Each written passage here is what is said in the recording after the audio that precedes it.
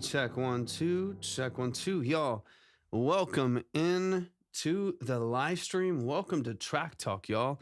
I'm excited to get some things moving here today. Let's get a couple things lined up and rolling here. Hopefully everything is working. It looks like it is. Beautiful. All right, thank y'all so much for hopping in. Welcome to Track Talk. I'm excited to get into some amazing music here today. Let me see what's going on here with this the popping that's going on here. Give me 1 second, y'all. Give me 1 second. We'll get some things moving. Kata, thank you so much for hopping in. Hopping in. Thank you so much for being here. I appreciate that a lot. Mello is in the building. Gaming, thank you so much for hopping in. I appreciate you being here. Give me 1 second just to get a few things rolling here in the background. But y'all, welcome into the live stream. Thank you so much for tapping in today. Let me know where y'all are joining from. If you're joining the live on TikTok, Twitch, or YouTube, thank you so much for being here. Let's get this one moment, y'all. Let me get all this updated here. Let's see. Do. 1 2 3. There we go. Beautiful. All right, y'all. We are live. We're live. Welcome to Track Talk, y'all. Thank y'all so much for hopping in. If you are joining us on TikTok or any of the other platforms that we're live on, please let me know where you're joining from. I appreciate y'all being here. Is it Amir? Thank you so much for hopping in. Appreciate you joining the live stream over on TikTok. How are you feeling today? What are you up to? Let me get this updated over here. Let's get my emails up and running here. Let's get some things flowing.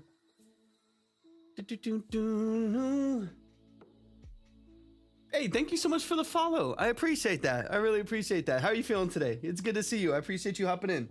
Let's get this updated here. Okay, let me get my emails and stuff refreshed, just in case we get into some consultations later on. Okay, I got Michael Summers from yesterday. My list should be updated. Okay, we should be good. Should be good to go. Thank you so much. I really appreciate the follow. Thank you so much for being here. I'm so glad to hear it. MJ, thank you so much for hopping into the live stream as well. I hope you're doing amazing as well. What are y'all up to today?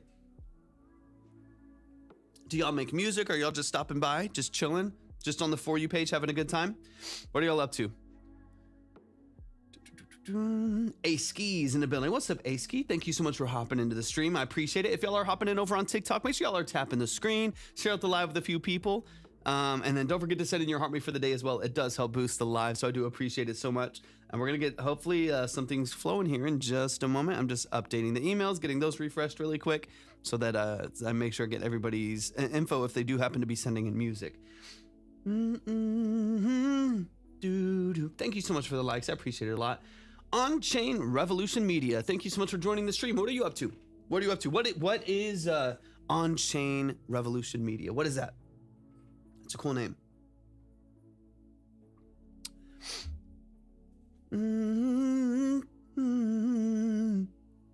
John Paul's in the building. Welcome in, John Paul. Good to see you. Welcome into the stream.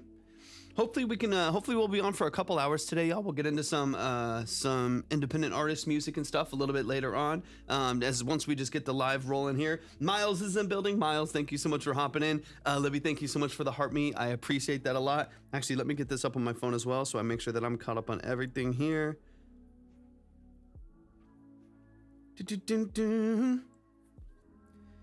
Aski said, what's going on, boss man? I'm an artist. Your live was on my For You page. Let's go. Thank you. So I appreciate you tapping in and taking the plunge to actually dive into the live stream. I appreciate that so much. Chris is in the building. Welcome in, Chris. Thank you so much for hopping in. Do you take song suggestions? So what we do as far as like taking on music here, for one, I just like to talk music. I love to just be able to connect with artists, learn about y'all, talk to y'all about your process and gear and whatever it may be. I love talking about music, hence the name of the live Track Talk. I love talking about the music, but we also do take on some consultations as well. So over the course of the live, we'll stop and we'll do some 20 to 30 minute consultations where artists and producers, engineers, musicians, songwriters, they'll send in their music, and we'll spend about 20 to 30 minutes listening multiple times through the song, 2 to 3 times through the song, to dig really deep into the mix and production and sound design and lyric and song structure, and really get into the details and the nuances of the music. So if y'all are ever interested in that, of course you definitely can. You can find all of that information by going to my profile, clicking on the link. But other than that, we're going to talk music. We're going to hang out for a bit. Hopefully listen to some amazing artists. We were able to get through a handful of consultations yesterday, which was really fun. And the day before that, even more. It was really, really fun. I appreciate that, Aski. Yeah, the thing we do here is, and there's a lot of, like, obviously y'all if you're on the For You page, Miley, thank you so much for hopping in. Cooler, thank you so much for hopping in as well. You'll see a lot of like live review spaces. There's plenty of those places you can go, hop in a line and get your music heard or played, for free, whatever, or for a $5 or something like that. But the whole format of what I wanted to do here was much more in-depth, much more long form, really able to offer a professional second set of ears and dig super deep into the details. Like I said, I'll typically go back through the song 2 or 3, I'm breaking stuff over here, 2 or 3 different times to get into those details and really get into the nuances of what the music is and what you're doing creatively, structurally, and practically, and hopefully offer some specific, professional, and actionable feedback on the music. That's my sole goal. And for those of you who don't know, my name's Torvik. I'm a full-time audio engineer, producer, and session musician. It's what I do for a living. It's what I've done for 13 plus years. I'm also a classically trained musician. So the structure of what we do here is from that perspective. I'm not here to just hype you up. It's not an exposure live. You're not just here to get a bunch of exposure. I'm also not here to trash you. I'm not here to roast you and tear you down. There's no ratings. There's no polls. There's no trash or pass or gas or pass or whatever. There's nothing like that. It is strictly about the music. Strictly about the music. We're gonna dig into the details and put all of our focus on your song for about 30 minutes and just dive into it from that perspective. So if that's interesting to you, of course, there's no pressure ever. Thank you so much for the heart signal, Aski. Thank you for the gift. I appreciate you so much. That means everything. I really, really appreciate you sending that. Yeah, gas or pass or pass gas or whatever, whichever one it is. Yeah, none of that. There's no, ideally none of that. Ideally no passing gas or pass. But yeah, the structure, I just want to offer as much value as possible and really get into the nuances and the details of what you're doing. Thank you, Aski. Thank you for the follow. That's love. I appreciate that so much. Have you heard of Artemis? Yes, Artemis is dope. They got a cool sound. Very, very cool sound. I wouldn't say that I've heard like a broad catalog of their music, but they do have some really, really cool sounds. They're like very, kind of alternative pop, hip hop kind of vibe. It's really cool. I like it.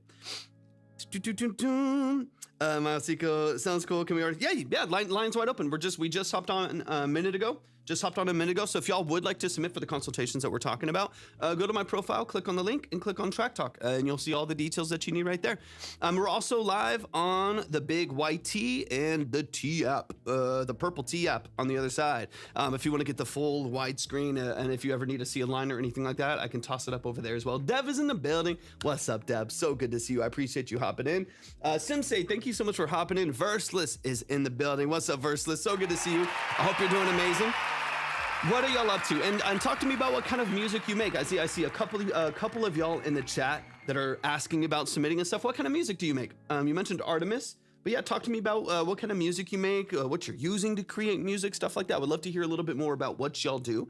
And then, yeah, of course, if you would like to submit, if you're over on TikTok, go to my profile, click on the link, click on Track Talk. If you're on the purple app, then you can type !submit right there in the chat. If you're on YT, then just the red app. We can call it the red app, maybe. The red app, you can just go to the description and click on the link from right there. Derek Bennett is in the building. What's up, Derek Bennett? Good to see you, man. I hope you're doing fantastic today. Pete is in here. Versa said, doing good, been busy. I would say the same, doing pretty good. It's busy. This time of year is just always so wild. It's so kind of wild and chaotic. It can be difficult to like structure work versus holidays versus all of that stuff. Derek, thank you so much for the heart, me. I appreciate that a lot, man. Thank you for sending that in. He says, sitting here eating some Chick-fil-A vibes. Jay Clean, thank you so much for hopping in. Appreciate you being here. But yeah, doing pretty good, Versus. As good as I can be with how crazy this time is. Lost Cody, welcome into the live stream. Can you play Big Talk by Sophie? Once again, if y'all do want to submit, then go to my profile, click on the link, and click on Track Talk. Deb said, I ate cereal for dinner. That's a vibe, too. I did that last night. I had I ended up eating a later dinner, but I had like a sub dinner first, where I was like, you know what? I just need something in my body. I just need something to get me through. I can't think about cooking right now. I got more to do. Sometimes that's the move. Alonzo, thank you so much for hopping into the stream. I appreciate you being here, y'all. Don't forget to tap the screen. Make sure y'all are tapping the screen. Share it the live with a few people you think would like the format of what we do here. And of course, if you wouldn't mind sending a heart me for the day, it does help boost the live. Asterix, welcome in. Thank you so much for hopping back into the live stream today. Saw you yesterday. Thank you so much for being here. No, do, yeah, should I got 10 packs of ketchup for a medium fry. Either Jennifer, welcome in, Jennifer. Thanks for hopping in. Was that by accident or is that by request? Do you just love ketchup that much? This man just is sponsored by Heinz ketchup. 10 packs for one medium fry is crazy. Dre's Beats, welcome in. They just sent the bunch. Dev, thank you so much for the heart me. I appreciate you sending that so much. Thank you for that gift. They just sent a bunch. They said it. This man looks like he could use some ketchup. This man looks like he is deficient in tomatoes. He could use some ketchup. Marianne, thank you so much for hopping into the stream. I appreciate you being here. Thank y'all for tapping the screen as well. I appreciate it a lot. Miles is over on Twitch. Welcome, or the Purple app. Sorry, TikTok. Miles is over on the Purple app. Thank you so much for hopping in over here. It's good to see you. I appreciate you hopping in. It's fun over here, Miles. It's fun on this side of things too, just because we can actually do a little bit more, right? I can throw up the line. I can throw up the line for submissions and stuff like that. I can also show the DAW. So if we're digging into Pro Tools and we want to get into the details of a particular track and show an EQ curve that I want them to target as they're like fixing a part of their structure, we can throw that up on the screen, and that makes it really fun. I can also show just other things that are happening here in the studio, in order to maybe show a few things that we're wanting to do here. Got Timble Twist to pay for the review. Yeah, bro. Yeah, sorry. I can't read it. TikTok is sensitive. Chum, I got you in just 1 second. Thank you for the question. I appreciate it a lot. You can technically, I would need to pull it up. I don't know how I would see it because I don't have Twitch pulled up. Because you can, like, you could send cheers or bits. It would just have to be the equivalent of the amount to be able to submit. So you technically could. I would just have to. I don't know how I'd see it because I don't have my overlays turned on for Twitch. Let me see. Give me 1 second. Okay, give me 1 minute, y'all. Let me get a couple things updated here, and let me check if I can pull up. Let me see some things. Hopefully I can get you, Miles. I would, if that's easier for you, I want to try to accommodate that as much as possible. But since I switched back for a while, I was on Twitch for a long time, and then I stopped it for a couple months because I was going through some like transitions, trying to figure out some. I'm on 2 computers now. It makes it chaotic. And so when I transitioned back to going back to the Red and Purple app, God, watch your mouth. Red and Purple app, I don't have all the overlays set up again where I can see notifications for when like there's channel points redeemed and gifts and stuff like that. So I do need to figure that out. Derek, I got your submission. Thank you so much for that, man. I appreciate that so much. Okay, I think I should. Okay, I have Twitch up on my phone for a second. So and TikTok actually, but TikTok is paused. It should be fine. I think it should work. Because I should be able to see it on my app now. Jonathan McFadden, thank you so much for the follow. I really appreciate that. Thank you so much for that. Derek said, totally forgot I had a song for you. Derek has had so many songs, that he's like, wait, I forgot I'm working on another one. Let me update a few things here. Thank y'all so much for the follows. Thank you for the gifts, for the heart me's, for the heart signal. Y'all are amazing. Thank you so much for your generosity. I appreciate it a lot. Make sure y'all are tapping the screen. Let's try to get to 3,000 likes before we kickstart the music. Guitar, welcome into the building. Salim, thank you so much for that as well. I got your submission as well. Hop in the chat. Let me know where you're at so I can make sure I connect that to the right name, and I will update the list here in just one moment. Atari, thank you so much for being in the chat. Genre Chum, give me 2 seconds. Let me get both of these artists up on my list for the stream, and then I will answer your question. It's not like it's like some super in-depth answer, but I do like to answer that question because it's fun to talk about. We've got Derek in the building. Derek, thank you so much for that submission. You are updated. You're on the board. And let me get actually really quick. Let me know who sent the 20 on the PAL. That way I can connect it to the right name and just make sure, because sometimes the artist name versus the PAL name is different. So I just want to make sure I get the right person up there. Let me know who that was and I'll connect it right now. And then Chummy, I think you asked favorite genre, right? I think this is what you asked. I listen to and consume and do a lot of different stuff. A lot of different stuff. Is that you? Oh, it might be your name. That's it. I was gonna say that might be the name backwards. I got you. Thank you so much for that. I appreciate that. Yeah, that's what I saw. So I'm glad that worked, because I actually did get notified of that. So that makes perfect sense. I listen to and consume a lot of different music, but I would say that I gravitate towards 80s sound design. So I love the 80s. I love like dark synth, dark wave, synth wave. I love like kind of like darker alternative, synth pop and early 80s pop, stuff like that. I like a lot of Depeche Mode, Tears for Fears, kind of that vibe, that era. I love Kavinsky.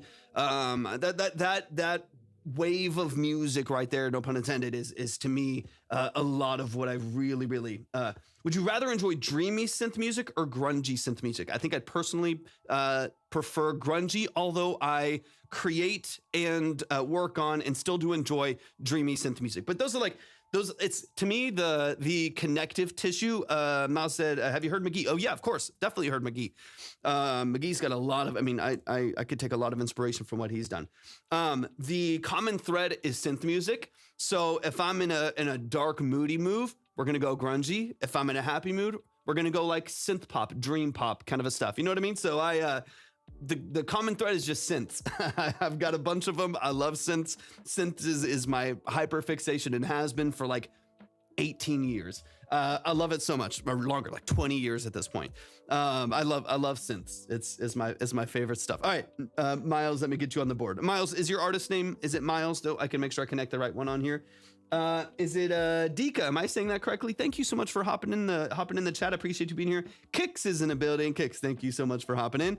And let me get you up here really quick. I've got that on there as well. Okay, Miles, or what I currently have as Miles, and Derek, I have you up on the board. Thank you so much for your submissions. And we're gonna get moving with some music here in just a little bit as well. Okay, I should be able to exit. I did get notified of those tips over there, so I should be able to exit out of Twitch over here and get back to TikTok. So let me just double check. Harry Payne, thank you so much for the follow. I appreciate the lot. I do not take that for granted. I appreciate you hopping in and tapping into the stream. Deb, thank you for the heartbeat, and thank you for the you're awesome as well. Thank you for your generosity. I appreciate that a lot. Y'all make sure y'all are tapping the screen. We're at 2.2K. The music will start at 3,000 likes. Just a quick reminder again, if you would like to submit for a detailed long form consultation, then go to my profile, click on the link, click on Track Talk Submission. If you're on the red app, go to the description for the live. If you're on the purple app, type !submit right there in the chat and you'll see everything that you need. I'm going to throw up the line over on the purple and red app really quick.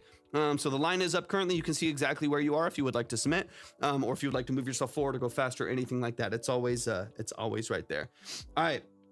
Let me double check a few things here. I'm just making sure that I'm caught up on all of the notifications here. And make sure I'm caught up on the chat as well. Yeah, Chum. Yeah, anything with sense. Anything with sense. I mean, you can throw a lot of different genres in there. I mean, again, if you want to go a little bit more modern, a lot of like Mike Dean's production. He's a synth god, so anything that involves synths. And even like Miles mentioned McGee, Dijon, like Phineas. If you involve like vintage analog synths, I'm there. I'm probably a fan. Montana Silvernails, thank you so much for hopping in. I appreciate you. That's two different names, by the way. But thank you both for hopping into the stream. I appreciate you being here. Hope y'all are doing amazing. Y'all talk to me about what kind of music you make, though. What kind of music do you like? Miles, Mike, Mitch, Holy Synergy. Yeah, Miles, we got the trifecta. We got the trifecta over on the board right now. Derek has thrown us off a little bit, but it's okay, Derek. We still love you. But we got Miles, Mitch, and Mike up on the board. Shout out to Miles, Mitch, and Mike. We got everybody. We got the M squad over there. I like songs that are songwriting focused. Love it, Deb. That's one of the reasons why I really appreciate Eden. Welcome in. It's one of the reasons why I appreciate Phineas O'Connell and the way that he structures things. Not only is he a really talented producer, but he's also probably one of the most prolific storytelling style songwriters of at least like the modern generation. Now there's a million phenomenal songwriters for generations, right? But Phineas is such an incredible storyteller. His lyrical structure to me is just, it grabs you emotionally. It's something that I always want to emulate. Obviously Billy's amazing. But yeah, I think I mostly tend to follow, and I do like Billy's music a lot, but I tend to follow the background a little bit, right? Like I'm not like a big Travis Scott fan, but I love Mike Dean, who has produced a lot of Travis Scott stuff, just because his synth structure, his chord programming is phenomenal. In the same way that like I do like Billy's music. She has a lot of great music, and obviously she's top of the top right now.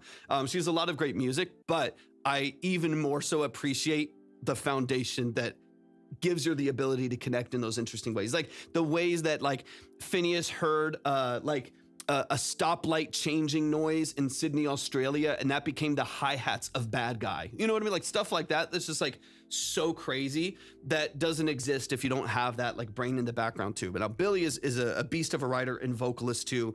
She's such a charismatic artist as well. It's like, yeah, the dental drill. Yeah, there's just so many things that I'm like, dude, how do you even do that? It's pretty phenomenal. It's pretty phenomenal. Yeah, I'm a fan. I'm a fan of what they do.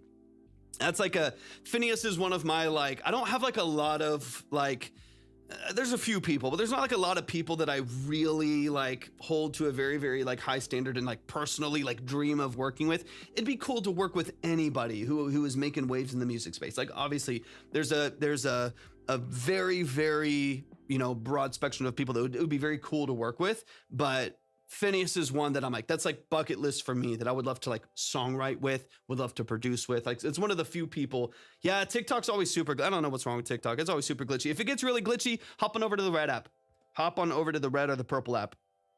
The red app is like rarely glitchy and it sounds a lot better. Not trying to send people anywhere, TikTok, but the red app is never glitchy, very rarely glitchy. And it sounds a lot better too. But y'all feel free to hang out here. I just know if it's a little glitchy, there's literally nothing I can do about it.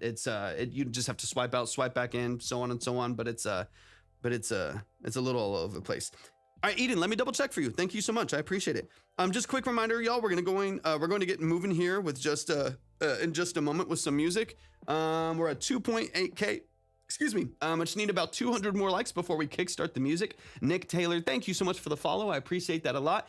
Let me see really quick. Derek said, I got a new TV in my studio yesterday, slowly making it where I'll never leave that room. That's so true. That's the one thing I have a lot of stuff in the studio. A TV is one thing I don't have, and it would be bad news if I did. The other thing I don't have in here is like very comfortable seating. I like, this chair's fine. The chair that I'm in is fine. It's whatever. But I don't have like, loungy, comfortable seating in here because it's just me. I sit at this desk or this drum set or at these synths and I do all of my work here. So I don't really have a lounge part or whatever. Although I do have like a couch over there, it's just not very comfortable. But because it's just like storage, it's like it's open so I can keep cables and stuff like that. If I had a lounge in here and it was like super comfy, I don't think I would ever leave. It would be bad news. It'd be bad news. Drilla Bay, thank you so much for hopping in. Quick reminder, if you would like, we're about to get into some music, y'all. We're a couple hundred likes away. Make sure y'all are tapping the screen over on TikTok. If you would like to submit your music, make sure that you go to my profile, click on the link, and click on Track Talk Submission. If you are on the purple app, type ! In the chat. And if you are on the red app, then I need you to go to the description for the live stream and then tap the link from right there. Please make sure that you do read through and follow all of the steps so we can make sure that you are on the right track. You have all of the details for the live streaming. You're not missing anything that would help you understand the structure of what we do, which, as I mentioned before, are long form, detailed consultations. These are not quick. These are a really deep dive into the structure of what you do creatively. We're about to dive into it. We need 100 more likes. Let me refresh over here, make sure I've got everything in. Eden, I do have your email, but I do not have a full submission, so just make sure that you do send all of the info that we need, that you do send credit through the same place that you sent that email. Make sure that you read through all of those details, and I'll get you up on the board, along with, who else I have here? Miles, Derek, Mitch, and Mike. Miles, Derek, Mitch, and Mike. Jeff Lou is in the building. Jeff, thank you so much for hopping in. Working on a futon, couch, or something next. Yeah, you gotta, I think like if I could get some more I need to sell a bunch of stuff. I mention this every time. I'm selling a bunch of stuff now. I'm gonna be trading out a bunch of stuff. Once I do that, I'm pretty interested in getting rid of the storage couch that I have, because it is literally just storage. We never sit on it. We don't use it for anything. Right now, it is just hosting all of the devices and gear that I'm selling.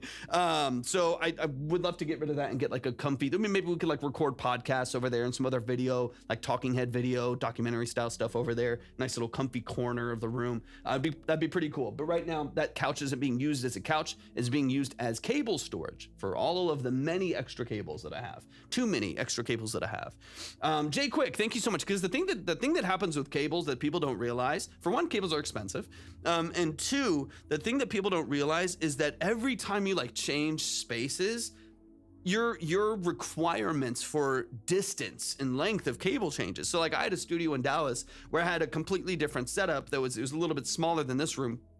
It was longer, but it was more narrow. And so I had some things that were super close to my interface and super close to like my 8-at preamps and stuff like that, where I could just have like a 5-foot cable, 6-foot cable, and I had like 10 of those. And then next, you know, you move into a different space and you're like, well, now none of these work because everything's spread out. The drums are farther away. It's a completely different layout, and you realize that you like are constantly needing to. So I have so many cables that I've just built up over like literally 15 years of getting cables and switching cables and changing interfaces and stuff. And it's never ending. But yeah, I just have a couch full of cables right now that I got to figure out what I'm going to do with if we change the structure there. Awakening Ghost, thank you so much for hopping in. JMG, thank you for hopping into the live stream. It is time for some music. It is time for some music. It is time for some music, y'all. If you're over on TikTok, tap the screen, share out the live with a few people. Don't forget to send in your heart rate for the day. It does help out the live stream. We got a cable checker specifically for that reason. Yeah, it's like I gotta go through them all now. And it's the thing is, like, I had when I was switching to a different monitor controller just for a time, I got rid of an old one. I got something cheap just to be able to control it from here instead of the interface. Just one of those Mackie big knobs. They work. They do the job. They're passive. And so I switched to one of those, and I was like, well, now I needed an extra 2 cables for the back. And I was like, and then it's just on and on and on. I was like, dude, I need to go through all these cables. But as an engineer, AJ, welcome in. Good to see you. As an engineer, in my mind, and this is wrong. This is not the way you should think about it. I'm going to use all of them. Eventually, somehow, I'll have all these other things that I'm going to need. All of those. I'm going to need these extra 18 XLR cables. I'm going to need them. I promise I'm going to need them. And so they just all sit in there, and, you know, maybe I'll just like sell them as a lot on Facebook Marketplace or something like that. Just like $100. Here's like 20 cables, and just get rid of them all. But it's a lot. It's a lot. It adds up so quickly with 5 band members, and we do our own studio stuff, so we're constantly 100%. If you're gigging, it's a different story too. Like, you know, for a lot of people, sometimes they'll have a studio drum kit, they'll have a gig kit on the road, different mics, maybe triggers. Like it can be completely different all over the place. You got a couple racks that you're running everything through, a mixer, whatever. It adds up quick. It adds up very, very quick. You know, or maybe you switch over to it. Like now I've got a snake over for the drums. I've got a TRS snake a 10 channel TRS snake that goes back, 8 channel TRS snake that goes back to the synths over here, and then back to the interface. And it all just adds up. It adds up. I'm trying to keep everything snaked because that at least helps a little bit. But it's still, yeah, the rack saved us so much. Definitely a must have. 100%. I also, it helped me out too, like, because I'm running my drums right now into a mixer, and then that mixer's running into 8-at. 8-at helps too because I'm able to not run like 8 TRS cables out of the back of my interface, and I can just keep it like one 8-at cable to just 8 preamps, and then just go direct from the mixer, like the direct outs from the mixer, so I can still utilize the channel strip of the mixer, you know, single knob compression, British EQs, whatever. Even like the cheap stuff still gives you a pretty cool feel when tracking drums, and so I can use that channel strip, so I have 8 inline channel strips for each mic that I have on the drums. That's helpful. That's helped too. That's helped a little bit too. But 8-at is definitely helpful because it can keep things a little bit more streamlined. Technically, I have another space. So I have an Arturia Audio Fuse 16 rig, which is a phenomenal. I don't know why no one talks about it. It's a phenomenal interface. It's my favorite interface. I've tried a ton. I've had probably 12 different interfaces over my career doing production and engineering. I've had so many random, maybe even more. I've had so many random different things. I love the Audio Fuse. I have 16 ins on the back, line ins on the back, plus 2. I'm able to route 2 at 48K. 8-at out to for another 16. So I have another 8 that's going to the drums right now, and I technically have room for another 8 and another 16 outs if I wanted to do hardware inserts and stuff like that. So I've got a lot of room to grow, and that's just one. I could technically stack that in the Mac as well, and have like 64 ins for pretty cheap. Pretty cheap. Like, it's not that expensive of an interface. Crystal clear translation, crystal clear conversion, A to D and D to A. Great algorithm for internal routing, digital routing. It's fabulous. It's such a good interface. I love it. I've been using it for a couple years now, and I'm obsessed. I love it so much, and no one talks about it.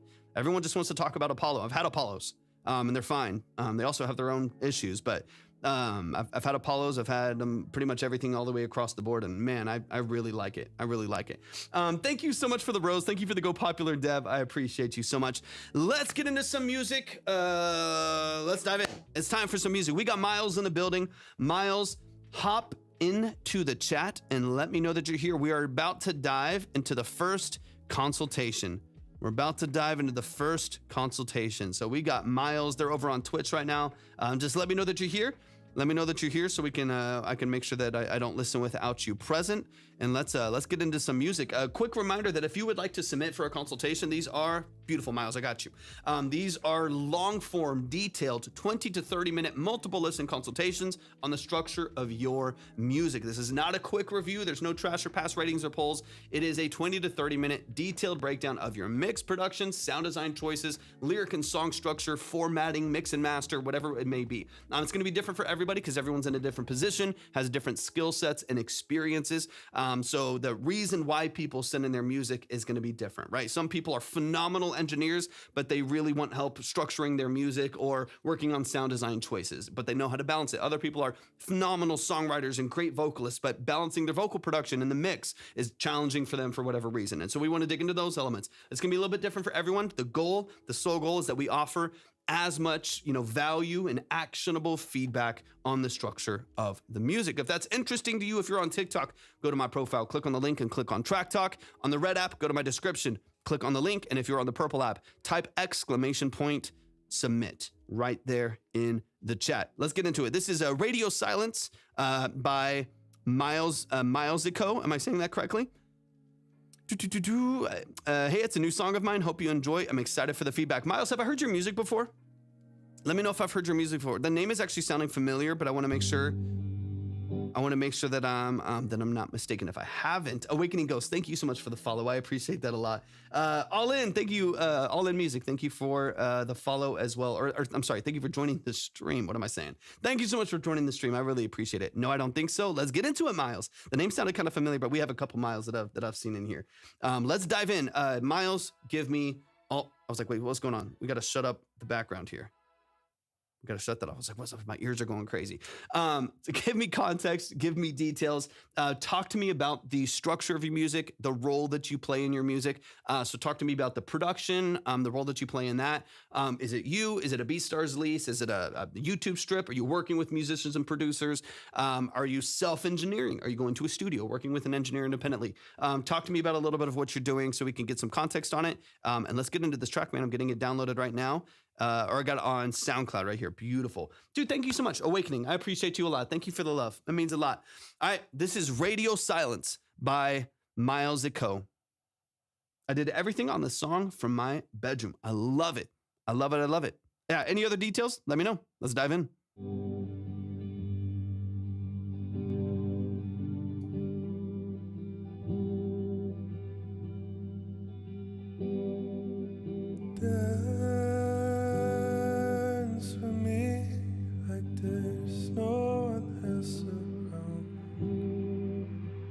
Cole, thank you so much for the follow on Twitch.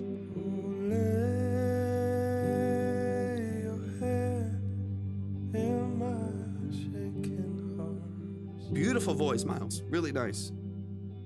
Now when they're thinking back, maybe I was a fool. This is nice. Absolutely. Absolutely, Arson. 100%. Go to my profile, click on the link. I'm gonna start this over. I want to focus. Yeah, if anyone wants to submit, absolutely any genre. Absolutely any genre. I'm gonna focus. I'm gonna lock in. So if y'all got questions, drop them in the chat, but I'll answer whenever I'm done. Thank you for the finger, Dad. Thank you for the gifts. Thank you for the finger heart, for the goat, for the heart puff. Thank you. Thank you. I appreciate that. All right, I gotta focus. This is great, Miles. This is like a Awakening Ghost at like a warm hearth. Like literally, yeah, it's like a hug. It's like a blanket, dude. You got a great voice. I love the tone. I love this, like, we haven't even gotten into to breaking it down, but like this nice, like, Bucket Brigade chorus on the right side here. Beautiful. I love this so much. We haven't even gotten into the song. So let's dive in. I'm going to focus. This is Radio Silence by Miles C. Coe. Let's get into it.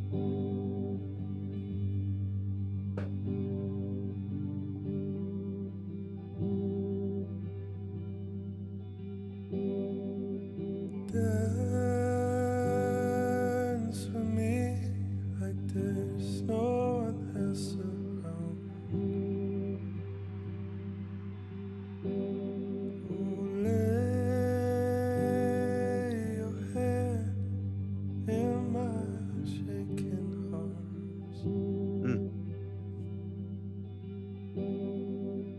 Now and then thinking back, maybe I was a fool.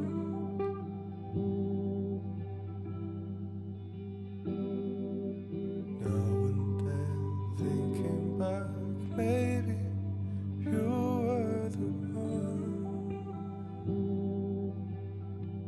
I know I said it again and again and again, but you won't understand. I know you heard it again and again and again. You're all I need. Now I live in radio silence. Nice, Miles. Good writing too. Now I live in radio silence.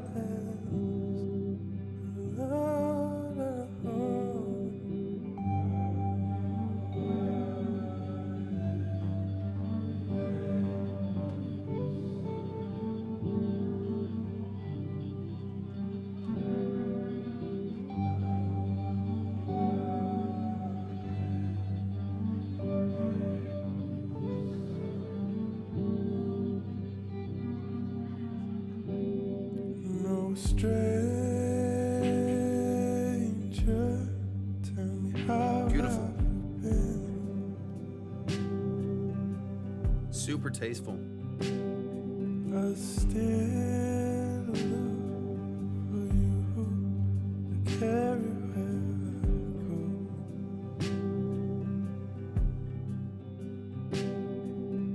Now and then thinking back, maybe I was a fool.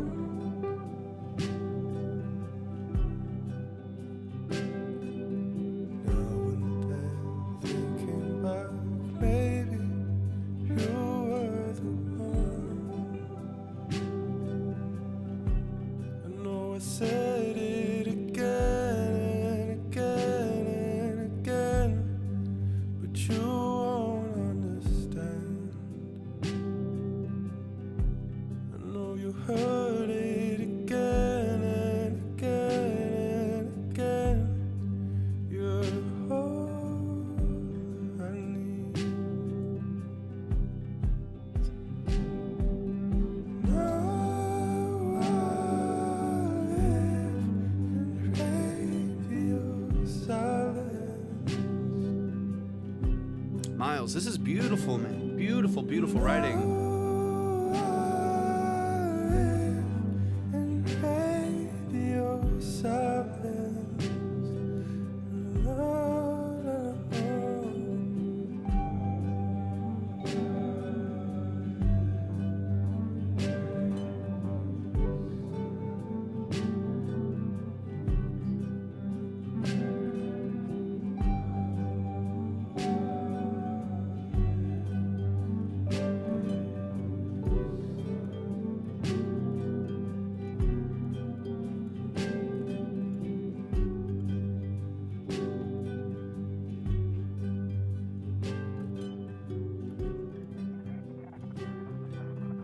beautiful.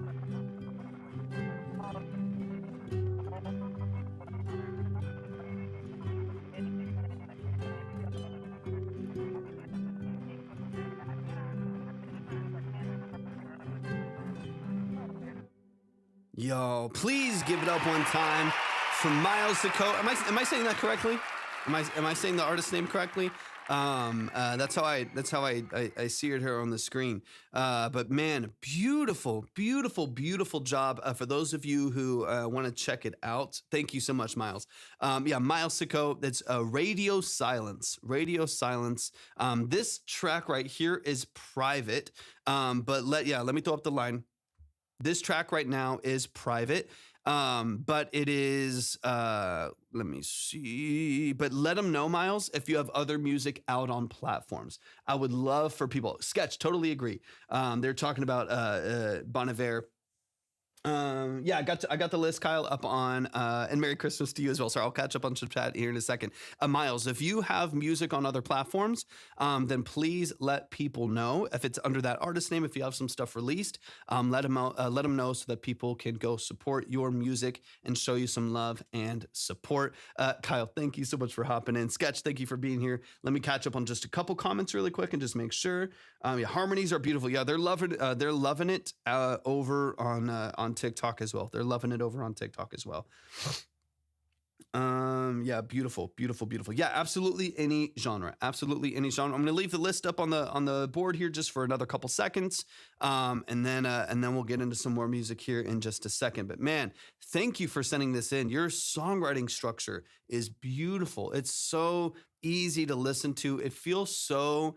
It's like you live in two worlds, and I think this is the best. This is something that I feel like that McGee and Dijon and Phineas O'Connell do really, really well, that I also think you're doing incredibly well. And it's this kind of dichotomy of really, really polished writing structure, like really mature, really polished writing, while feeling effortless and easy and nonchalant and really warm. And it's like both of those things happening at the same time. Now, I think in order for it to feel effortless and easy and nonchalant, that takes a lot of effort and a lot of time and a lot of energy to be able to sometimes apply that, right? Sometimes the things that sound the simplest oftentimes are because the most energy has been put behind them. I remember Benny Blanco talking about this because he and Phineas wrote Lonely by Justin Bieber. Phineas O'Connell and Benny Blanco wrote it, Lonely by Justin Bieber. He talks about how much time that song. Got you, Kyle. Thank you so much. I appreciate you so much. Let me get you up on the board here as well. They talk about how much time and energy they spent on that song because it was so simple. It was like a Rhodes. It was like a Rhodes, a string and one like pad and like there's like barely any layers to the song and like a lead vocal and maybe one background harmony. There's like nothing going on, which made it so it had to be perfect. It had to be so incredibly polished because there's not as much going on. This reminds me a little bit of that. So let's talk about a couple details in here. But this is really cool, man. I'm excited to dig into it. Give me 1 second just to let me get Kyle up on the board. Kyle, thank you so much for sending that in. And let's get into the song. I'm excited to dive in, man. You're very talented. I like your aesthetic. I like your style here a lot. Miles said, and they're over on Twitch, by the way. And they did say, Valley Shell, welcome in. Thanks for hopping into the live. They did say, I think Deb was asking, they do have music on platforms. Miles Sicko. So if you look up Miles Sicko, which is Milesikko, if you look that up on all platforms, then you should be able to find their music. But yeah, they do have some music on platforms, it looks like. This one is not out though. But they do have other music on other DSPs. Kyle, I love that. That's amazing. Fantastic. I can't wait to hear it. Miles said, I'm having struggle with the writing sometimes because I'm Swiss and English is not my first language. So sometimes I don't have the feeling that it feels good for someone who really, really talks English.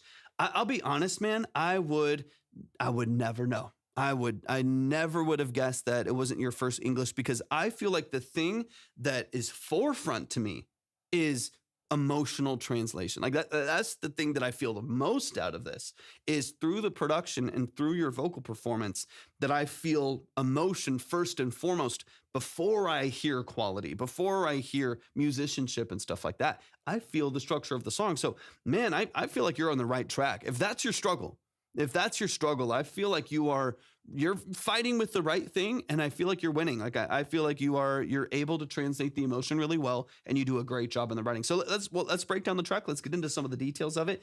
Deb over on TikTok said, "Earned a new fan." I agree. I completely agree. I can't wait to dive into more of your music. Anna, welcome in as well. Thank you so much for hopping in.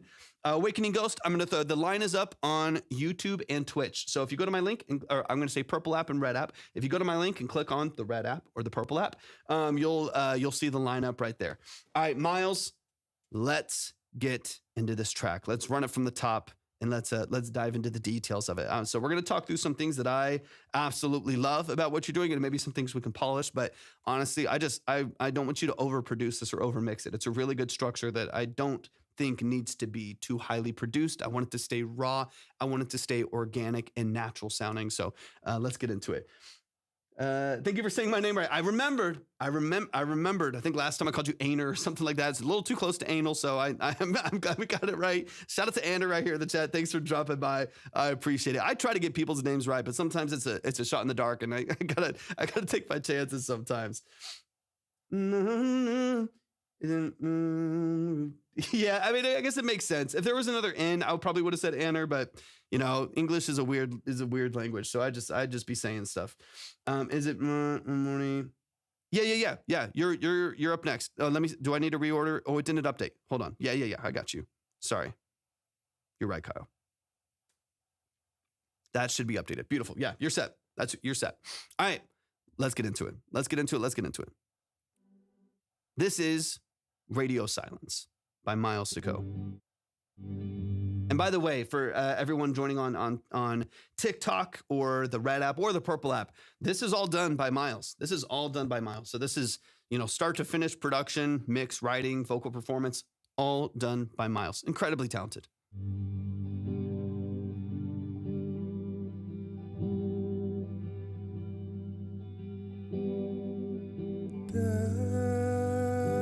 Dance with me like there's no one else around.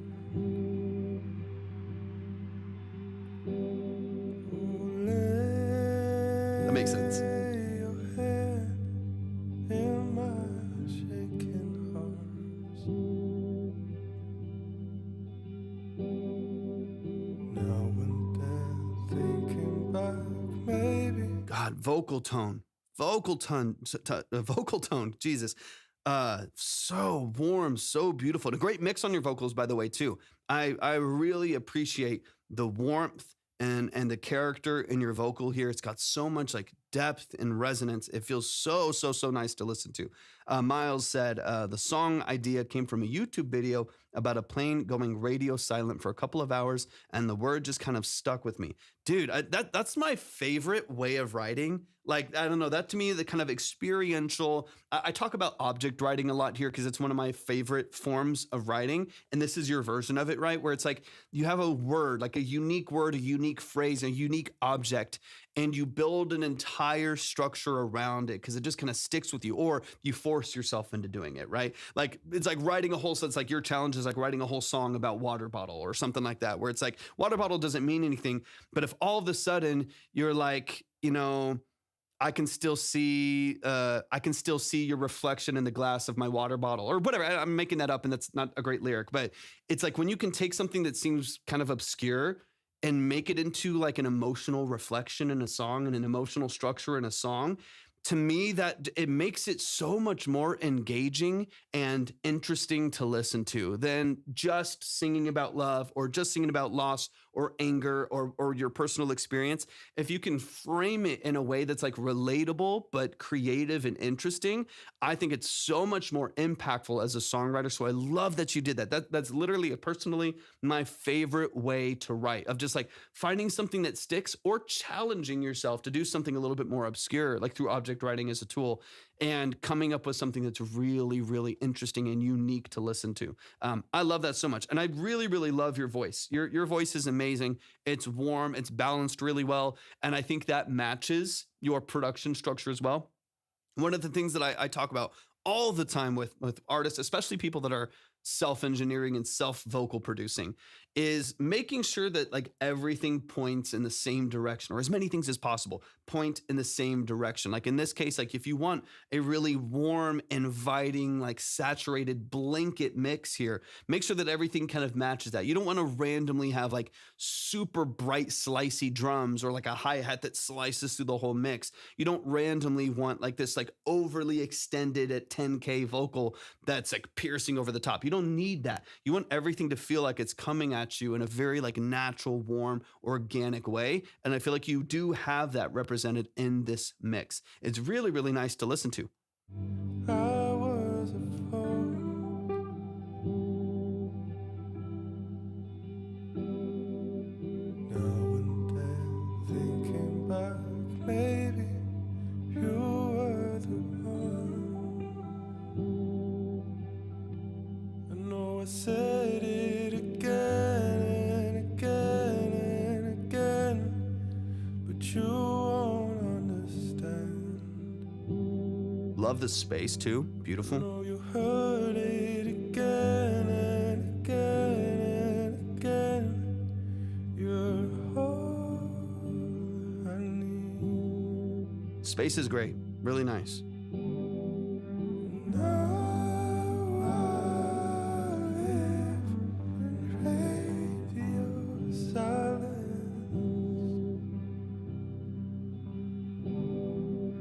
Now I live in radio silence. Okay, I'm going to mention something that is, to me, it's not, I'm hearing it, so I can't help but say it since I'm hearing it. To me, it's not a big deal, though. It's not something that I would toil over at all.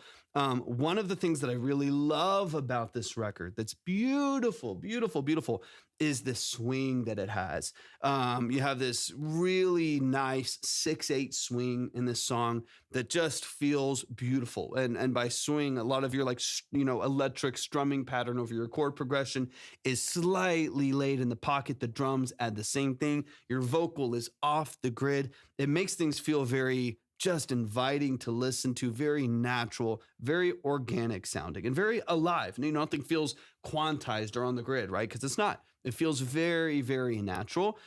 You bring in one kind of like almost like thumb-picked electric guitar in the background, dun, dun, dun, kind of on the G right here.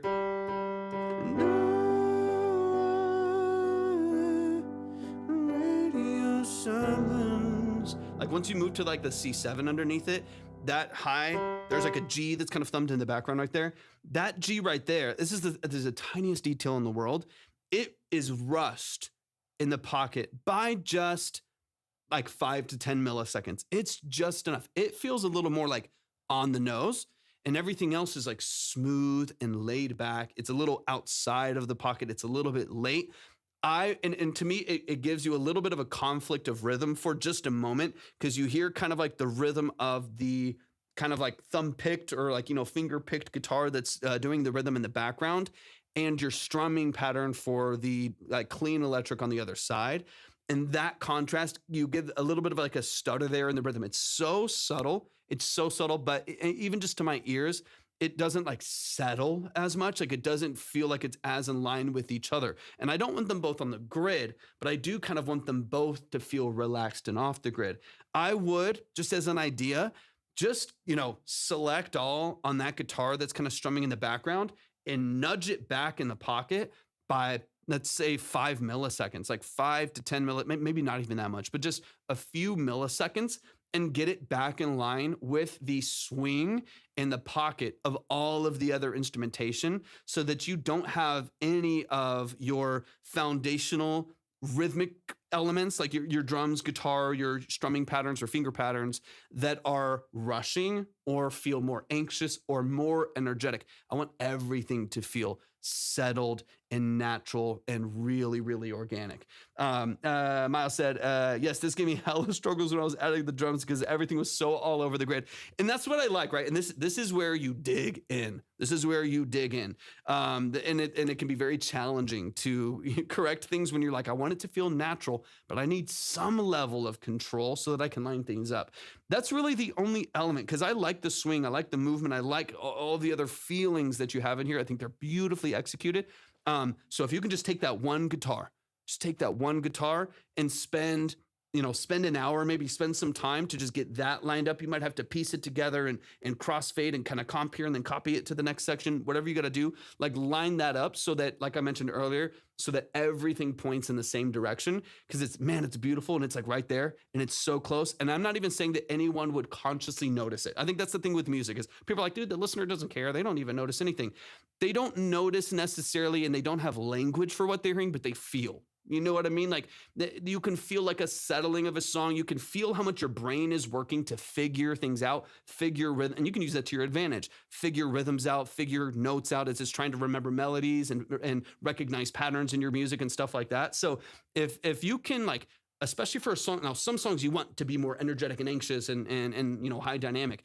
In this case, where you want it to be very relaxed and settled and just a very like soft, warm blanket of a song, I want as many of those elements lined up as possible, even if they're off the grid, lined up off the grid. So they're all pointing in the same direction. They're all moving with the same rhythm, the same flow. And in this case, the same swing. They have the same movement so that it feels very, very lined up.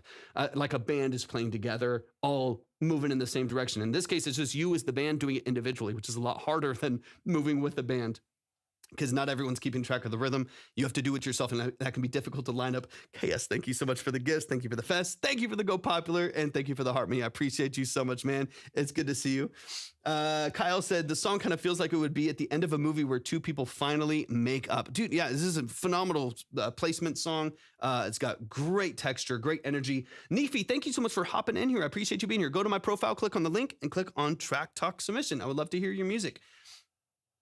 Let me just make sure I got all the chat here. Hey, thank you so much. And Kyle Grace, thank you for the Heart Me as well. I appreciate that so much. But yeah, but I see what you mean. I'll definitely try that. Yeah, it's literally that one instrument, because I don't mind the balance. So like talking about the mix, Jenna, welcome in. I don't mind the balance. I don't mind the mix. I prefer that it's more raw than polished. I like that. I like hearing the strings from the guitar. I like the filtering. I like that like brigade chorus. I like that this feels very natural, and I don't want to overproduce this or over mix it. I just want to make sure that enough elements are aligned that you feel it as much as possible. So the translation of emotion between what you're performing and what people are experiencing is as tight as possible. Yeah, beautiful, beautiful. All right, let's keep it going. You did, Kyle. You did.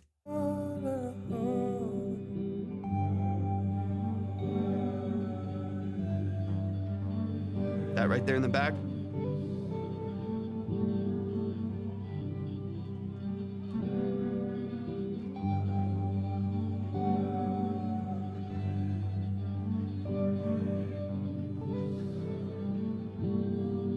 I also like that you almost have like a room mic reintroduction of like a sample of that hook. Radio silence. Like you kind of have like this kind of almost gang vocal, eerie, ethereal background that kind of fills in the gaps right there. It sounds like of a part of that hook that you bring back in.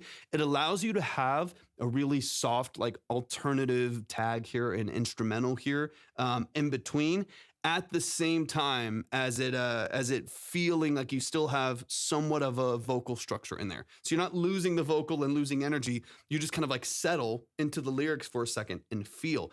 That doesn't work for every song. Some songs I'm like, hey, we probably need some kind of a vocal tag or an ad lib or some instrumental filler with a better lead to like fill in the gap and keep it moving forward. In this case, it's like really like subtle and interesting, but you still like, you're kind of on the edge of your seat trying to hear what's going on. I also hear some of like the frequency in the background, almost like radio static in the background, that almost offers you this like Foley kind of a feel, like almost like you're hearing like a radio transmission or something like that of the chorus of the song, or like the relationship that's happening, whatever it may be. It's a really interesting way of approaching this interlude, and it's like a signal trying to break through the radio. Yeah, exactly, Miles. Exactly. It's like a signal trying to break through the radio silence. Dude, I love it so much. See, this is the intention that I'm talking about, like the maturity of writing that I'm talking about, where it just feels very, very well established. It feels very mature. You're doing a great job, man. I love so much about this. So much about this.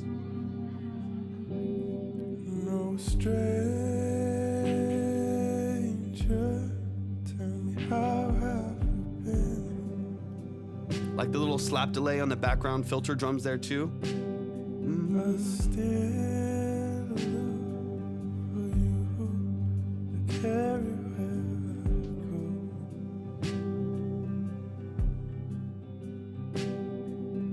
Now and then thinking back, maybe I was a fool.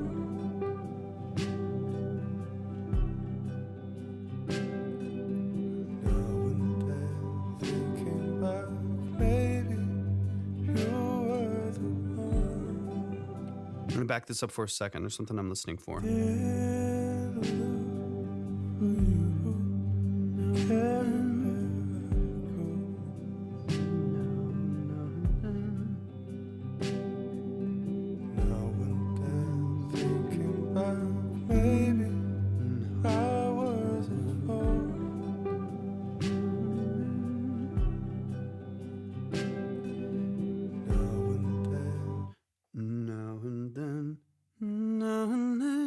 Okay, I want to hear this breakdown here really quick. I want to hear just this transition again.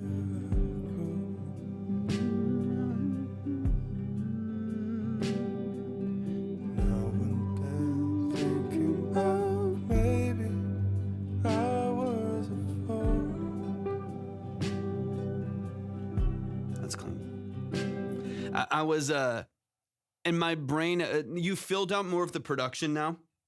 And so in my brain, I was trying to figure out if it could be helpful to have, you have the now and then, dun, dun, hey, dun, dun, dun. You have the lower register kind of sequence in like arpeggio, walking up, da, da, da, da, da, da, da. That's a really good movement. I was kind of curious if it would be helpful, since you've added in more instrumentation and more layers to the production now, the percussion, extra acoustic layer, stuff like that. If it could be helpful to have like the higher octave supporting it on the outside, even really, really subtly, like barely there, just like one layer of the vocal. Having just like the really light falsetto or a really light high octave over it to give it some emphasis and like some support. Listening to it again, I don't necessarily think that I think you could try it if you feel like it. But as I go back through it, I don't really think it's necessary. It's such a simple production, or perceptively simple production, that I don't think it's necessary to have another octave there, or another layer there, although it could help give you some support on that vocal, even if it's really, really, really subtle. Since you do have more instrumentation built up, so it's more competing with the vocal to just kind of keep it over the top and keep the energy a little bit more forward. Feel free to try it out, but as I go back through it a couple times, I don't necessarily think that you need it there. It could be tasteful to give you just a little burst of energy right there, only on that pre-hook arpeggio going up, transitioning into your next hook when the layers come back in. Chariot said, what's the name of the artist? The name of the artist, Quavis in the building. Thank you so much for the heart, me. I appreciate you, man. Thank you for that. The name of the artist is Miles Sick. I want to make sure I get the name right. Miles Sicko. It's Milesicko. They do have music on platforms. However, this particular record is not out yet. Quavis, thank you so much for the heart, me, man. Appreciate that so much. Is it let's see. Exactly, Deb, you got it. Thank you so much for that. I appreciate that. Eamon Roth, thank you so much for hopping in. Maybe the next time that we stream, I'll be live earlier in the day tomorrow. Maybe we can dive into it then. I would love to. Let me see. Yeah, it is so much, Deb, it is so much better on the Red app. On the Red app, it is so much better. Thank you. Libby designed this shirt. She's amazing. It is better quality audio, quite a bit better quality audio on the Red app, if you know what I'm talking about. All right, let's keep it going. Let's keep it going, Miles. Beautiful job, man. Thinking about maybe you On Tubu. Like Tubi. Sounds like Tubi. said it again and again and again, but you won't understand.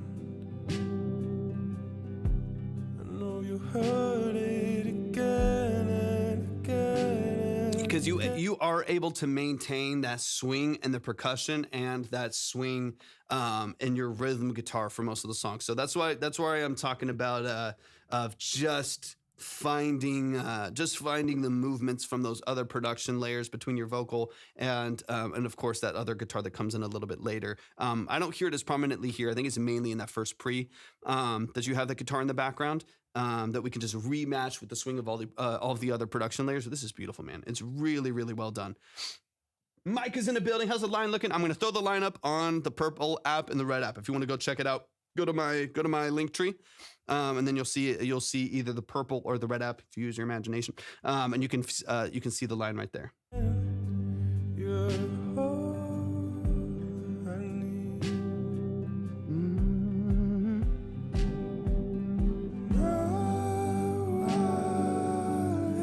It's a nice little subtle tape saturation crunch on the drums too. On the buildup, you hear it on the kick. So it's on the hook here that rhythm comes back in. Hey, thank you so much for hopping in. I appreciate it. Beautiful. Thank you for the time. Thank you so much, Deb. I appreciate you.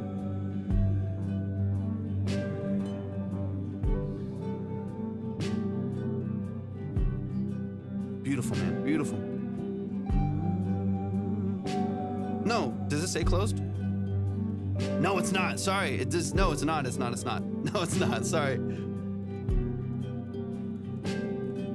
My bad, y'all. My bad. Update. Update. There we go. No, it's back. It's back. It's back. Y'all, show some love. Show some love. Show some love. That is Miles Sicko. Beautiful, beautiful, beautiful structure to the song, man. The thing that I would not be second guessing at all is your intuition as a producer and as a writer. Now, this is one song. This is, one song of many different songs that you've put out. And I would love to hear kind of the broad picture and spectrum of what you do creatively. But just hearing this one song that's in front of me that's unreleased, I think you have a great sound, great intuition for melody and repetition and structure. It's so easy, so warm to listen to. Like I mentioned earlier, I think just the biggest thing is just making sure everything's focused, right? Like that the rhythm of everything is focused, that it all is following the same like late open pocket, and dig into that as much as you need to make sure that everything feels lined up. So you don't get any like rhythmic challenging, right? Or, kind of rub there as far as like your rhythm section goes. And it feels really in line on your hook, especially because that's such a catchy part of the song. It's so emotional sounding, but man, your songwriting is beautiful. Your structure is fantastic. Musicianship, like your picking patterns, they feel very like natural. Nothing's forced. My, warning would be like to not overmix it and not overproduce it, because right now it is very, very like well balanced and even and warm and natural sounding. And I don't want it anything but that. That's what I want to listen when I take it to the car and when I want to like cry after a movie, right? Like that's what I want to hear. It's so beautifully, beautifully structured. So don't overdo it.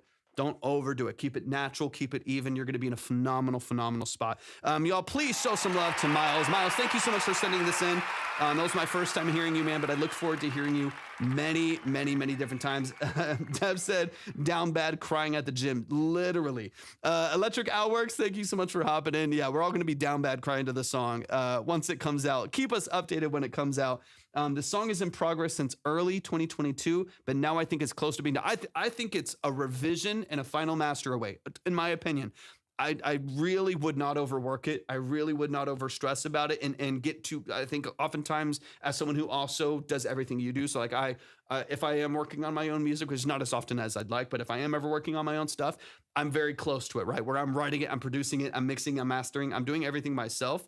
And it can also, you can oftentimes get really close to your music and be like, dude, I kind of hate this after a while. I can't tell if this is good anymore. Was it a great idea? Should the guitar even be there? Is that melody good? Is this relevant anymore? I don't even feel the same way as when I wrote it. Like whatever it may be, that can be a struggle of, I think, of a lot of creatives that move on creatively very quickly as well. So my opinion, hearing this with a brand new, fresh set of ears for the first time, I didn't hear it in 2022. I heard it now coming into, going into 2026. I heard it for the first time. And to me, it sounds warm. It sounds beautiful. It sounds relevant. And it's really, really well written and produced. So I would polish rhythmic structure, final master, release. This song could be out in the next couple months if you wanted to. You could kickstart the year, with a release, in January sometime with the song. I don't think you're far off at all. In fact, I really wouldn't touch too much. If you touch too much, you'll start to overwork. It's like over kneading bread, right? Like you could overwork this and then you lose some of the emotion of it just a bit. So y'all, please show some love to Miles. Show some love to Miles. Seplos, welcome in. Deb said, don't overthink, just release. And then is it Cop? Thank you so much. Cop Pod Agua Fria. Thank you so much for hopping in. I appreciate you being here so much. Thank you for dropping into the live stream over on YouTube. You absolutely can still submit. Absolutely. Just go to the description for the live stream. You'll see a link right there. Just follow all of the steps and we'll throw you up on the board. We'll get you up there. And in fact, Micah, let me update you and get you up on the board as well. Thank you so much for dropping in. I appreciate that. Yeah, if you are on TubeU, yeah, goodness gracious, I gotta keep it together. Micah, I got you. Let me get you up there. Miles, thank you so much for sending it in, man. And Merry Christmas to you as well. I appreciate it a lot. Welcome to the family as well, man. I really appreciate you sending in that song. Let me get all this updated here. Let me see. Let me get Micah up here. Beautiful. There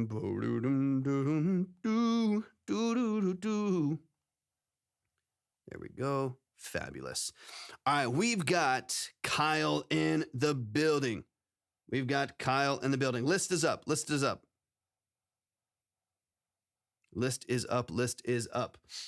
All right, Kyle, it's your time. It's time. Quick reminder that if you would like to submit for a detailed long-form consultation, if you want to get into the details and the nuance of your music, if you would like to spend 20 to 30 minutes diving into the details and the depths and the nuances, the deep depths of your music, your creative expression, if you want to spend time talking through your mix and master, production elements, sound design, lyric and song formatting, whatever it may be, then definitely, if you're on TikTok, go to my profile, click on the link, and click on Track Talk. If you are on the Red app, then go to the description for the live stream and tap on the link there. If you are on the Purple app, then then type !submit right there in the chat, and you'll be ready to go. I like the written summary option too. What is that, Deb? Oh, is that like, doesn't TikTok have like an AI summary or something like that? Or, because that's new. I think that's just TikTok doing TikTok stuff. I don't know if that's why it's glitchy.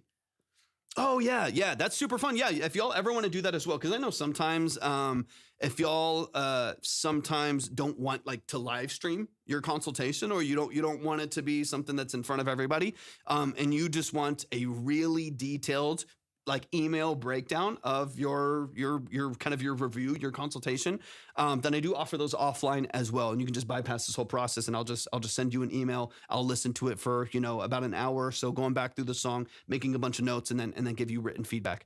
That's another option as well if you want to kind of bypass the whole live stream part, which again, it kind of depends on if you want to get the interaction live and the visual live. You maybe want to hopefully get some fans or whatever you're kind of looking for.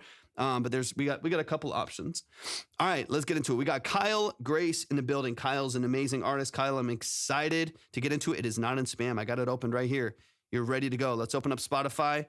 This is One Night by Kyle Grace featuring Chloe Taylor. Let's get into it, man.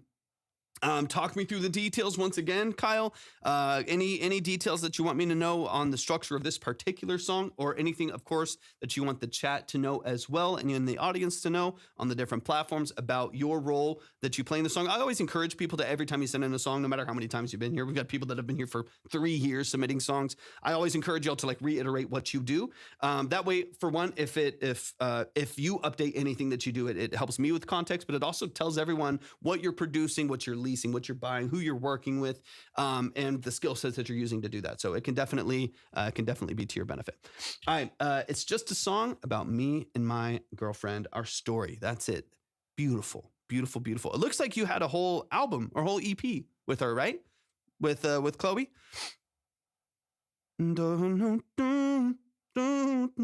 Miles' song's gonna be stuck in my head. Chloe wrote the lyrics too. Beautiful. I love that, man. That's amazing. That's amazing. That's amazing. All right. This is from the Journey EP that was put out this year, 2025. The Journey EP by Kyle Grace. This is One Night by Kyle Grace featuring Chloe Taylor, who is sitting right next to Kyle Grace. Hello, Chloe Taylor. Thank you so much for being here. I appreciate both of y'all tapping into the stream, setting in the song. I'm so excited to break it down. I appreciate y'all being here so much. All right, let's dive in. This is One Night by Kyle Grace featuring, let me make sure the volume's up so we're not listening to silence. Featuring Chloe Taylor. Let's dive in.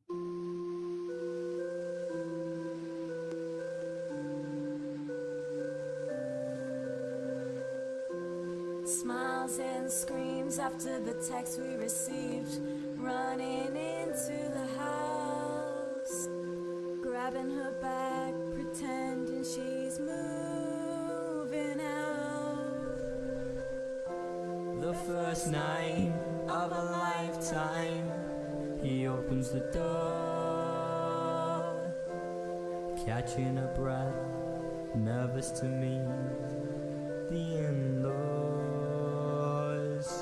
Sunday evening, it was like they were dreaming. No worries at all. No worries at all. Hands held. I appreciate you being here. Story they will tell. Could this be forever? A bond as strong as leather. She worked all weekend whilst he came to sit and drink with his friend. Tension released from the cage for this one night that they hadn't prayed. Movies and laughter withholding. Welcome in, Chloe. Thanks for waking up. Dreaming together, they thought they would never. Sunday evening, it was like they were dreaming. You produced this, right, Kyle? Hands held, another story they Thank you for the rose. I appreciate it. And Deb, thank you for the lightning. Could this be forever? A bond as strong as leather. One night, it was never fight or flight. Where he goes, she follows.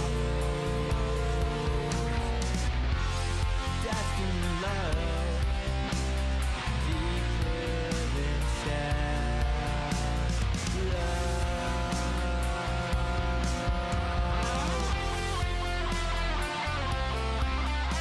Okay.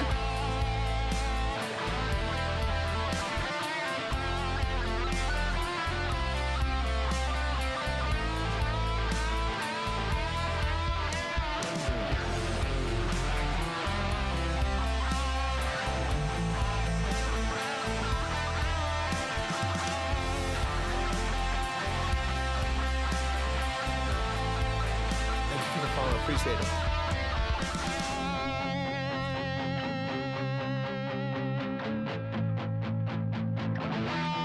Good double track there for the rhythm.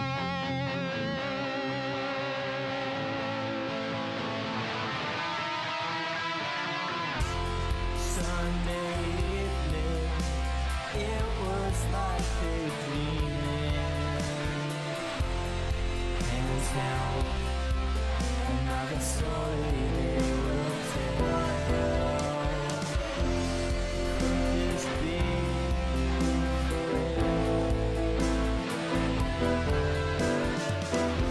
a bond as strong as leather?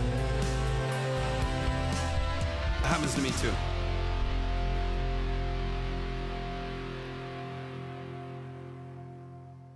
Let's go. Yo, show some love. Even I don't remember the chords. Well, it is an A. If you need a reminder, it's an A minor.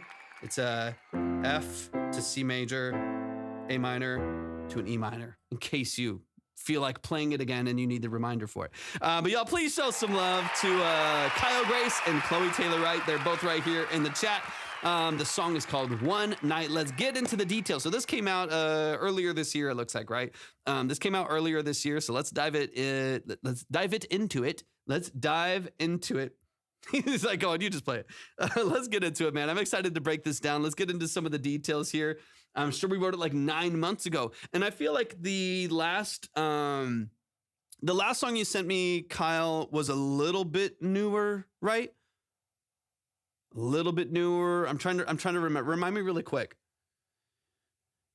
Style reminds me of a specific. It kind of reminds me of like The Fray or like something in that vein. A little Frayish, right? You have this kind of like early 2000s pop with a rock edge kind of feel. I like the guitar solo too, Deb. That might be. Yeah, right. Where you got like a piano undertone, guitars, and the vocal. How to Save a Life. Yeah. Fridays with it's newer. That's gonna say. I feel like I don't know what the timeline is like between those two songs. I was like, wait, that's not at all what I was thinking. It works. I don't know what the timeline was like between those songs, but I do feel like I've already heard some maturity in your craft and in your mixing from this record to that one, which is exciting to me because that shows your potential of your quality and of your execution as a producer and a writer and stuff like that as well. The entire EP is a story of Maya and Chloe. Dude, I love that. I love it. Charles, welcome into the chat. Appreciate you being here. I love that, man. That's amazing. I've had the opportunity, for those of you who don't know, Libby right here in the chat, that's my wife. And we've been married for 8.5 years.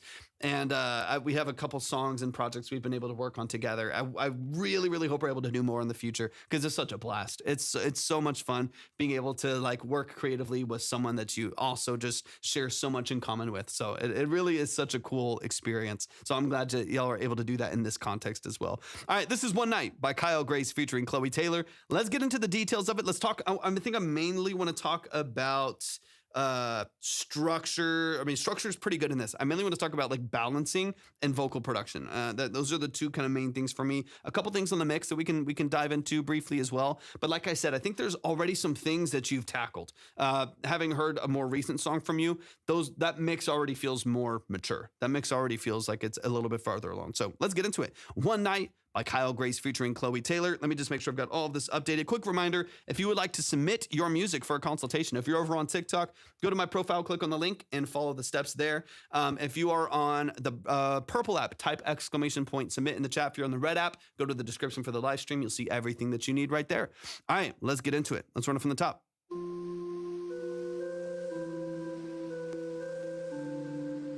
I like this early synth too. Like the aesthetic right off the bat is really cool too. It has this kind of RC20 kind of origins, really like dark, lo-fi, fuzzy, bit crushed, down-sampled, lo-fi feel that I think is really cool. Screams after the text we received, running into the house, grabbing her back, pretending she's moved. Remind me really quick, and again, some of this might have, maybe has changed since you started recording this track and have been working on some more recent ones. What are you recording with? What kind of mic are you recording into right now? Just remind me real quick. Jermaine, welcome in. Nice, I like it.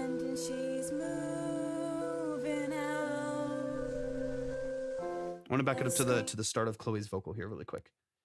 Do do do do do do.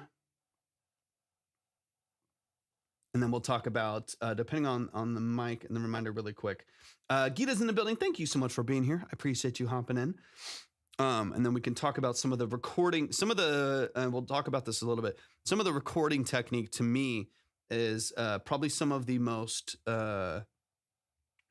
important part. The track you're listening to is on an SM58.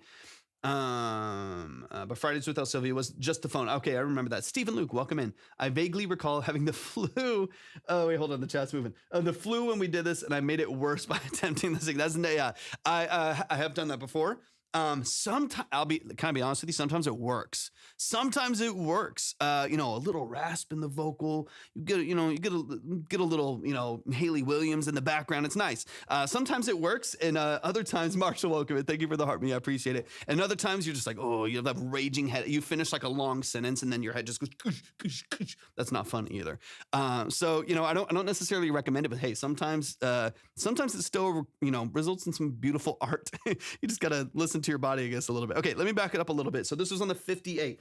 Okay, let's back it up just a hair. I want to get into the start of this verse. Smiles and screams after the text we received, running into the house, grabbing her back. Is that hair finished off the other person start attitude? Let's go, Derek.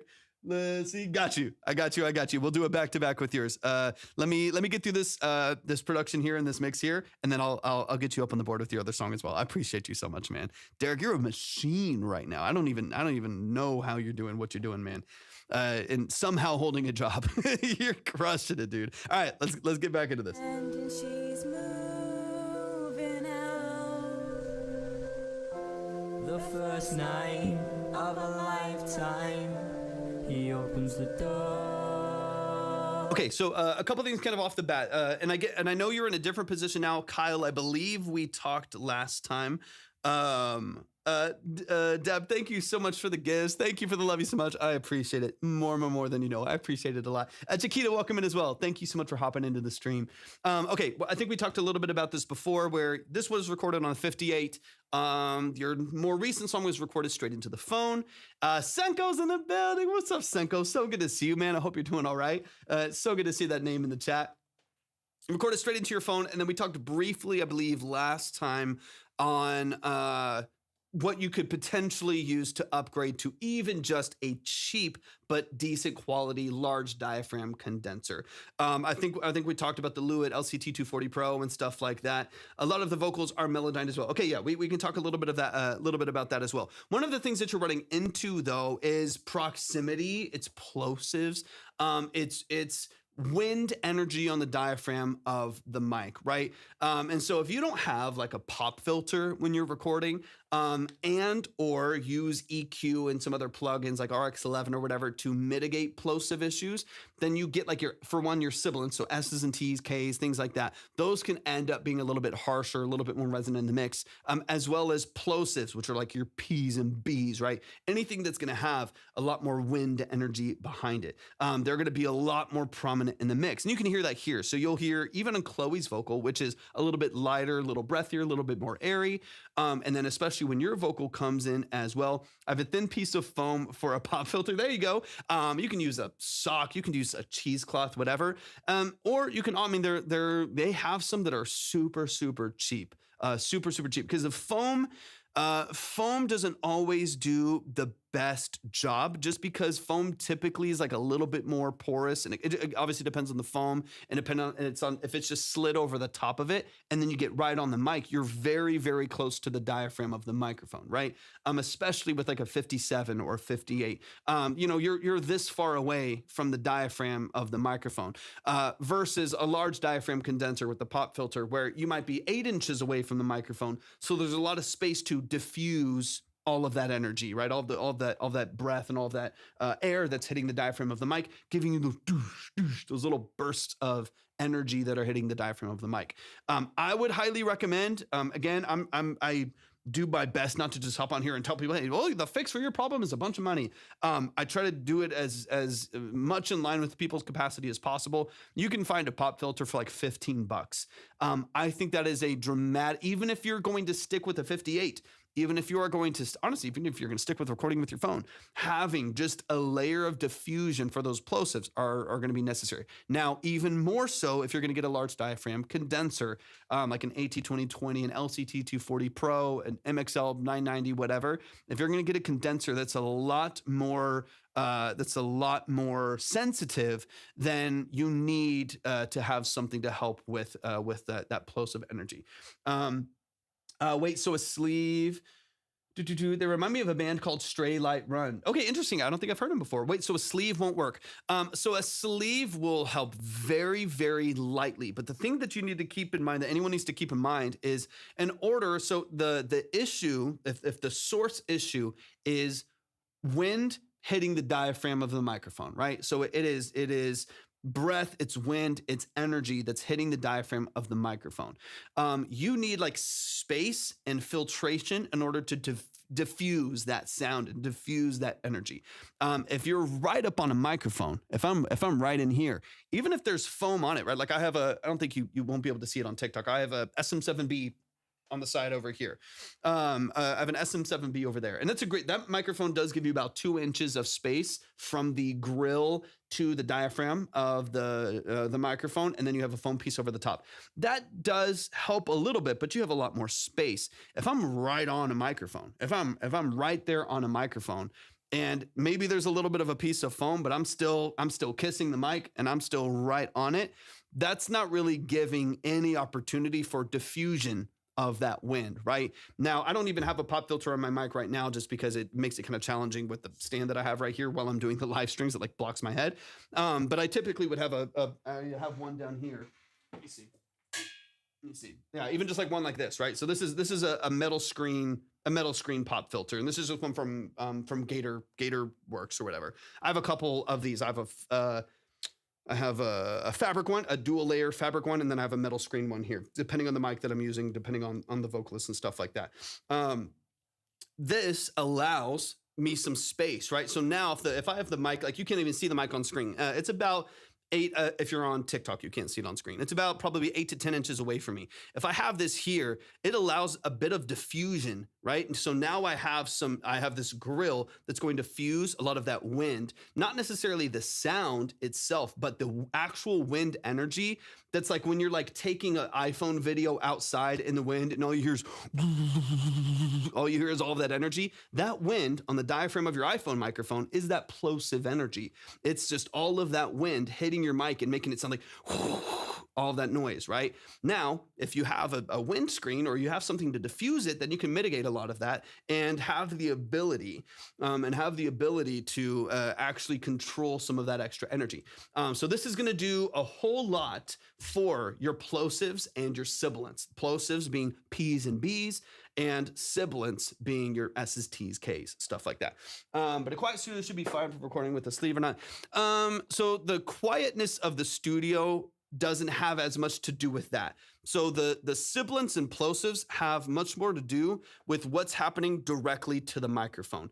Now, phase issues and reflections in the room, and when you're like talking and you hear kind of echoes in the background, that's going to have more to do with like the tightness of your vocal mix. Like I'm in a treated room here right now where I have panels on the wall, I have ceilings up above me. I've got, heavy duty theater curtains on the side right here. So this room you can hear is really dead. It's really tight and really dead. And that's beneficial for like a really tight, clean vocal recording and drum recording and stuff I do here in the studio. But that's not going to help control sibilants and plosives necessarily.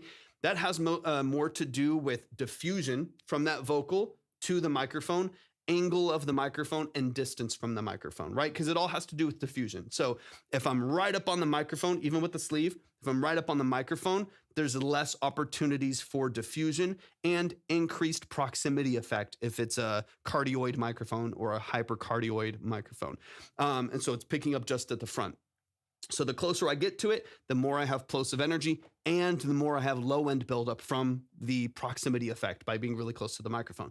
Now, if I back off the microphone, I angle the microphone, 15 degrees down, and I add a pop filter, now I get this really clean, bright, open signal without any of that low end energy and that boominess and the harshness of your S's and T's, just from a technique standpoint. And then if necessary, you can add processing, de-essers, EQ and stuff to help mitigate some of those issues even further. So all of that to say, I hear you're recording on a 58. Even with that 58, typically as a handheld vocal microphone or even like a mic stand vocal microphone, you're typically pretty close to it because it's a dynamic microphone. It's not nearly as sensitive as like a cardioid condenser microphone, right? So you typically would be a little bit closer, but I would suggest trying to give yourself a little bit of space. One way that you can help with this is the same thing I would do with like an S7B is making the mic more sensitive and getting you an inline preamp. Again, if you're going to switch to a cardioid or like a large diaphragm condenser, I wouldn't worry too much about this, but you can also utilize an inline preamp to help boost the sensitivity of the microphone. It's going to give you about 20 dB of boost. I have turned my cupboard into a makeshift vocal, but hey, you got to do what you got to do. You got to put blankets over the head, flip the mattress up on the wall. You got to do what you got to do. Go into the closet, whatever you want to do. You got to make it make sense. You got to make it make sense. I'm not here, like I said, I'm not here to tell anyone like, the fix for you is spending $1,000 on treatment. It's not necessarily the answer for everyone. You got to do what's in your capacity to do.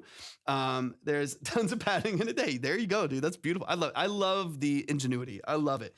But anyways, I would back off of the microphone just a little bit so that you can have some diffusion of energy. You're just gonna have to have an inline preamp or turn up your preamp. My mom asked what I was doing and why I couldn't just use it for storage. You're like, hey, priorities. Let's go a little bit further, but I say all of that and rant on that for a second, just because you do hear a lot of those plosives. You do hear kind of like this boominess in the vocal on Chloe's end as well as your end. And I would love to soften that so your voices just come through clear, because you technically speaking can get a really professional, clean, clear mix off of a like vocal mic, off of like a stage mic, like a 58 or an E35S. Like you technically can, but you got to be really strategic with it so you don't get all that plosive energy and sibilant energy, because that's what's kind of robbing you of quality here, is the vocal kind of sounding bright and harsh at the same time as it's sounding low and boomy, and that distracting from kind of the clarity of the vocal here. Another quick thing, you said you're melodyning. Are you auto-tuning as well as melodyning? Let me know that really quick. I want to hear something really quick, and then I'll skip forward in the song a little ways. But because that to me is a big part of the vocal mix that we can address. But let me run it from a little bit earlier here. Running into the house, grabbing. Melodyne and pitch correction. Okay, what's happening here is another quick little detail where and this happens sometimes, you got to double, triple check some settings and double and triple check exactly where you're manually correcting vocals. Now, again, I also know this is a 9-month-old project, so there's things that you probably are doing a little bit more accurately now. What's happening is you are melodyning and pitch correcting to 2 different notes. And so what's happening, just as an example, this is in C major, in the house. So what's happening is like you have this main,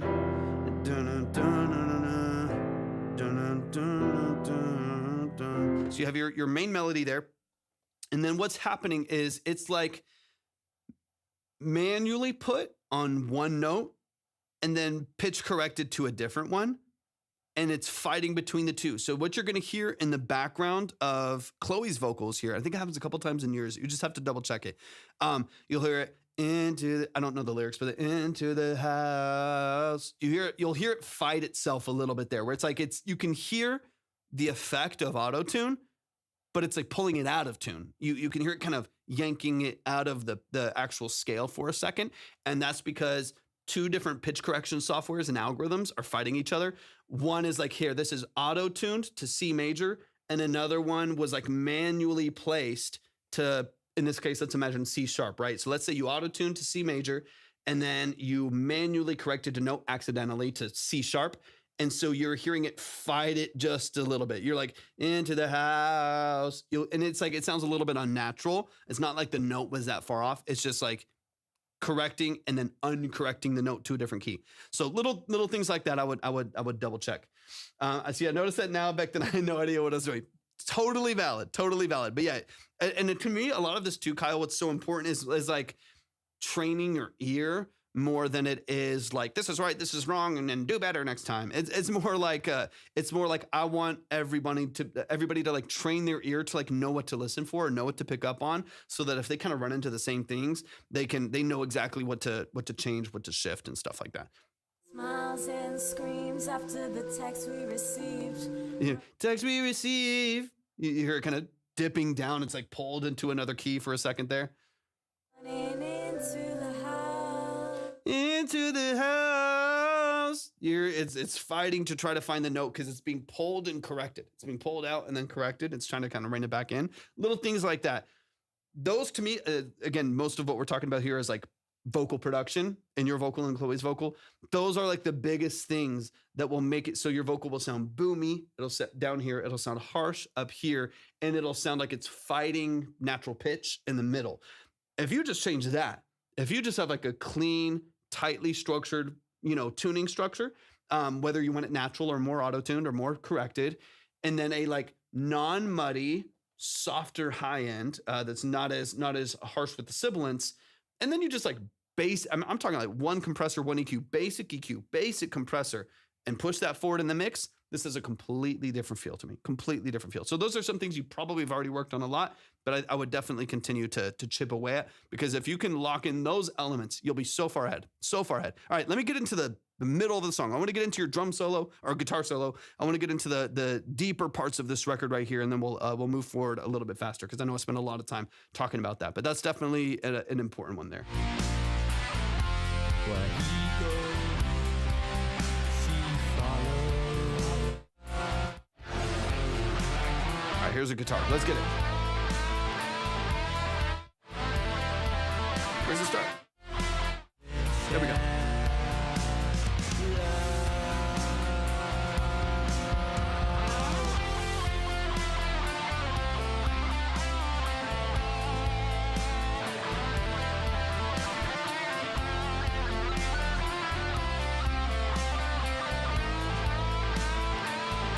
Lost Fire, welcome in.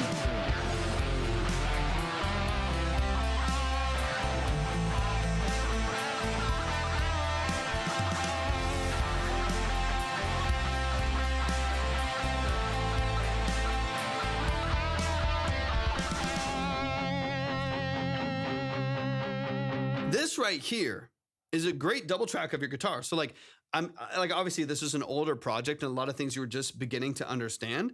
But this right here is like a good, proper double track of your guitar. That sounds really, really good. Double of your guitar. It sounds really good. It sounds really clean. This is what I want to hear for like most of the song, right? Minimum talented soloist. Right? No, like you got some skills at the guitarist. Like you have a lot of good things going for you here, man. It's just about polish and maturity in these things, right? Like there's things that you just have to do a lot of times, right? It's not like, oh, this sucks, never do it again. It's like, no, you just gotta do 50 different guitar solos. You just gotta like learn how to like program drums and balance them over and over and over again. You got to mix vocals 1,000 times, and then 1,001 finally starts to sound good. And it just takes some time, and then as you like slowly upgrade gear, like you'll find once you finally get a mic and a pop filter. Not that that's the complete answer, but once you get, like I said, the process matters more than anything. But once you get a mic, a sensitive mic, and a pop filter, you'll immediately be like, oh my God, that fixes half the issues I was dealing with like sibilants and plosives and all this energy I was dealing with just because I was recording into my phone or whatever it may be. It can be so incredibly challenging when you are limited. Now, limitations can breed creativity. So that's why I'm saying I think the foundational issue is process, understanding, proximity, sensitivity, gain staging, all of that matters more than anything. But man, I remember even just like the first time I got this mic, or even like the last Neumann, the other Neumann that I have back there. When I first got that mic and then upgraded to this mic, like those stages of upgrades, like don't let anyone tell you it doesn't make a difference. The foundational stuff, I think, is the most important thing to learn. Because if you don't learn that, it doesn't matter if you have this mic. But man, like sometimes getting an easier tool to work with definitely makes a difference. Now, I do recommend more than anything that you learn it when you have nothing and you learn it from the very, very, very beginning. But man, it coming from recording into like a 58 with the foam pad or recording into your phone to recording into like a sensitive large diaphragm microphone with a low noise floor, it's gonna make it. It's gonna make a difference, man. It's gonna make a difference. Awakening Ghost, I got you. Thank you so much. I appreciate that a lot. Let me double check that. I got you. I appreciate that so much. I'm gonna get you and Derek up on the board here in just a second as soon as I finish up this song.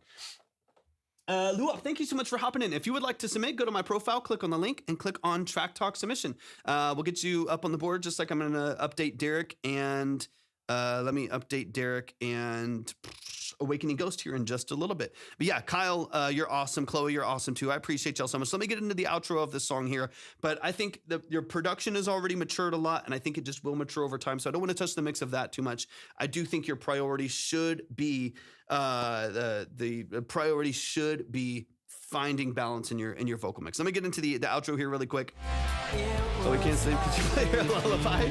I don't know what lullabies I know.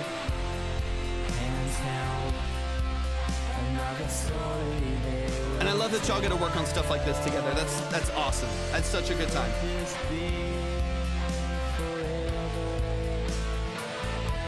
Yeah, beautiful. Y'all show some love. Show some love to Chloe and Kyle. Okay. Let me, fine. Hold on. Just for y'all, and then I'll update the line. You have about 60 seconds to fall asleep before I have to move on. So.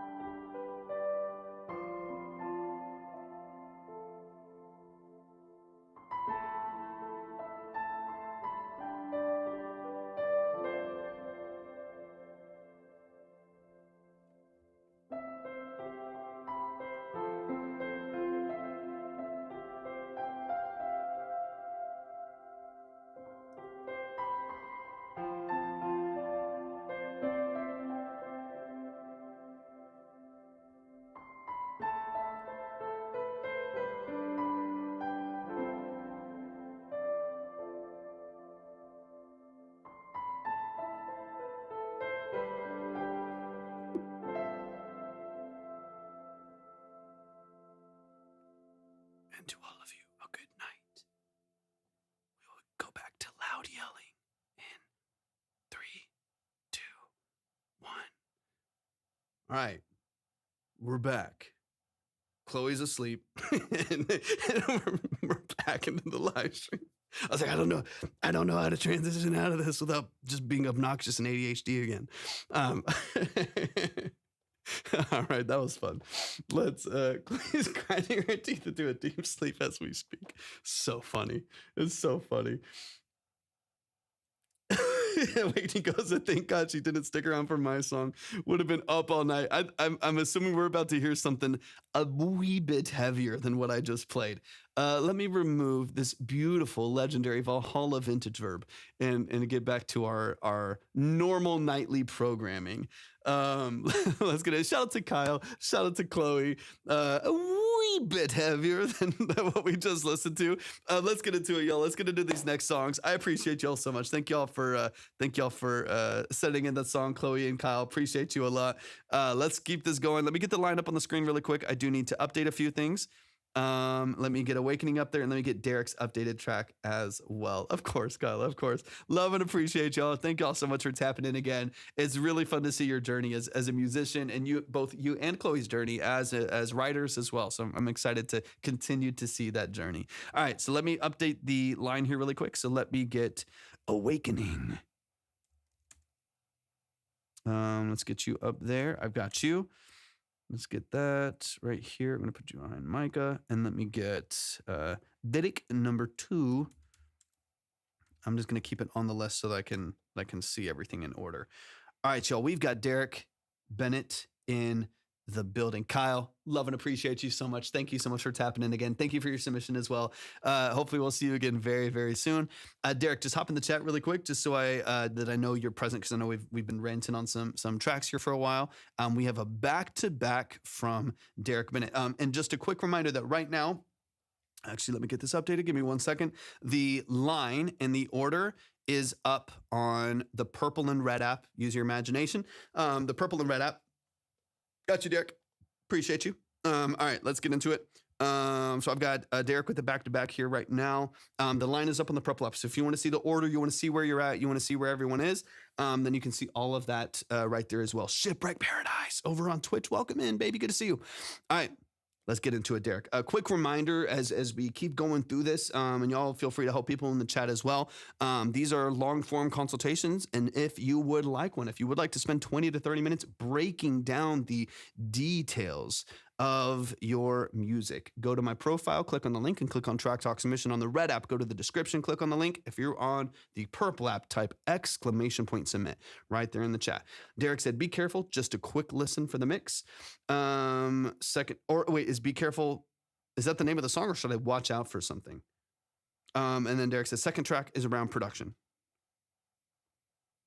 Should I watch levels on the first one, or is that the name of the song? Okay, be careful of the song. He said, yeah, I was like, okay, what should I be aware of? Derek was like, Derek, they're over on YouTube. He said, be careful, just a quick listen for the mix. And I was like, oh shoot, what do I need to watch out for? But be careful is the name of the song. No, you're good at it, dude. Awakening, I love details. I love context. So right away. All right, this is mix number 2. Let's get it going. This is Derek Bennett. We got a back-to-back, so we got 2 songs here. And let me just update here. Here's the first one. Okay, be careful, mix number 2. All right. So I've heard this song, right? Again, once again, the line is up on the red app or the purple app. If you want to see where you're at, you want to see the order, all of that stuff, you can see that there.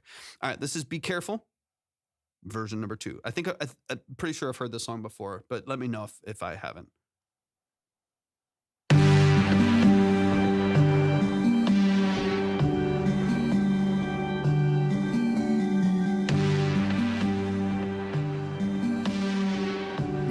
I think so. Be careful what you wish for. Fire your grave will only feed the flames. You wanted vengeance, now it's coming, calling you by name. Be careful what you wish for. Yeah, such a good voice. This is Emmy Smith. Be careful.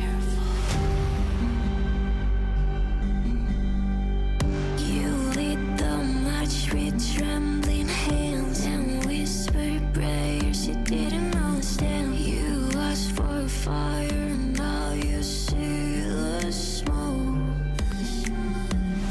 You thought you Y'all keep tapping the screen on TikTok.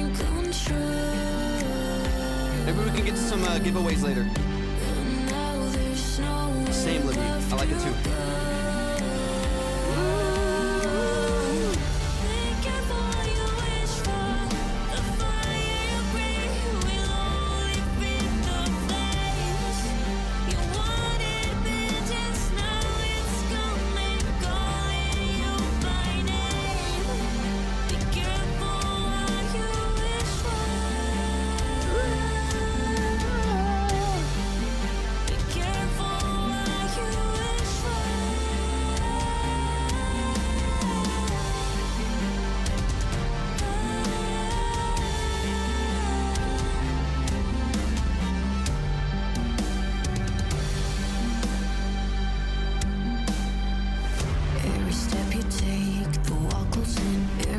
You make it circling again.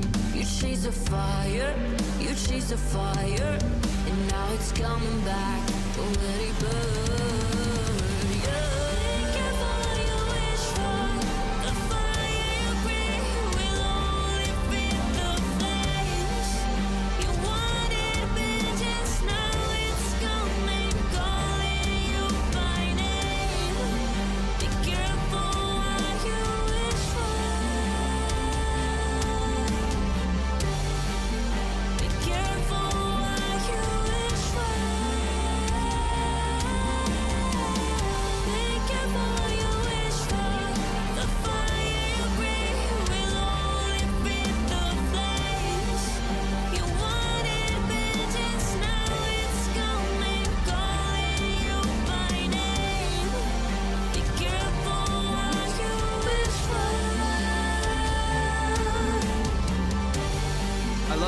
Careful what you wish for.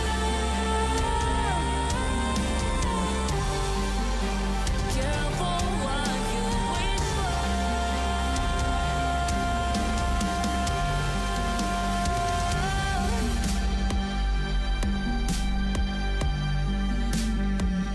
Sick. Really nice, man. Y'all show some love. Show some love. Show some love. This is Derek Bennett Music. I've heard the song before, so we are strictly going to focus on mix elements because the production is established where it needs to be. Vocal performance is where it needs to be. Structure is great. I like that a lot. So I really would just want to focus on mix. So y'all, please show some love to the family. That is Derek Bennett. They're over on TikTok. They're on YouTube. They are omnipresent. They're everywhere. But y'all show some love to Derek Bennett. Just a quick reminder, if you're on TikTok, make sure y'all are tapping the screen, share out the live with a few people. And then don't forget to send in a heart me for a day if you haven't already. It does help out the stream quite a bit. Let's keep it going. Let's run it from the top. And let's dive into some of these details. I love that ending tag. Careful what you wish for. It's such a great tag. It's such a great energetic vocal line. Beautiful. Love it so much. Let's run it from the top and let's get into the details here. We should be able to move fairly quickly through this one. We're going to go back to back with Derek right here. We should be able to move fairly quickly through fairly quickly through this since I've heard the structure of the track before. We just need to tackle mix. I like the sound. I mean, it's very eerie. I like the sound design a lot.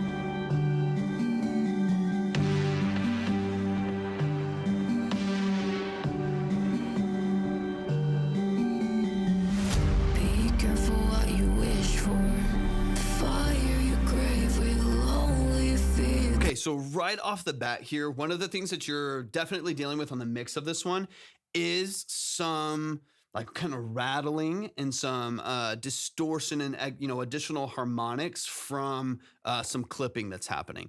It's most likely happening because of your limiter. What it kind of sounds, and again, I can't see the session and stuff, but what it kind of sounds like to me is that as soon as that sub bass and the vocal comes in together, so a very forward, very loud vocal, all of those elements filling out the mids, and a sub bass that just punches you in the gut, all of that energy immediately, it's kind of sounds like it just hits the limiter and just it's just a brick wall. And since it's just a brick wall, it's just kind of crushing the top of the mix.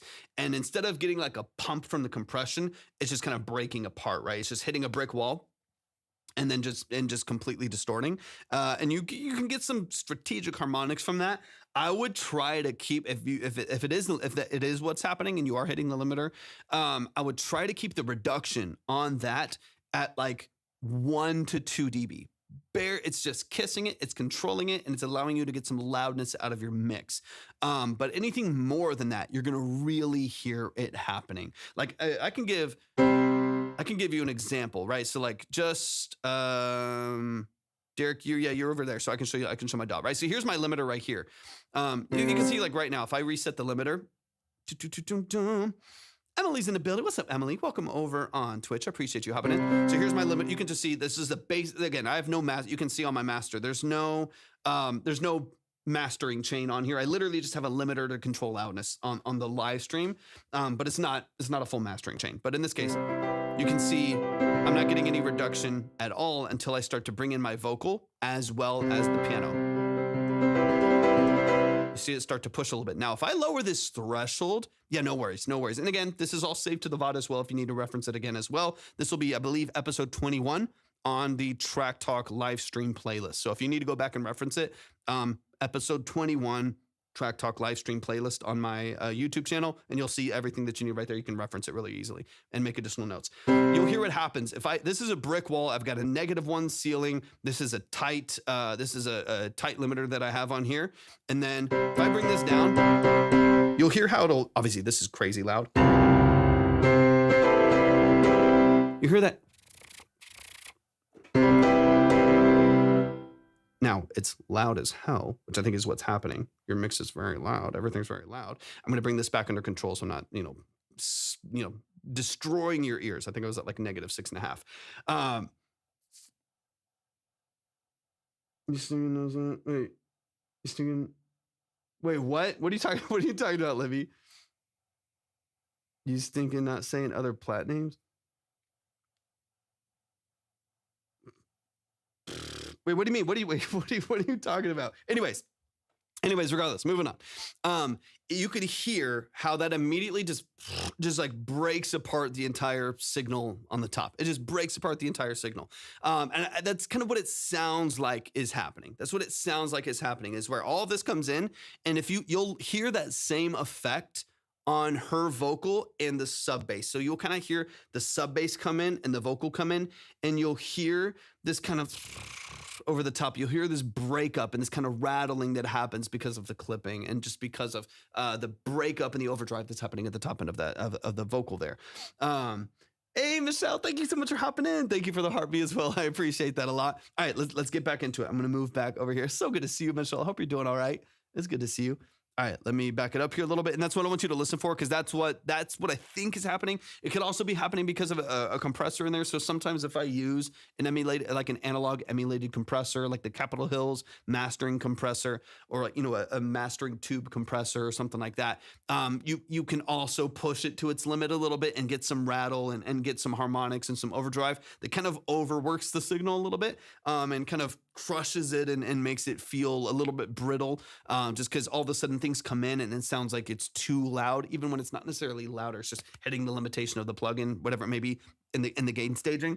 But I want you to listen for the sound of it, because that's what I want you to pay attention to and potentially correcting, so you can regain, you still want loudness, but regain some clarity, since it kind of is pushing this wall of sound into whatever it is, a compressor or a limiter, pushing a wall of sound into it and then just breaking that signal apart. And that's where you're losing a little bit of clarity on this first verse here.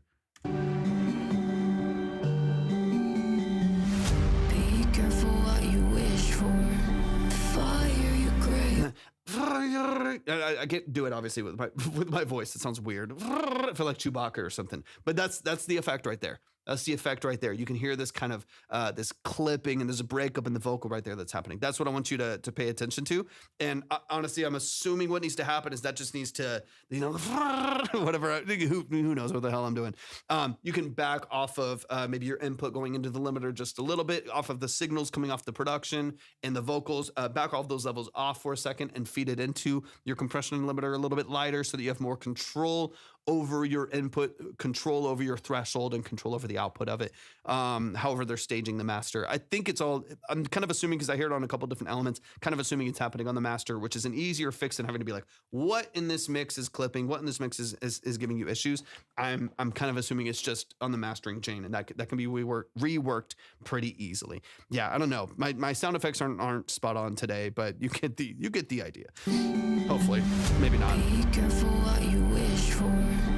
Fire your grave will only feed the flames. You wanted vengeance, now it's coming, calling you by name. Be careful what you wish for.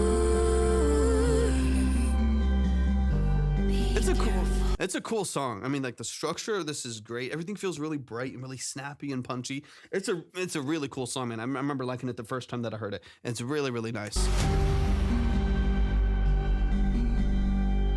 You lit the match with trembling hands and whispered prayers you didn't understand.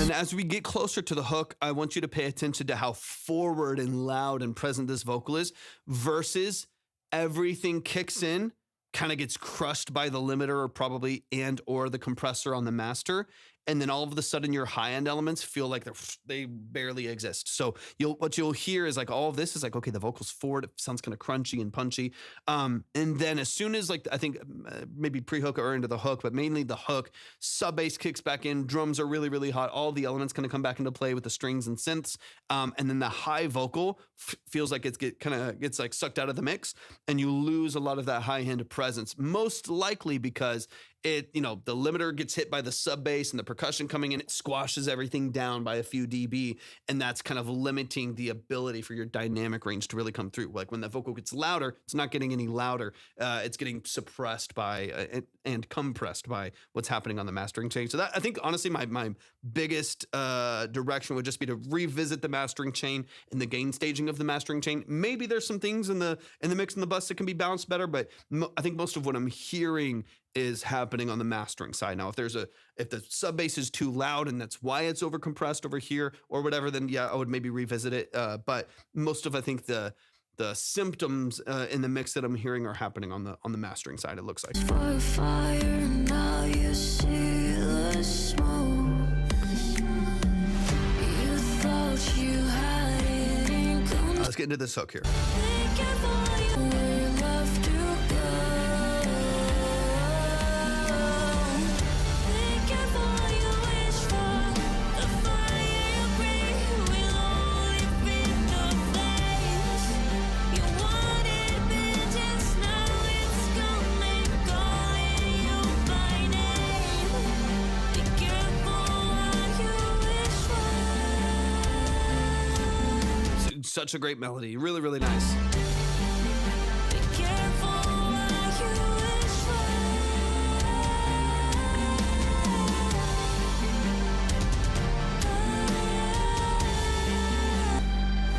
Every step you take, the walk goes in. Every choice you make. I think too, another byproduct of a little bit of like over limiting and over compression is you don't get any like breathing room from your dynamics, because there really isn't a lot of like if your dynamic range, like if this is your like floor for your dynamics, and this is like what you want your ceiling to be. So typically you would have this full dynamic range, but you squash the ceiling down to here. And you really only have this to play with now. You no longer get all of this. You only have this much dynamic range. So I feel like that's part of what's happening here too, is like your lower verses still sound really loud and slicey and really forward, because all of that low level information is really hot and all the high dynamic range has been squashed down and then made really, really loud. And so I think the same that's what tells me that there's something within the limits or the limiter and the compression that I think is probably your biggest pain point, because the vocal sounds good. Like the drums are snappy and punchy. The synths are wide and the strings are open. Like the individual things that I'm hearing in the structure of this mix, I really like. Like I think they all sound good. They're produced well. They're like balanced well and placed well. To me, it's mainly compression and limiting. And I think that's, the more that I hear of the song, the more that it points to that. When I'm like, man, these verses, when they're like quieter and the voice is quieter and the drums are a little bit softer and the synths pull back a little, it still feels like it's hitting you in the head. Like it's really, really forward and really loud. And I think that's because it's constantly being compressed like this and then made really, really forward. So to reiterate what I've said 52 times now, double check master settings, signal flow, gain staging, double check compression and limiter reductions, and make sure that you're not over squashing the signal.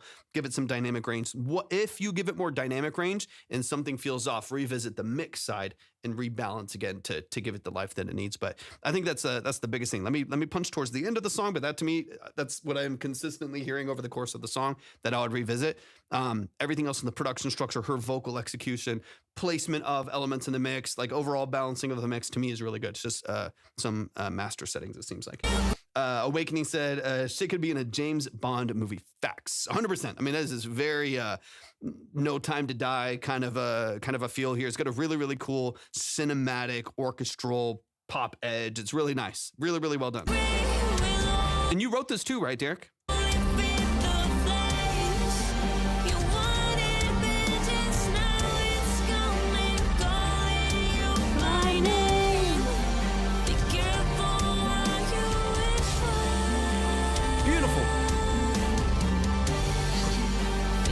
Derek said, you ever write songs? Sorry, I just missed this comment. You ever write songs and feel like you blacked out writing because it all came together so well and so fast? Dude, I love when that happens. And it doesn't happen that often. I feel like I have to typically mold a bit, but every once in a while, a song just clicks. It just does its thing and just moves really, really quickly. Head Above Water was one of those songs. Not even that I'm touting it as like this phenomenal masterpiece, but that song is one of those songs that I sang the first verse as I wrote it.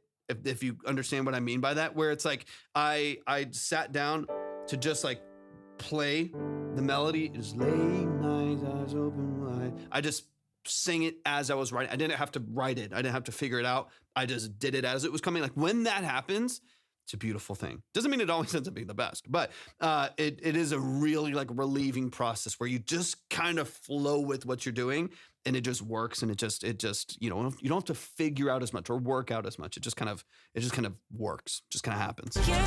Happens a bunch for me lately. Crazy. I love that, Derek. You're in a flow state. It's a flow state is what you would call that. Yeah, get it all out and then make fixes. 100%. That's typically what my process looks like. Sometimes it clicks. And when it clicks, run with it. And when you need to work on it, run with it. I think that's where people get mixed up, is they think it has to be one or the other. And they think if I didn't work like crazy on it, it can't possibly be good. If I didn't like comp 50 times and really, really like fight over the song to make it as good as possible, then it couldn't possibly be good. And I think on the other side, people think that like, man, if it doesn't happen quickly, it doesn't happen at all. If I can't come up with an idea really quickly, I'm not in the flow, I'm going to move on and do something else. And I think both are so valuable and both can create good art. Sometimes you open up a notebook, you turn on the mic and the DAW, and you step forward and something happens and it's magic. And there's a lot of phenomenal songs that out there that are, chart topping, crazy Grammy winning, Billboard, whatever songs that have happened in like 30 minutes. You can hear the stories of them. They happen so fast and it's a flow state. It's creative expression. And then other times they're like, yeah, this song took us 2.5 years to work out and we chipped away at it and actually ended up being a chorus from one song. We took the bridge from a song I wrote 12 years ago.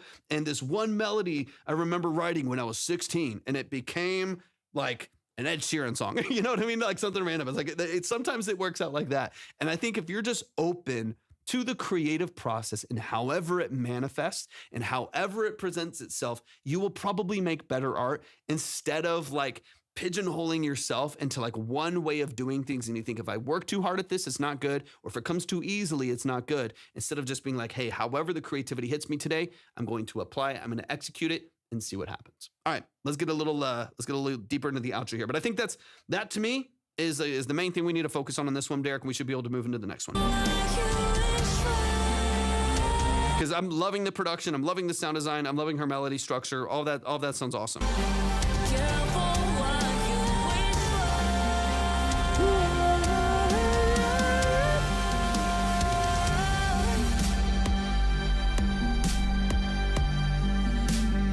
I would love, last note right here, I would love for this to feel more dramatically dynamic, because right now it's boom and it comes down to the drums, like really like, tight saturated drums already connected right there. And then that those like strings and like those really high end synth elements right there, those are staying really hot right there. I would love for that to either be cut early or like filtered a little bit early or automated down the volume a little bit early, just because I feel like it'll make that ending more dramatic. It still stays, again, really loud, really forward, and really open for a long period of time. And I do think that is kind of limiting your experience of the dynamic range there. Like you can hear.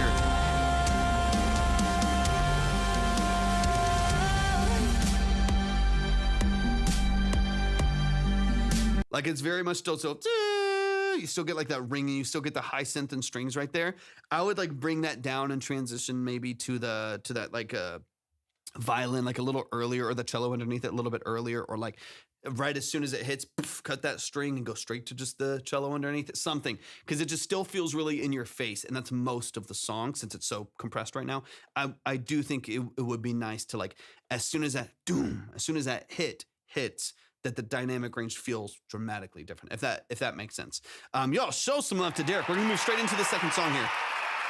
He said he's already got the session open for the next one. Let's get straight into it. Let's dive in. We've got Derek Bennett, new production. This is called New. I'm assuming this is the name of the file, but let's get into this back to back here. Quick reminder, if you want to submit, you definitely still can. Go to if you're on TikTok and you're wanting to submit for a full detailed 20 to 30 minute consultation, you want to get into the nuances of your music and the details of your creative expression, go to my profile, click on the link, click on Track Talk Submission. If you're on the red app, go to the description and click on the link. If you're on the purple app, type !submit right there in the chat. We're live on all 3 platforms. Let's get it. A quick reminder as well, like I mentioned earlier, if you ever need to reference these again, all of these VODs are saved to the red app, as we call it. All of these VODs are saved to the red app in their entirety. And then some of these I'm cutting down into individual videos as well. I just uploaded one a couple days ago. I think like 2 or 3 days ago, I uploaded, or 2 days ago. I uploaded one just session by session, consultation by consultation. So if you ever want to like look at one individual one, you can go and check them out as we break down those songs. But if you need to re-reference your consultation and go back through your track, so you don't even have to worry about like screen recording and taking notes, you can easily go back through them. I have a playlist on my profile that says Track Talk live stream, and you can go to the episodes right there. This is technically speaking episode 21, I believe. Even though we've been doing this for like 3 years, I just restarted the count to make it easier for that platform. So technically speaking, episode 21. Would you mind if I use clips from my section as content? Dude, of course. It's very mutually beneficial when y'all do that. So if you get a cool reaction to your music and it's beneficial for you to show people like those clips and show people responding positively to your music, whatever it is, that's also beneficial for the platform as well. So yeah, if y'all ever want to clip things and send it out there, post it to your TikTok, tag us in it, whatever, like feel free. Of course. It's very mutually beneficial if you do that. So no problem at all. All right, Derek, let's get into this. This is a new, which of course is just the name of the file. This is a Derek Bennett production. Derek Bennett Productions. It's time. Come on, download.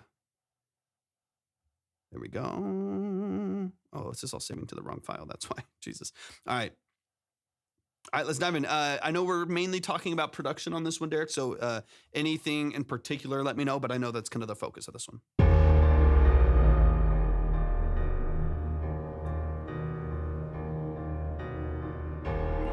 It's time. This is trailer music. This summer, the world will never be the same.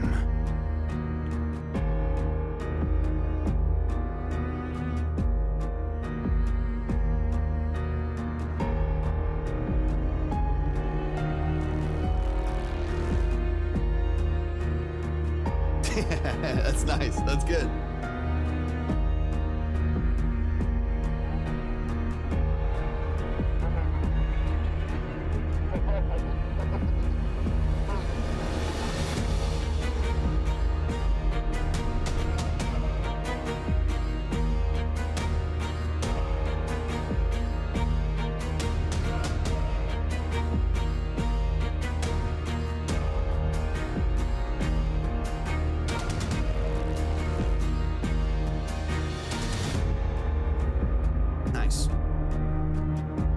Like the dynamics.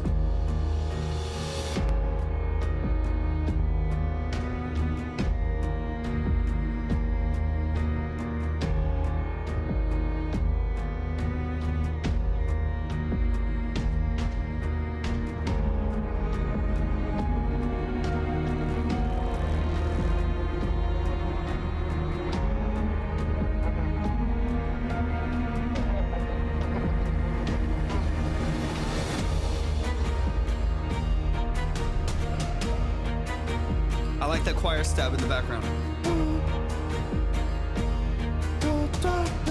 I like that. That's nice.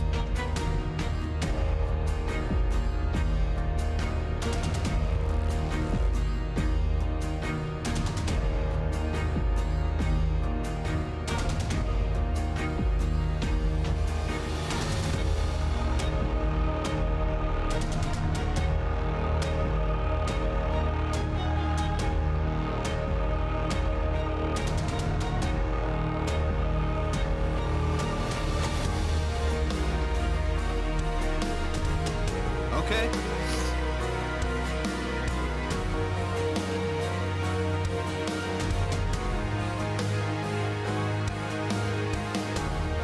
You might have. It could also just be the over compression on TikTok too.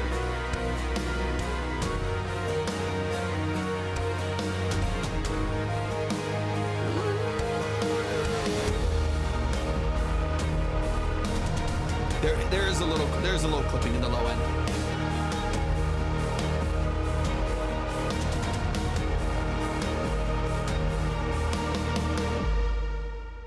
It's definitely unmixed as well, so that does make some sense. Yo, give it up on time for the legend, the family, Derek Bennett production.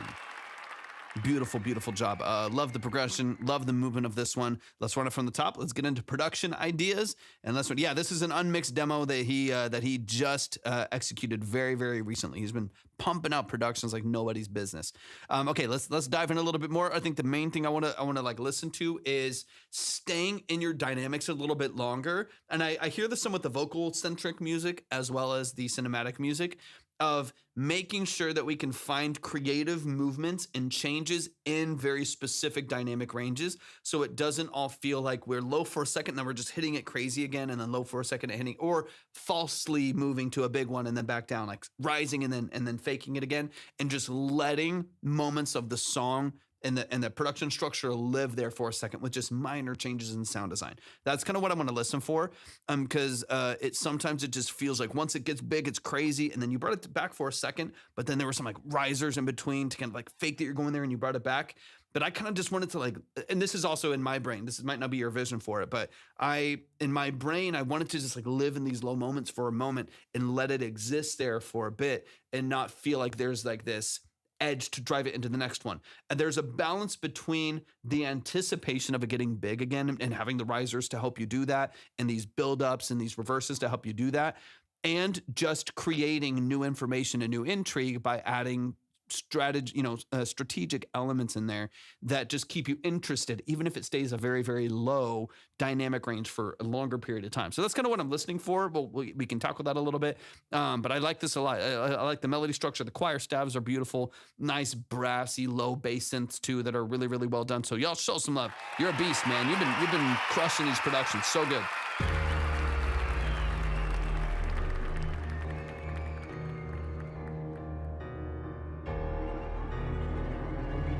This intro really does feel like a trailer for something. Like, I don't know, like some like, I don't know, some like horror island movie or something. I don't know. It sounds like a trailer for something. I don't know why horror island is not horror, whatever. It's fine. Just TikTok, don't ban me. You get the idea. Fight night. Yeah. I just need TikTok to make sure it knows what I'm saying and I'm not being ridiculous.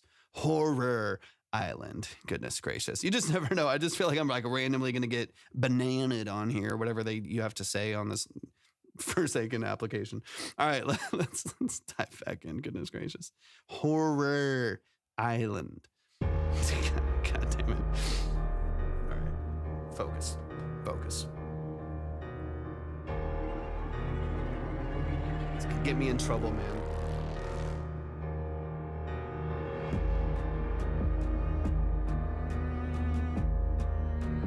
I don't know, obviously, a lot of the structure that you have here so far, but I feel like this like muted acoustic guitar, I feel like you could amplify that too with like clock ticking sounds, kind of like rim shot, like drumstick sounds, kind of clack, clack, clack, clack, clack, clack, clack, even like kind of drumline style rim shot movements right there underneath. And or like a clock ticking, or a combination of all, right? Like a structure that kind of encompasses all of that. Yeah, because I already kind of hear that in the background here.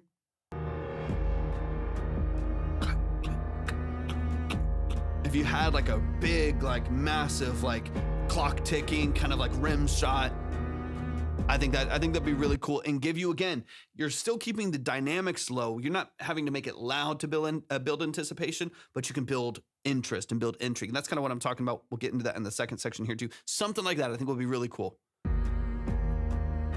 Especially if you wanted to like pitch something like this for like a trailer or whatever. Like I think that's a good move.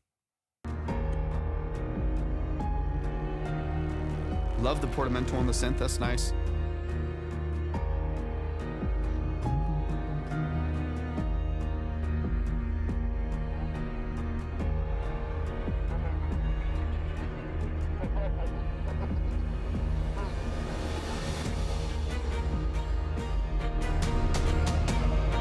Choir's great here. All of this I feel like is really nice. Just, it would be balanced. You'll fill it out.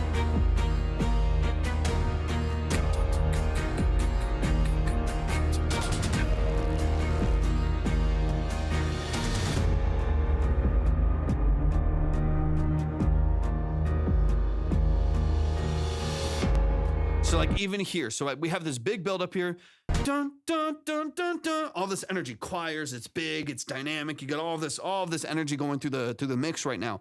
And I kind of just wish when you come out of that you would let the dynamic range settle. So you build up another, it's like a reverse piano, I think, that you have going on there, and another riser in between. In my mind, I just want you to like bring it back under control for a second with some new elements, right? So like, let me back it up here just a little bit. Instead of feeling like there needs to build another riser in there, because then to me, it starts to just feel shh, and it sounds kind of like noisy and loud, like a lot of the time coming from that big dynamic moment. Even in your quiet moment, you have more of that loud, kind of like bright element in there, kind of the ringing of those risers. And then from the rest of the song, it's pretty much full on. It's really, really dynamic. And so having these moments where you just let it settle in the production, I think could be really, really valuable to making those next moments matter a little bit more. Right here. Hold on, let me see. So keep all this huge, keep all of this massive.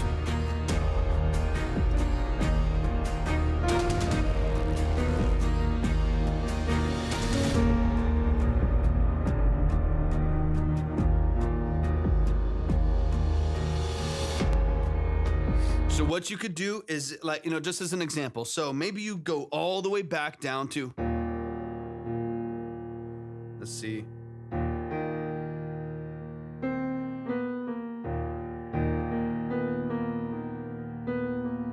I hear? So you have it lower, so you know.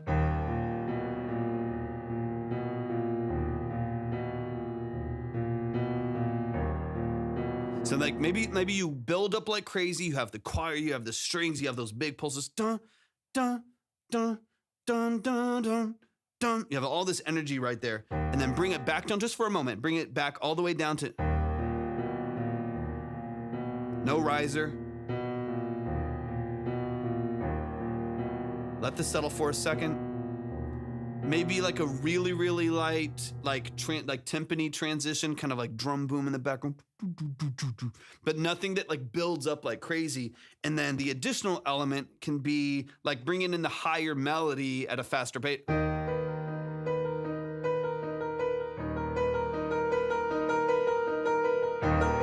And then you can start to build up to your main hook from there, or something like that. Or even if you just bring it again, and you just bring in a little bit of additional energy there without it having to be, it's like this big riser and then it pulls back again, and then a big riser again and it pulls back. I think you lose a little bit of the impact if that happens too much. So I would just keep it low, keep it like low and eerie and dark and nasty, and then just add the layer, and then you can kind of build up from there. That'd be my recommendation. You can add like the pizzicato to that, and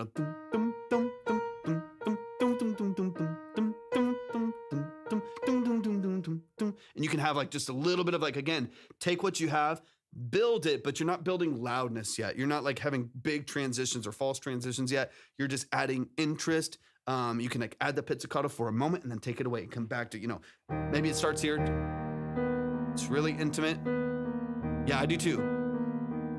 And then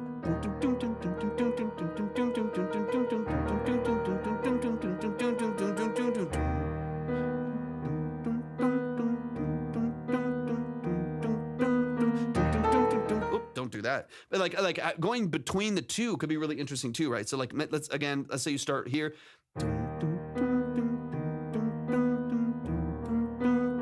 Octave up.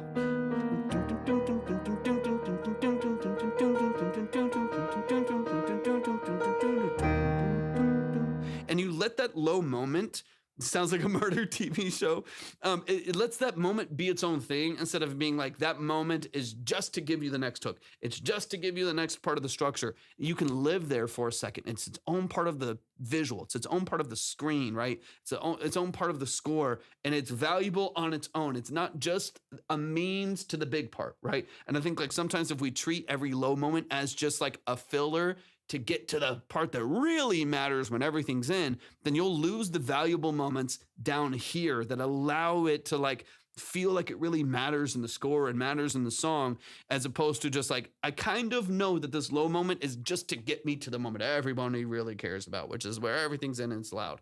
I think if you create a lot of emotion, a lot of tension, a lot of anticipation down here, that next moment will matter so much more. You're talented, brother. Respect, because that is. Thank you so much, Awakening. I appreciate that so much. That's all love, man. I appreciate that a lot. All right, let's get forward a bit. Because I want this big buildup right here to matter. Like I want it to, when you get it, dun, dun, dun, dun, when you get here, I want it to feel like it really, really matters.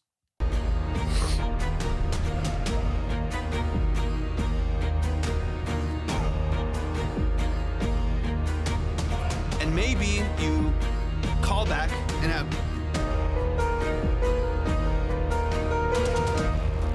let off, octave,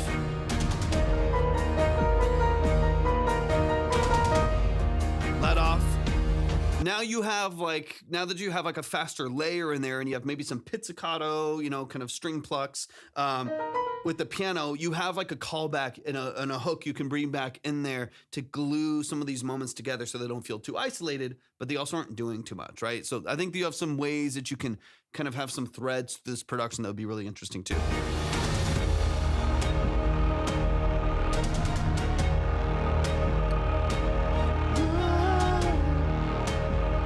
I like this breakdown here. This is cool.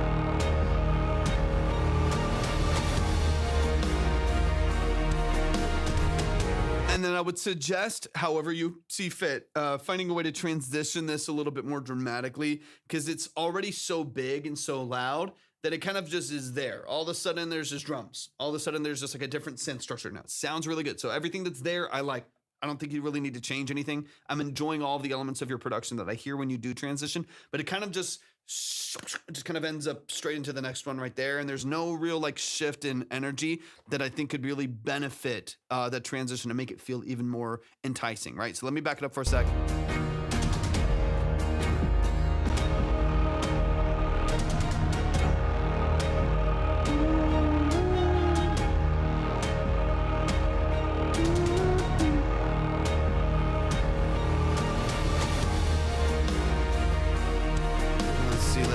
Let's see.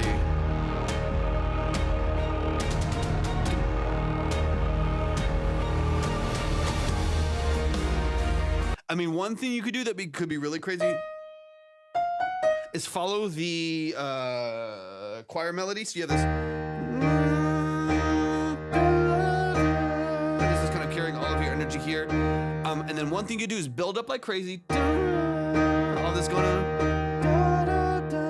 And then on just the last moment, come down to just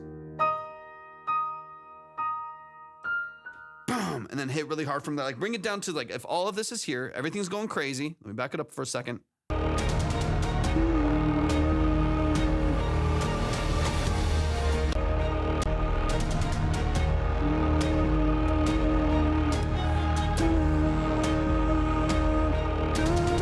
then just piano right there. So like you have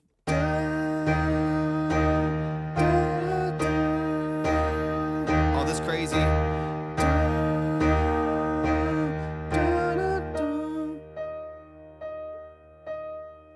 It's something like that, right? Like how you want to do that. You can get your, again, just want to get your wheel spinning. Have it go crazy, all of the choir, everything in there, and then just close out for like 4 counts.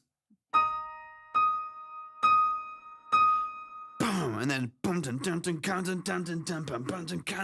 everything comes in like right up there, but that's like a way, right? Instead of it being like a wall of sound transition into just a different wall of sound, but dynamically, emotionally, I don't feel too much of a change, even though I know the sound design changed, but I don't necessarily feel it. All of a sudden you like build up crazy, and then you like get me on the edge of my seat for a second. Dun, dun, dun. And you have just a piano on like the high note, or like a pizzicato on the high note with like an automated reverb in to kind of fade it out into like the washing of a reverb or whatever you want to do. And then smack them in the head with drums and bass, baby. And then go crazy after that. However you do that, completely up to you. But that's what I would focus on. Drum roll into the final part.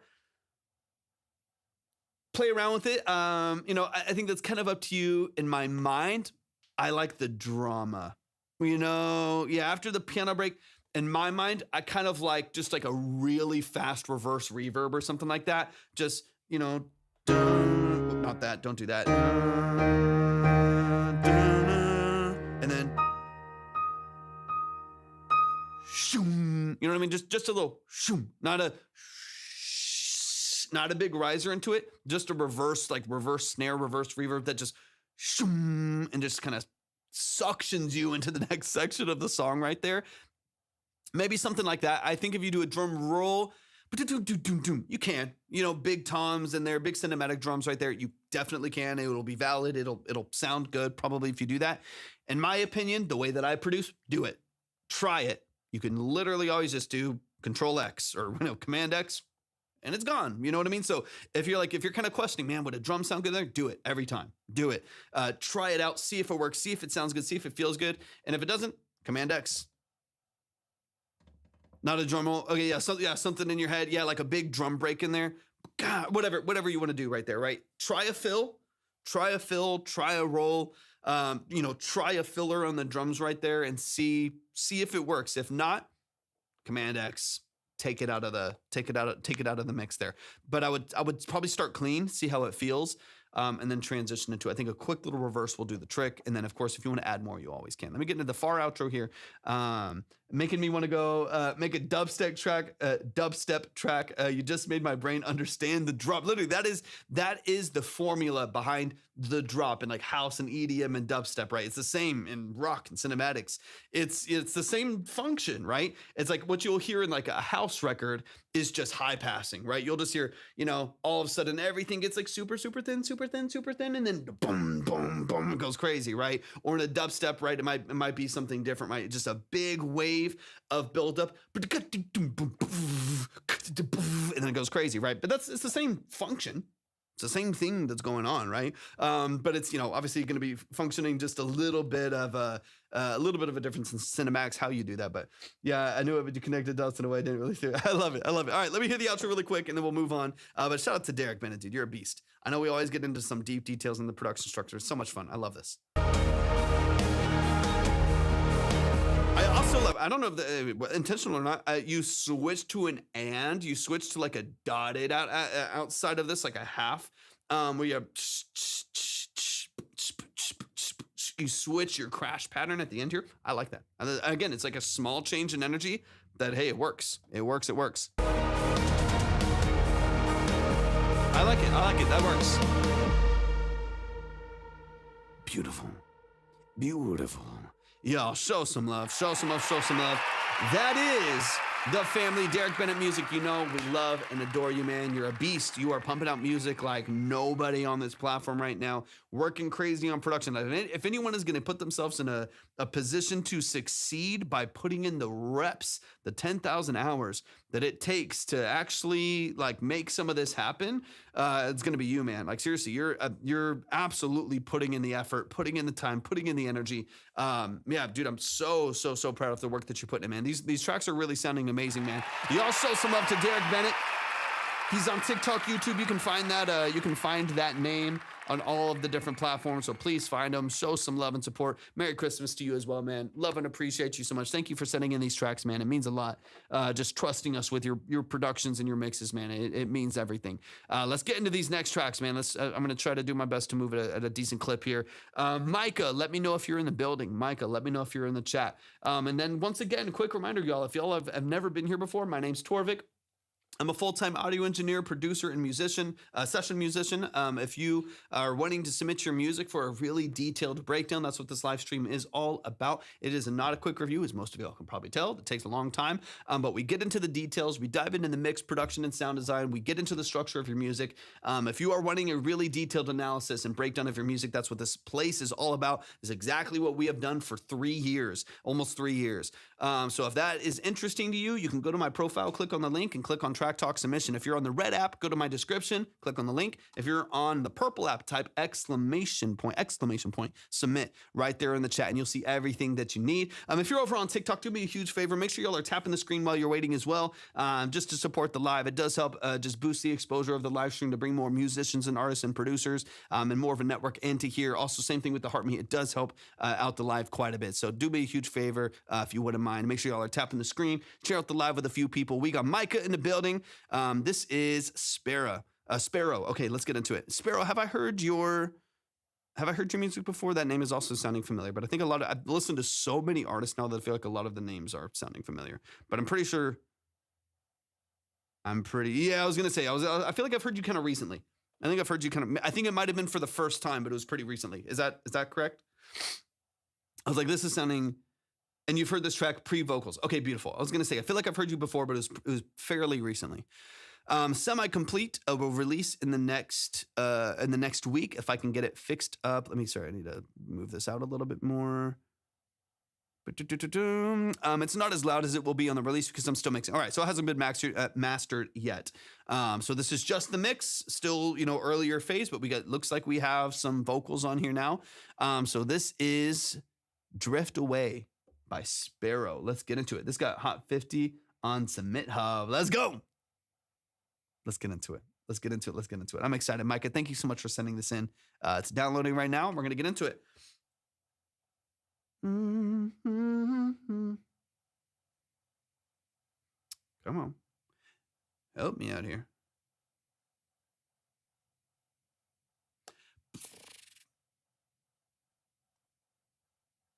It does not want to download. Let me try refreshing. It does not want to download. There we go. There it is. I was like, what's going on here? Oh yeah, I remember this.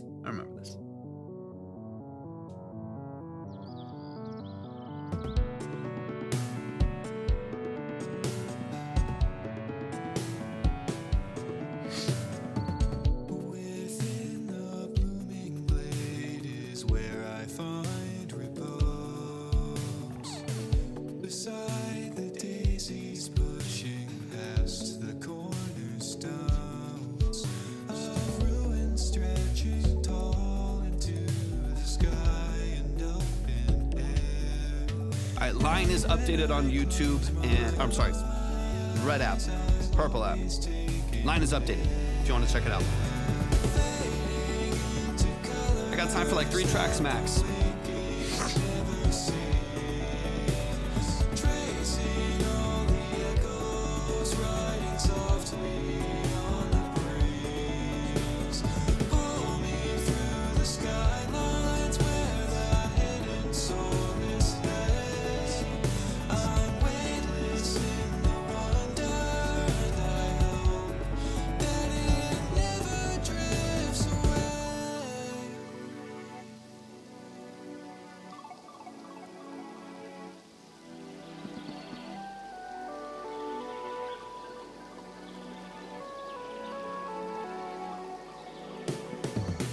Within the astral plane is where It's a little like 80s Owl City vibe. You know what I mean? Like it's got a little synth wave to it, but it also has this like Owl City electronic vibe to it too, which is kind of cool.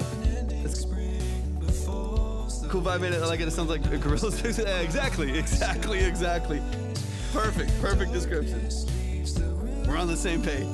just as I close my eyes, fading into colors that the waking never see. Tracing all the echoes, riding softly on the breeze. Pull me through the skylines where the hidden soul is led. I'm waiting. It's a really nice sound. It's a really easy listen, man.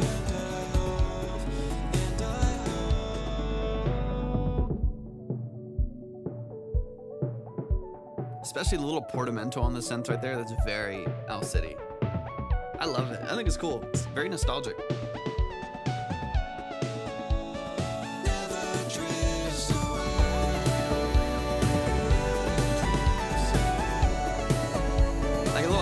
Seattle vibe. It's a good feel. It's a good feel.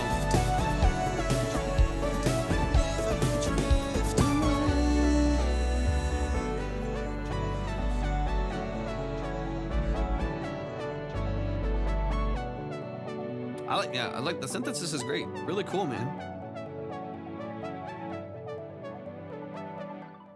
Really well done. I think you do a great job. For one, y'all show some love.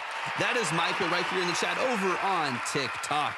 Everyone go show some love to Micah. Make sure that you're following Micah. Show some love and support. Go to their page and comment a bunch of stuff. Positive stuff. I don't want you just spamming, but go positive and show some love, man. I really like your vibe. I like the aesthetic of this a lot. My encouragement to you, so that we can get into like a final mix on this now that we have vocals on it.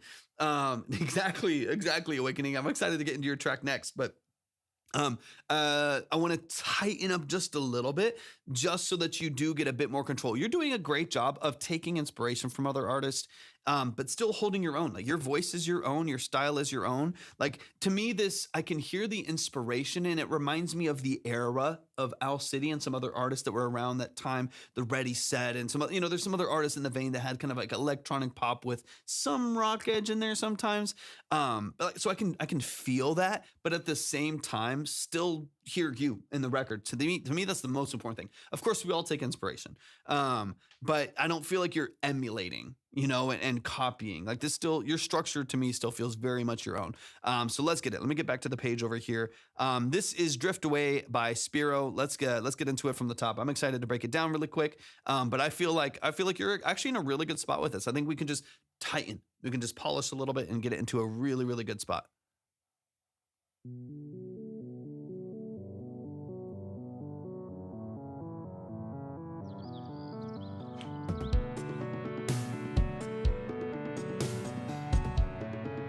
I'm actually going to, let's do something. Micah, are you on YouTube? Do you have YouTube? I mean, I know everyone has YouTube, but let me know if you can hop over there. If you can, I'll drop this into Pro Tools. We can look at some things. Or the Red app. I'm sorry, TikTok, the Red app. Okay, yeah, but as long as you have access to it, go to my. The reason why is I'm gonna drop it into Pro Tools, and I can show you on the screen over there. So go to my link. Yeah. I'm live on there right now. I'm live on the purple app in the Red app. I'm gonna drop your track into Pro Tools, and I can show you some things over there. I'm gonna go and switch over on the DAW. So yeah, go to my link, and then at the very top of the screen, you'll see a YouTube icon. Just click on that, and it'll send you over there. And then just comment when you're over there, and I'll get into it.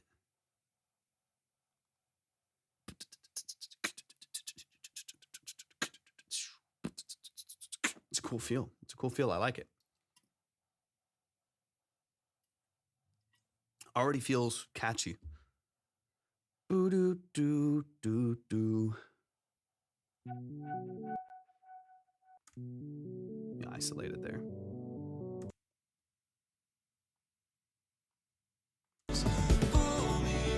Check the loudness real quick. Let's get this about here. Beautiful. Do. Yeah, what the nice thing about the Red app and the Purple app is I can show some other things going on here in the studio. I can show Pro Tools. I can show other angles here in the studio. That's where I can show you the line and stuff like that, so on and so on. Mike is in the building. Welcome to the dark side. Welcome to YouTube. Okay, this is nice because I can, here's obviously we have like our main angle here, which you can see. And also, I'll be honest, Micah, it sounds really good on this app as well. I get Mad Gorillas vibes, not like the rapping stuff, but they're trippy. Yeah, 100%. It's got that kind of psychedelic, synthy rock feel. I totally understand what you're saying, Ghost. Totally understand. But yeah, it's nice over here because we can really see the structure of what's going on here. So I'm very, very excited to get it. All right, this is your track right here. Thank you so much for hopping over here, Mike. I appreciate it. I want to dive into a couple things that you can kind of keep in mind as you get into your finalizing of this mix here. Some glue things, some processing things that to me can kind of take this over the edge. So let's get into it, and I'll start messing around with some stuff. And then I'll kind of talk a bit about what I'm doing.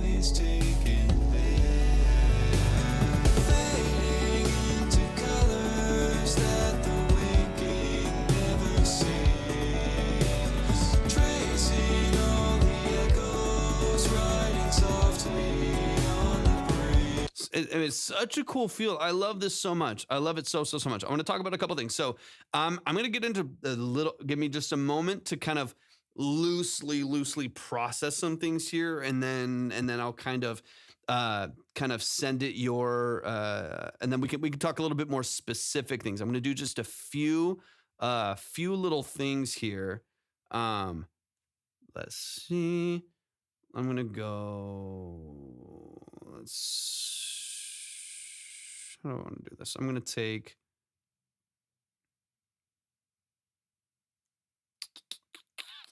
do a couple curves here. So let's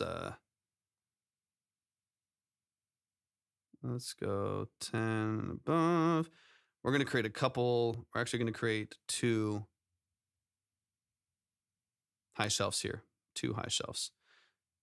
Victor's in the building. Victor, thank you so much for joining on YouTube. I appreciate that so much.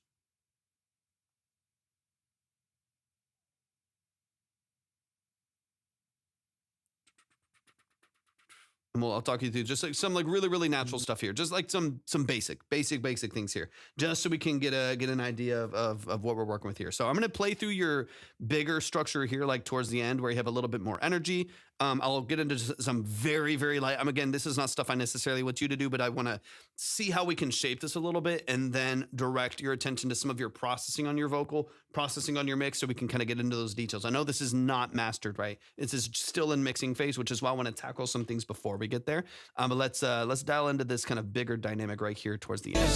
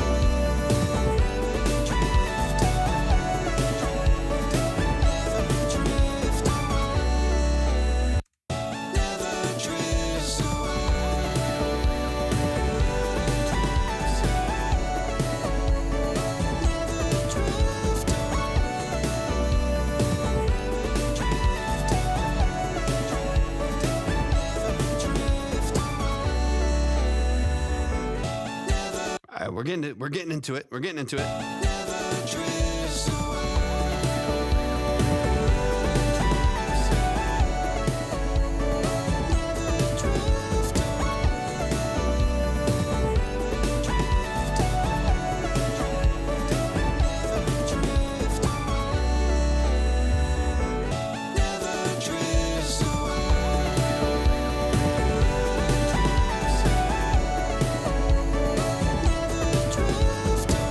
I want to hear some things that are happening dynamically in your mix so far.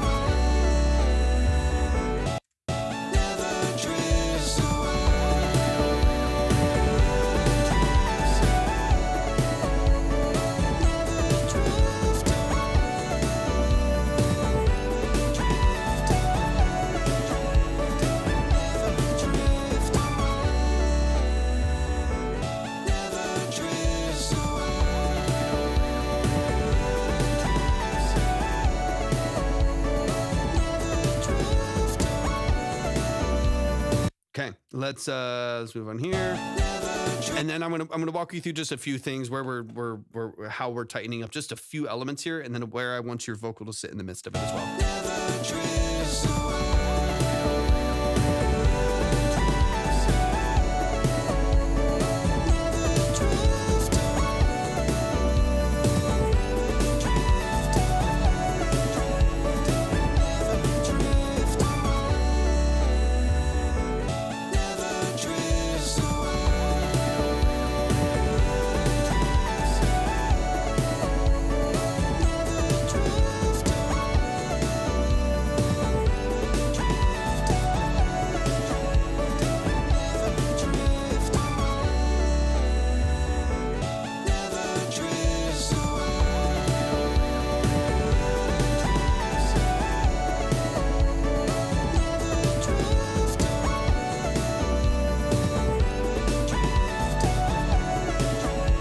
What's up, Awakening?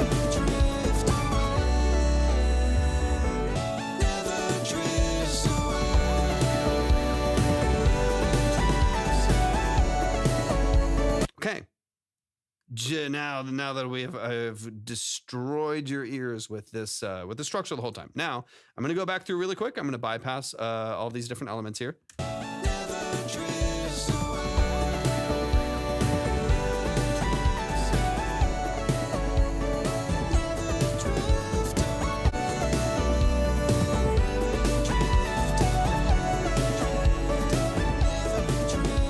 I'm gonna gain match a little more.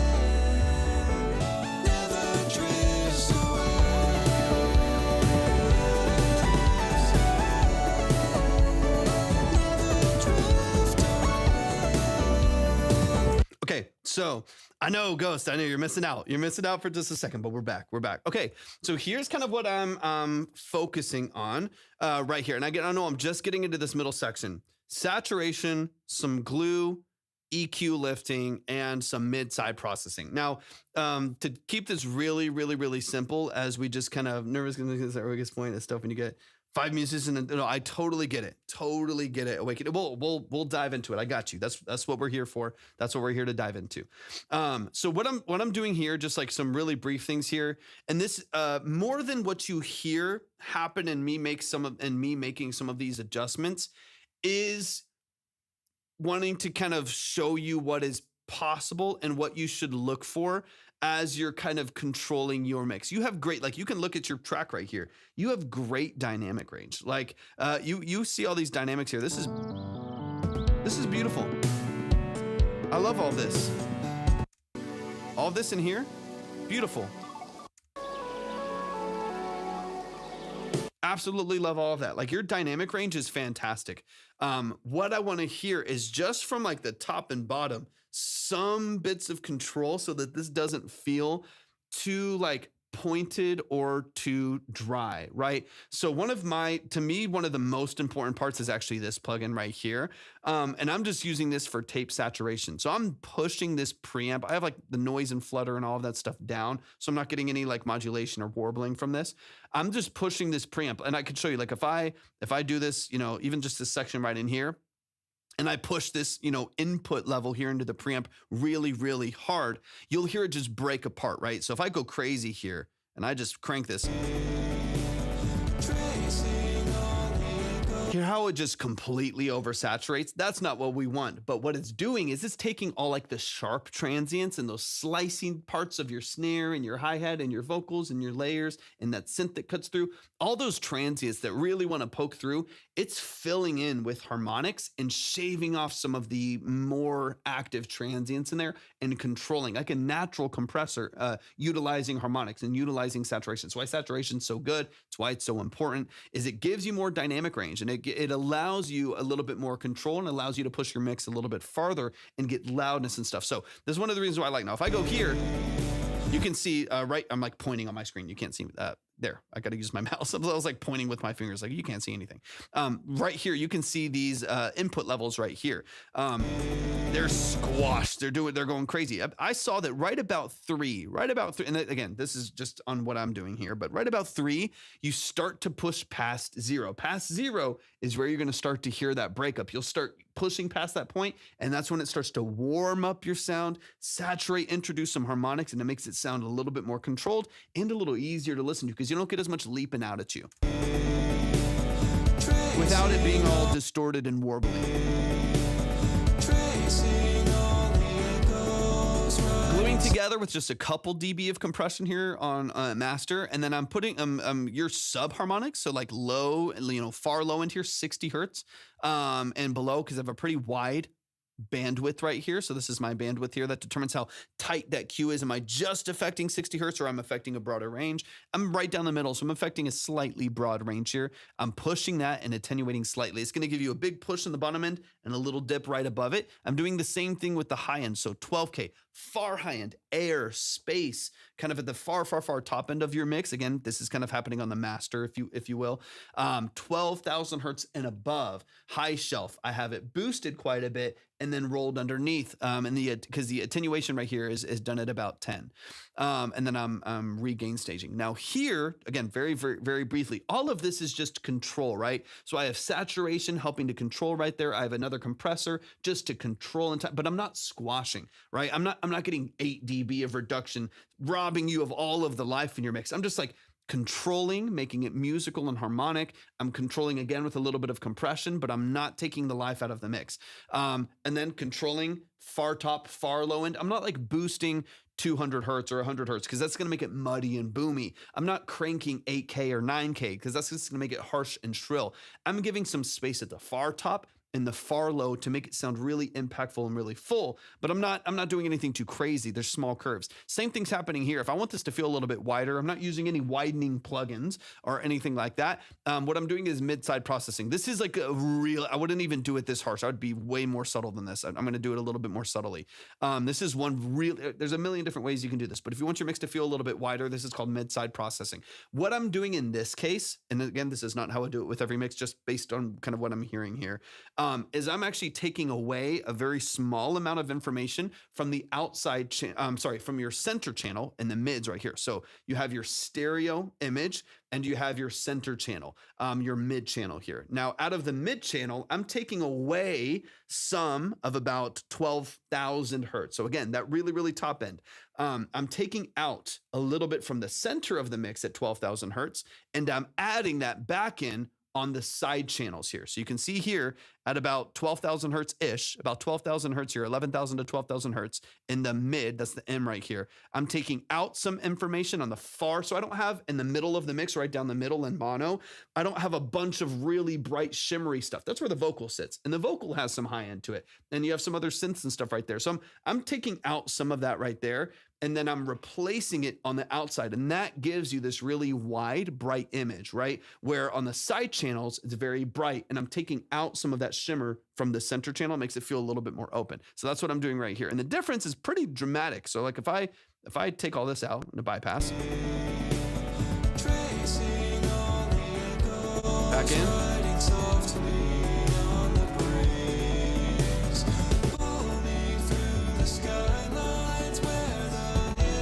What's crazy is you can literally look at the meter. It's pretty close to gain matched. That feels pretty dramatically different. That's pretty, let me see here again.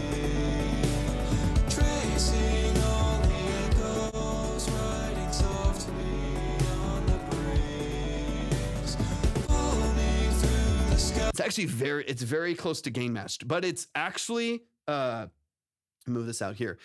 So technically from a loudness standpoint, we're just bringing up all this other information, but the top of the mix is actually fairly consistent. You're not robbing yourself of a bunch of headroom. We're just filling in with harmonics. We're adding a little bit more perceived loudness by widening the top frequencies. We're saturating and making it a little bit more harmonic and compressing just a little bit, but it sounds way louder. It sounds way louder and way more open and way more dynamic just by a couple stages of control. So I just wanted to show that not so briefly. I know I got a lot deeper into that. So let me go and move into this early section here for a second. I just want to talk vocals because I really like your production. I think your sound design is beautiful.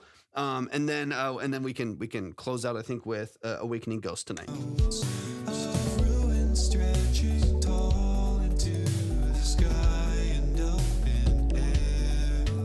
And when I close my eyes, I always So like right there, those backgrounds, when I close my eyes, I would get those out just a little bit. Lucas, welcome into the stream. Welcome in. I would get those out just a little bit. So they're pretty close to that lead vocal. And I would love to hear, again, more of the space, more of the openness right there. So those, dun-dun-dun, I would get those out of the way just a hair, maybe out to the right a little bit more, another 20% or something. So you feel some of this call and response in the structure of the mix.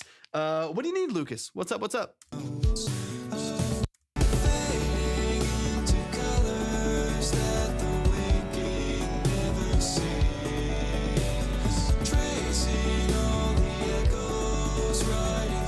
And then the other thing on your vocal, you do have a pretty good balance on your vocal. I really don't mind it, but it does kind of get just drowned out by all of the other elements here. I would warm up your vocal just a little bit. Right now, obviously, I can only do this off the master, but right now, I just kind of hear the high end of your vocal. I'm missing a lot of like the mids and like mid lows here. So like I'm going to do this on the master because obviously that's what I have. But I feel like we just need to reintroduce a little bit more balance, a little bit more warmth to that vocal, so it doesn't feel so just bright and tinny at the top, but once all these other elements get in, you lose a lot of that clarity.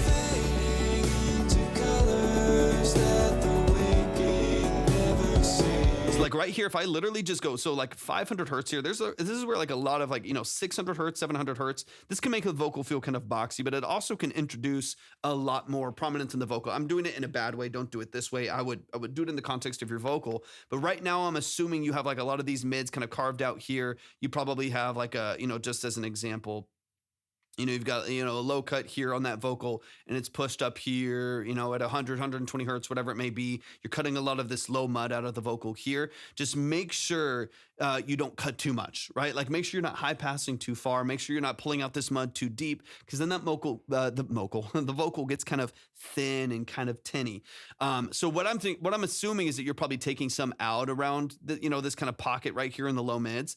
I would reintroduce, because if I reintroduce it, what you'll see is you'll immediately hear that vocal kind of move forward in the mix. I'm doing it on all the instruments because it's master, but you'll hear that vocal kind of, shove itself forward in the mix just for a second. Let me take this off.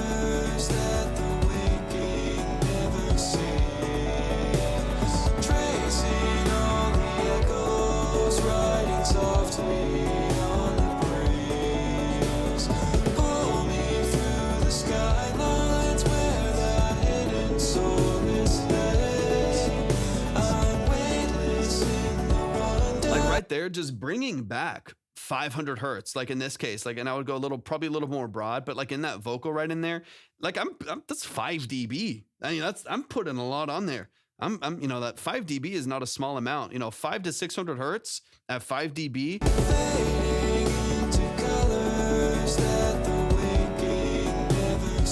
Bypassed.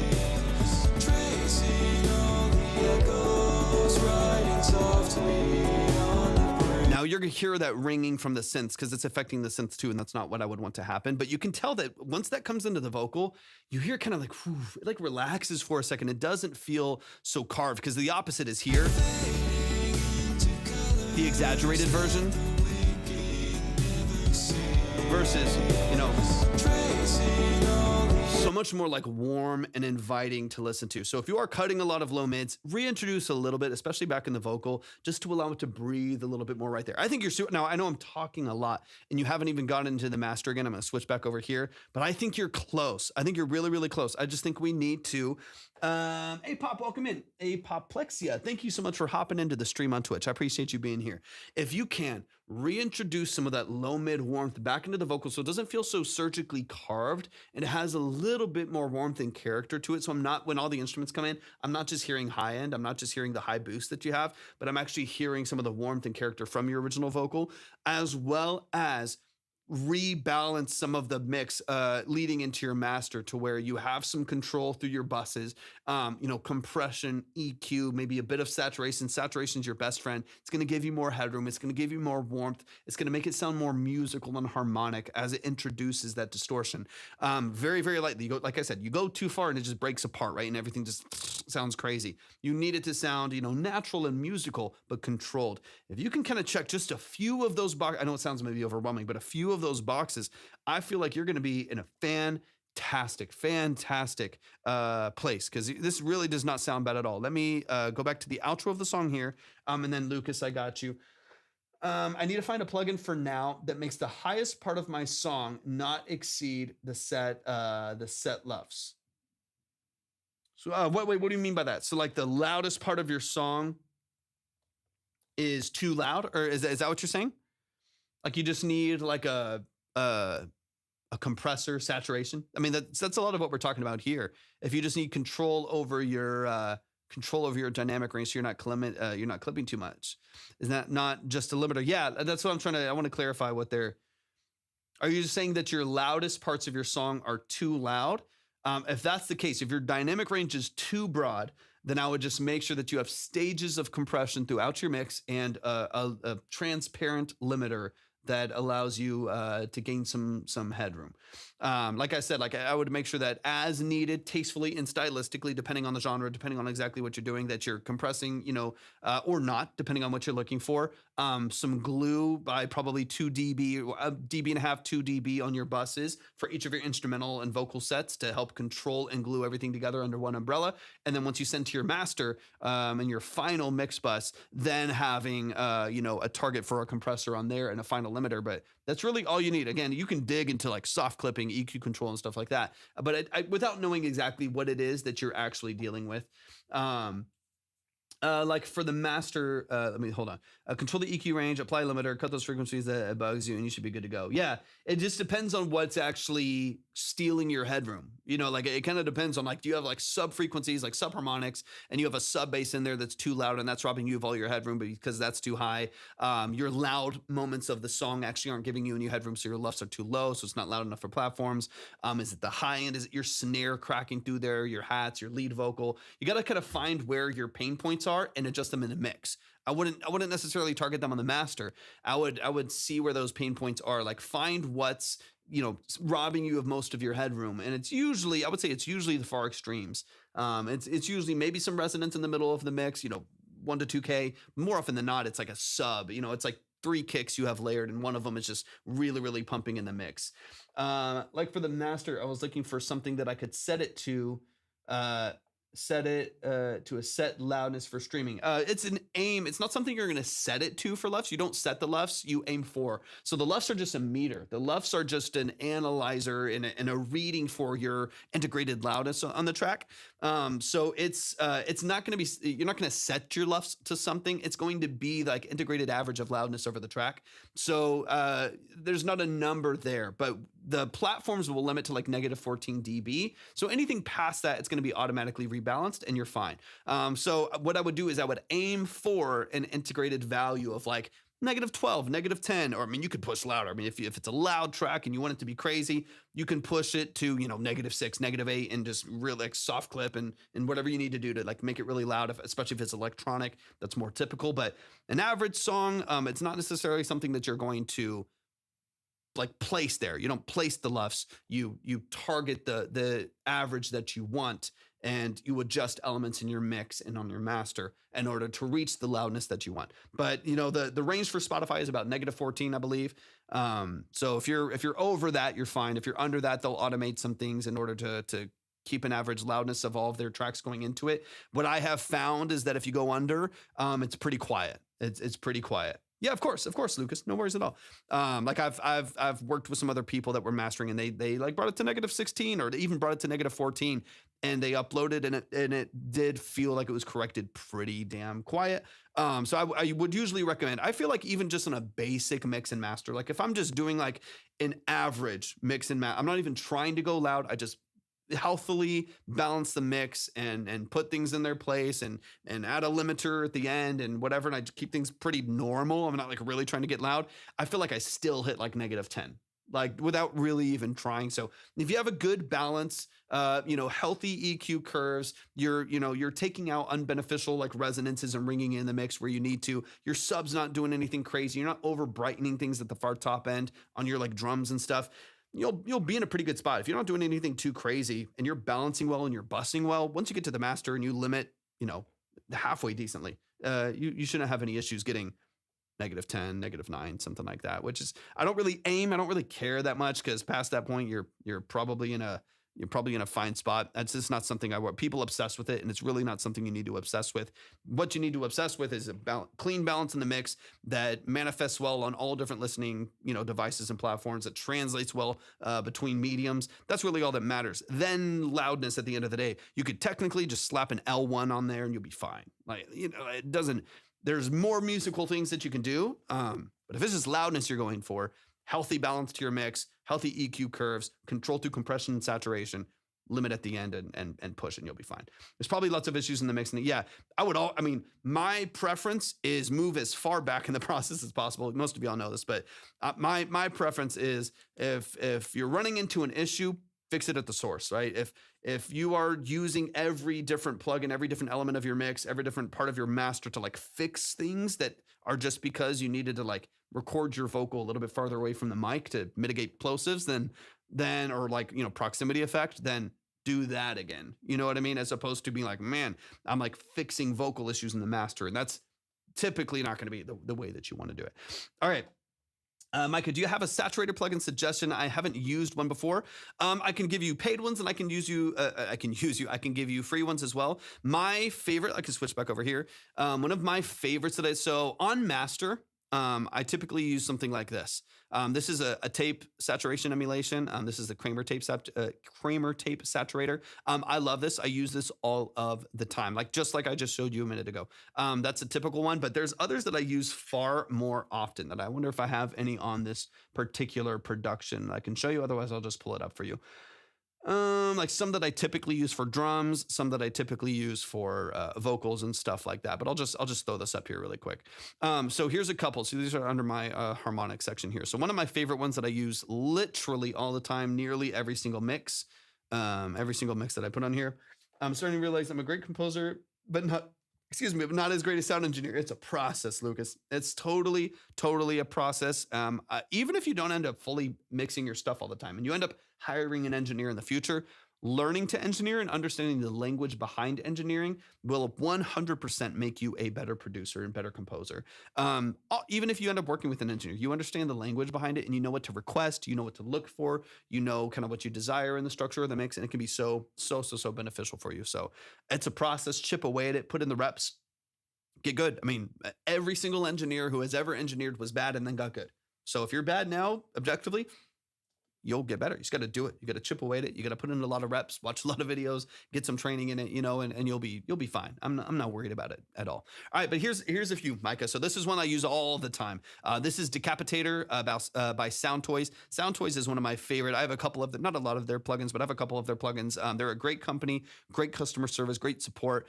Sound Toys is awesome. This is a fantastic saturator. You can run it in parallel here, so I can mix down. Like sometimes I'll just punish the mix, right? I'll just like crush this mix, drive it with a really hard compression, roll off just a little bit, and then mix in just a hair of saturation to like warm up a vocal or maybe a drum mix. But Decapitator's fantastic. You'll hear a lot of engineers talk about Decapitator.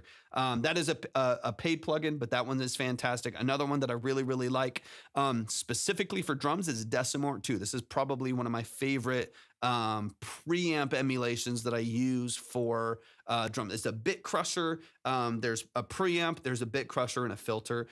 So this allows you to like resample to lower frequency ranges, have some like filtering here. So I can do like a low pass, band pass, or a high pass here with resonance, and a mix as well. So I can mix in how much of the signal is filtered. That's a great amount of control. Fantastic. You can do a pre or post. Of course, you can just turn it off. This is another great one. But if I just go here on this preamp right here, and I just push this preamp, it'll crunch up your drums in the most beautiful, amazing way. I love it so much. So this is a great saturator. Both of these are paid plugins.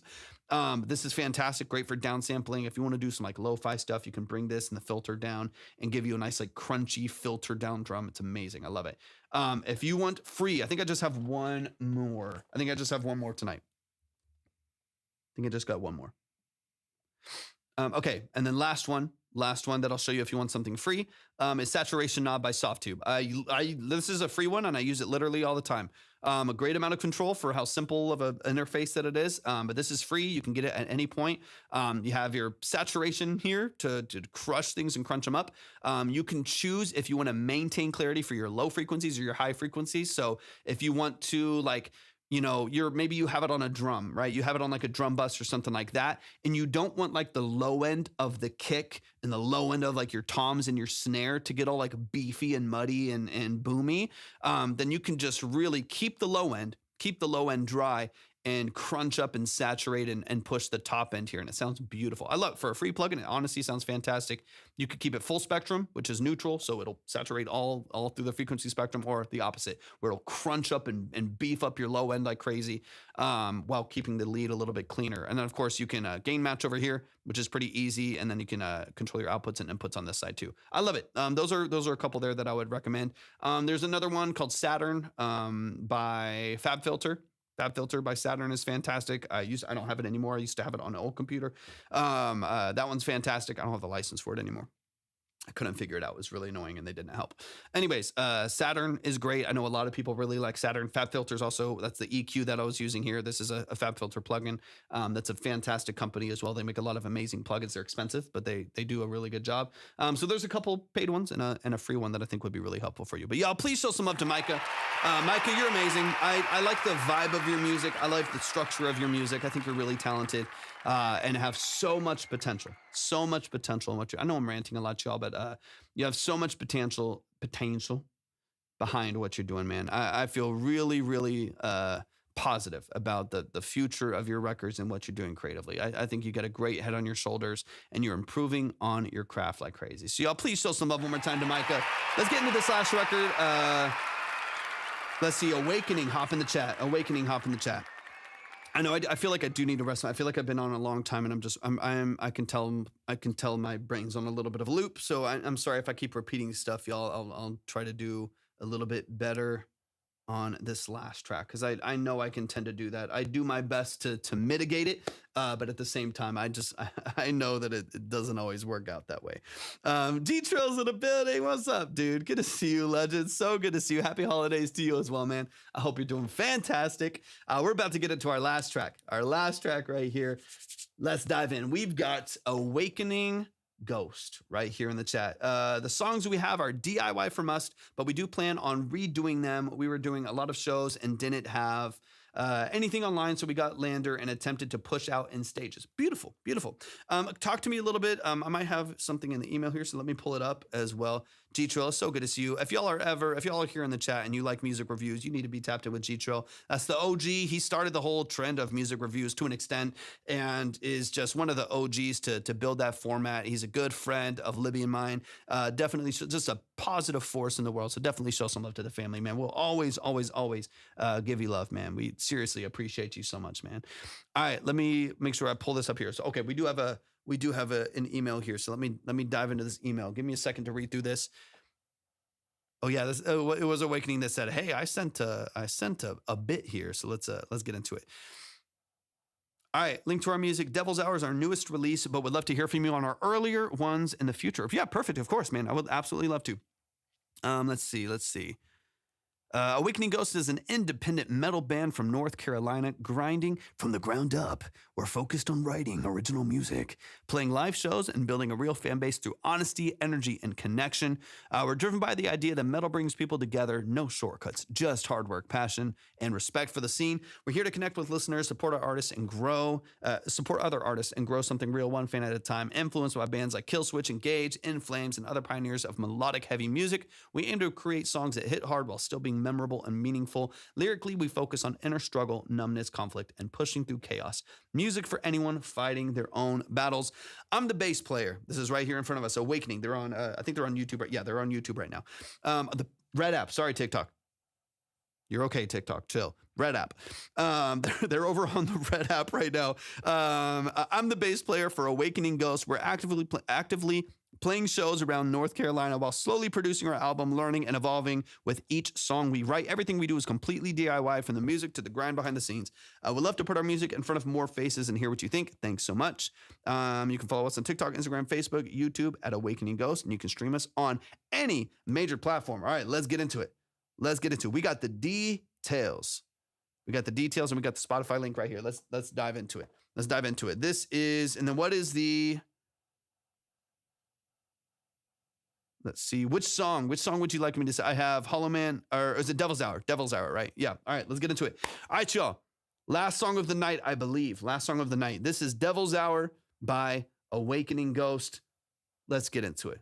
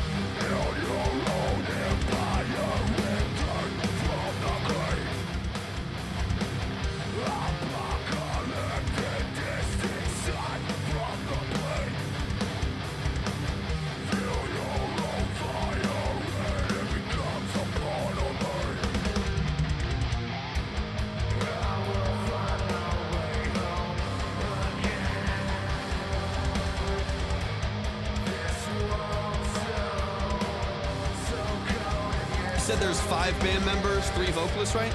Am I remembering that correctly?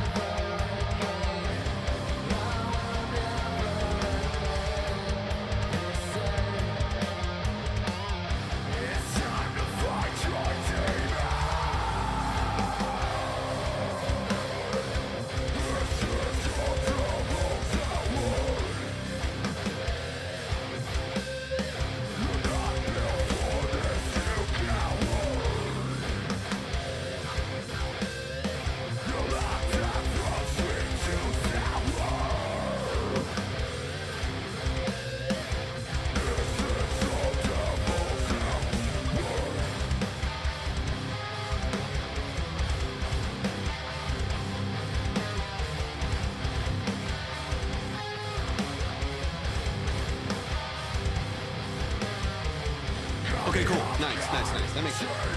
They're playing guitar as well.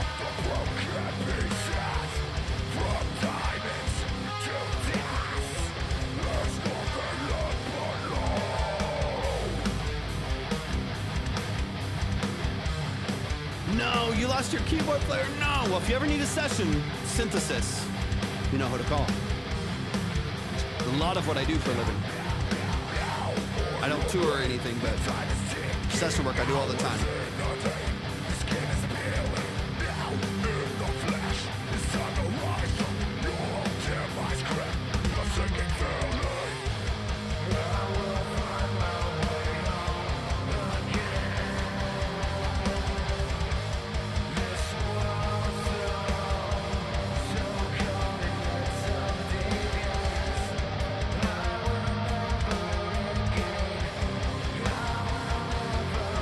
Do you happen to know the recording structure for the drums? Devin, welcome in.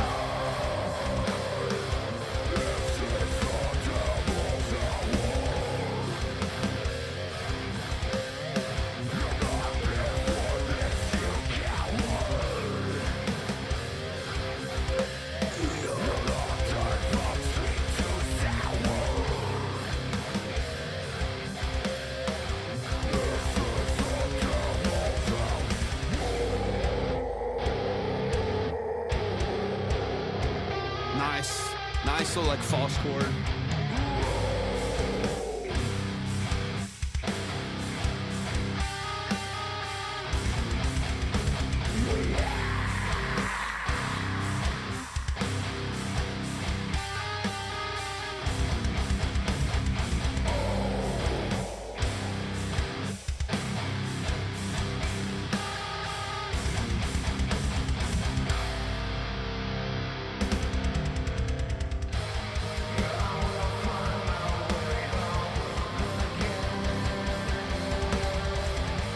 Yeah. Sample replacement. For sure. Cool. That's kind of what I figured. It's kind of because I'm hearing playability, but hearing resampling, so that makes sense.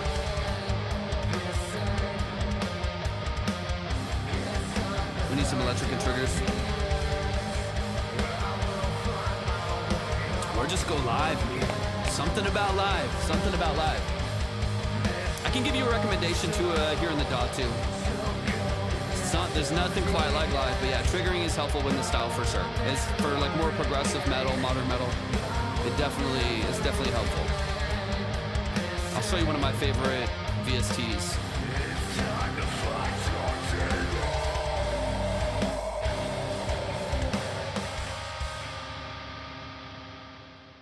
Yo, give it up one time. Closing us out tonight.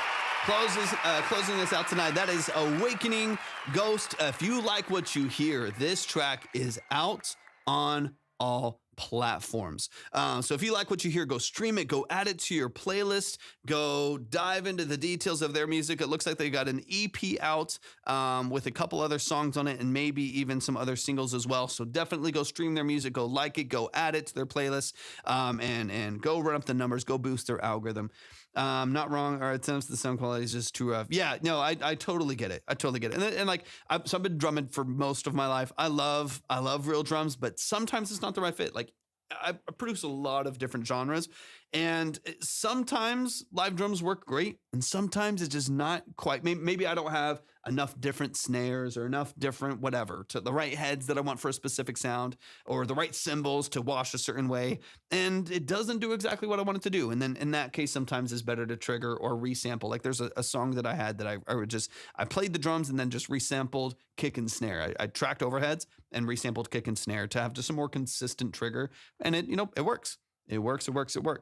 I will say, I love people always love our drummers, so it would be nice to. Yeah, it's like that's what I'm just like. I'm hearing it and I'm like, man, it would be nice to be able to uh, actually feel a little bit more like environmentally what's happening with the drums. One option is like you said, they played and you resampled. Another option is to get like a halfway decent electric, even just like a cheaper Alesis electric drum set, so we can actually still use like a double kick for blast beats. We can still like use some, electric cymbals and stuff like that, and then run MIDI instead of triggering, instead of playing live and then not even be able to use any of the live stuff and like missing some cymbal. There's a couple times in the song where you're missing the cymbal trigger, and so the transition doesn't really hit that hard. Instead of like missing cymbal triggers, you can literally just use MIDI out from an electric drum set and just use that MIDI on a VST, like Easy Drummer, Hertz drums, Get Good drums, whatever, and use that. And then you have full control over levels, full control over mix. You can re-amp it, re-room it, whatever, stuff like that. That's usually the best. Like there was a drummer I was working with, or that we were consulting with a couple days ago, and that's what they started doing, is they just used an electric drum set, trigger MIDI, and then use MIDI to control whatever VSTs. And then they can add things that were missing. They can quantize if they need to, but it sounded a lot more nuanced because they could still have like some rolls and flams and stuff like that. And the drums sounded a little bit more natural. That's definitely an option. All right, let's get into it. I want to show you really quick too, just in case it's interesting, if y'all are going to end up re-triggering.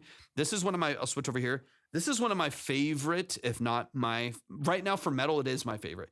If I'm doing more natural drums, I have some like Spitfire libraries and like some samples and stuff that I'll use from like Jake Reed or Circle drums for like dead stuff, 80s drums, whatever, synthwave, things like that. But for metal drums, for like rock drums, this to me is like it's not cheap. Their packs are fairly expensive, but it is, in my opinion, the best interface and like process for VST drums. This could be triggered from MIDI, right? This could be triggered from an electric drum set, but I'll show you like, let me see. I just have a couple. I have like their standard pack, and then I bought 2 additional packs a while back. I'm trying to remember which ones I have, so I can just kind of show you what it sounds like, obviously, so you can get an idea. Let me see. I'm gonna bring this down.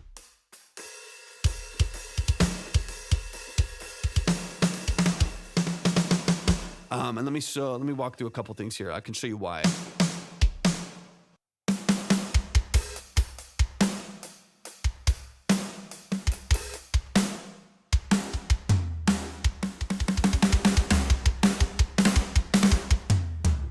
Okay, one of the things that let me find another. You have a lot of different options here as far as like I like these really fat ones, especially with a lot of the really heavy stuff that you're doing. I just used this kit on I was producing a progressive metal track for an artist that I was working with, and this is one of the kits that I use. Yeah, because I was doing electrical recording and triggers for live. Exactly. So what you can do is, if you just are able to get like a decent, you don't have to get like a TD20, whatever, like expensive Roland. I used to have a TD10, and it does a good job. They're thousands of dollars. You could get something like even like a Donner or an Alesis that'll just do the job. Get a better trigger for kick maybe, but that'll do the job for studio, and then trigger for live. And then what you do is you just use the same kit to track MIDI and use the same kit to trigger live, and then you have the exact same sound and control.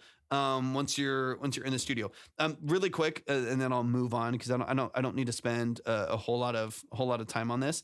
Let me actually move over here. There's a lot of great controls for like determining even the phase of your overheads, your sub mix, your direct mix for the drums, like the direct mics for the drums.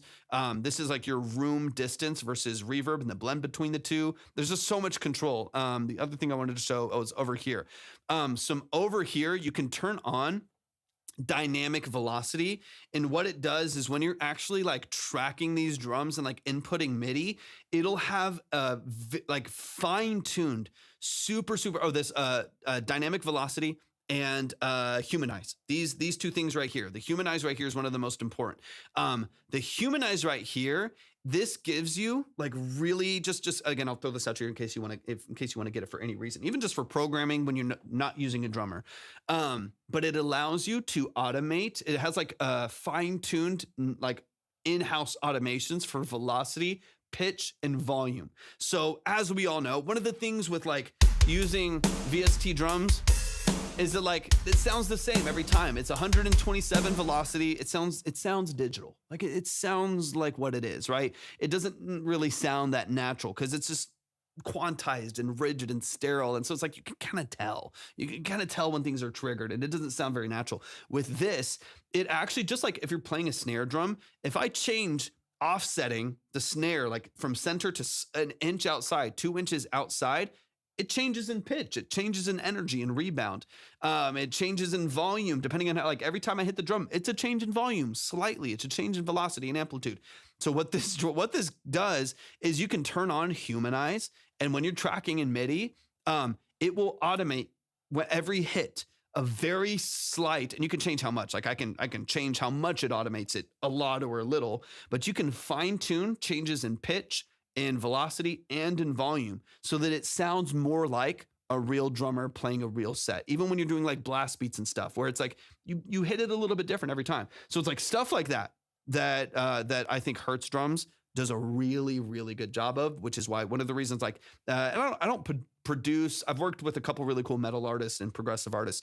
Like I said, like I finished a project for an artist maybe like a month ago or so, for a really cool progressive metal artist. And, but I don't produce a ton of it. I'm not pumping out metal tracks, but when I have to dig into that toolbox, Hertz Drums is I'm not sponsored, but Hertz Drums is one of those that I consistently go to because it just does a really good job of humanizing it and not making it feel like, yeah, of course you triggered drums. And of course they're sequenced. It can really make things a bit more dynamic, especially if you're using an electric kit or you're triggering live. It'll just feel so much more natural. It won't feel too rigid. Anyways, super side note.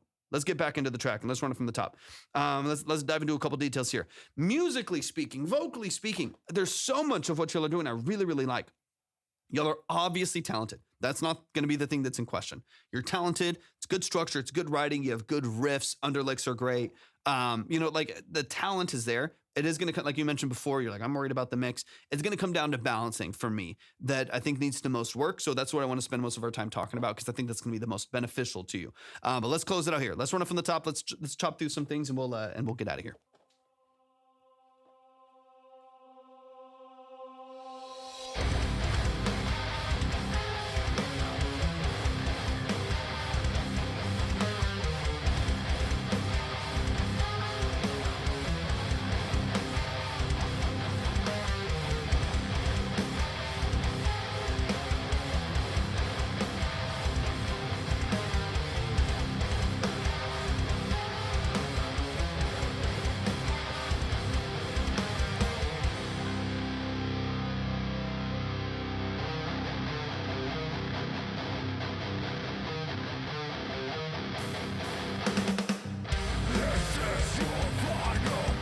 Double tracks on the guitars are nice.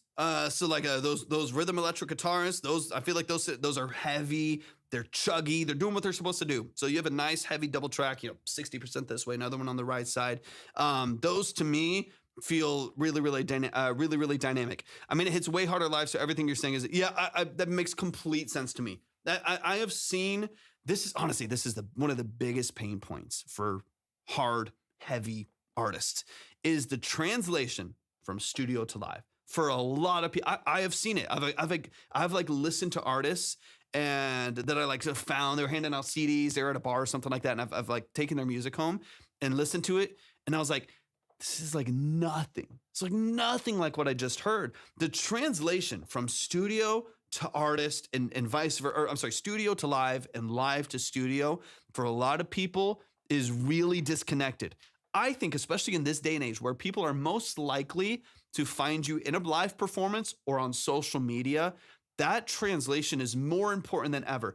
It used to be that like all you did was perform. And so like it didn't really matter. Like people weren't like going to your CD all the time, right? Like they might purchase your CD and that's cool, but the access to music wasn't as broad, right? So they weren't constantly going back to your CD, right? And comparing it to other stuff. Nowadays on Spotify and Apple Music and whatever, it's you and then Sleep Token and whoever and whatever the fuck everyone else, right? Like it's you're right in line with everything else. And so that translation's really important because people are going to leave your show and go to Spotify, right? They're going to be like, dude, we just spent an hour plus maybe, right, with this band. Exactly. We just spent an hour with this band hearing their stuff. We loved it. Their energy was crazy. They're charismatic. They're energetic, all the stuff, right? Like it's a great performance. And then they go and they sit in their car. And if the translation's not there, that's tough. It's tough. Like then you might even create a barrier to wanting to see live again because they're like, oh, the music doesn't translate. And 90% of the time, I want to work out to this music. I want to jam in the car to this music. I want to whatever it may be, right? And so I think that translation is so important and vice versa. A lot of times what happens is people will find an artist on social media or they'll hear like, they'll come up on their Spotify and say, dude, this sounds sick. And they go and they see them live. And they're like, dude, this sounds like they can barely play guitar. It was so edited in studio. It was so over processed and over mixed in studio that when they're live, you're like, dude, can this vocalist even do anything? Like what was going on? You see that all the time too. The closer you can get your translation from studio to live, the better, I can assure you. Because people will want both and they'll stream both and they'll fall both. I have fallen prey to this, getting bands to do I can only imagine. I have seen this happen over and over and over again. There's a couple bands that I saw live in like the catacombs here in San Antonio. It doesn't even exist anymore. On this underground stuff, right? And I saw them live and they're crazy. And then I like got their CD and I put it in the car like a couple days later and I was like, this sounds like weak, you know, I was missing it. Right. And I didn't go back to listen to him again. I didn't try to find him again, you know? And so it's like, you really get one shot. So that translations is really, really important. So in this case, double track guitars are beautiful. They're heavy, they're wide. They're doing exactly what they need to do. We'll talk about, I think, largely vocal mix and percussion mix and a little bit of bass as well. The thing with the bass, and then I'm going to actually push the song forward a little bit. I think the thing with the bass is it's kind of non-presenting in the mix to me. I get heavy guitars. I get snap from drums occasionally. And I really don't get a lot of bass information at all. I would love to feel some like heavy, grimy pig bass in the middle of this mix right here that presents itself heavy underneath the double track of the guitars. And right now it does feel pretty far back. So sometimes when you transition into this A section with the vocals when they come in, I actually don't really feel the bass come in at all. I really don't get a lot of information there. So don't be afraid. You don't want mud, but don't be afraid to let that bass, I mean, speaking to the bassist now, don't be afraid to let that bass shine, be forward, be energetic, be just as much a part of this equation as any other element in the mix. Because like right now, you have left and right filled out really well with your double tracked rhythm guitars, and then center channel where the bass exists kind of hollow. So you end up kind of with this thin, snappy drum mix and then screams, right? Like heavy false chord screams and stuff in the middle here.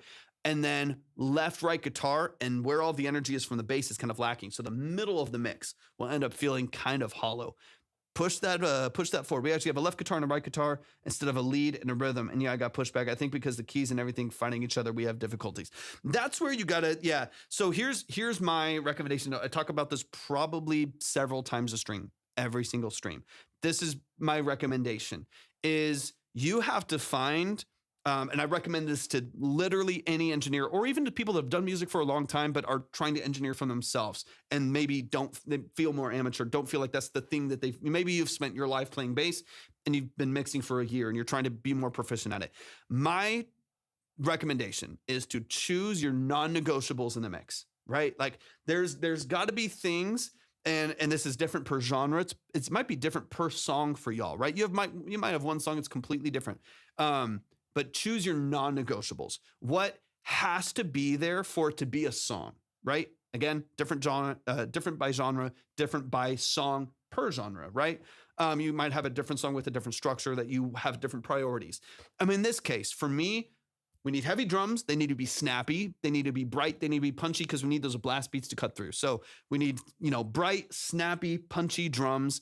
We need a heavy guttural bass underneath. That's going to fill out all of the low end. That's going to give us all of our energy to support it. We need, clean, clear, and well-processed lead vocal that sits forward in the mix consistently through screams and clean melodic vocals.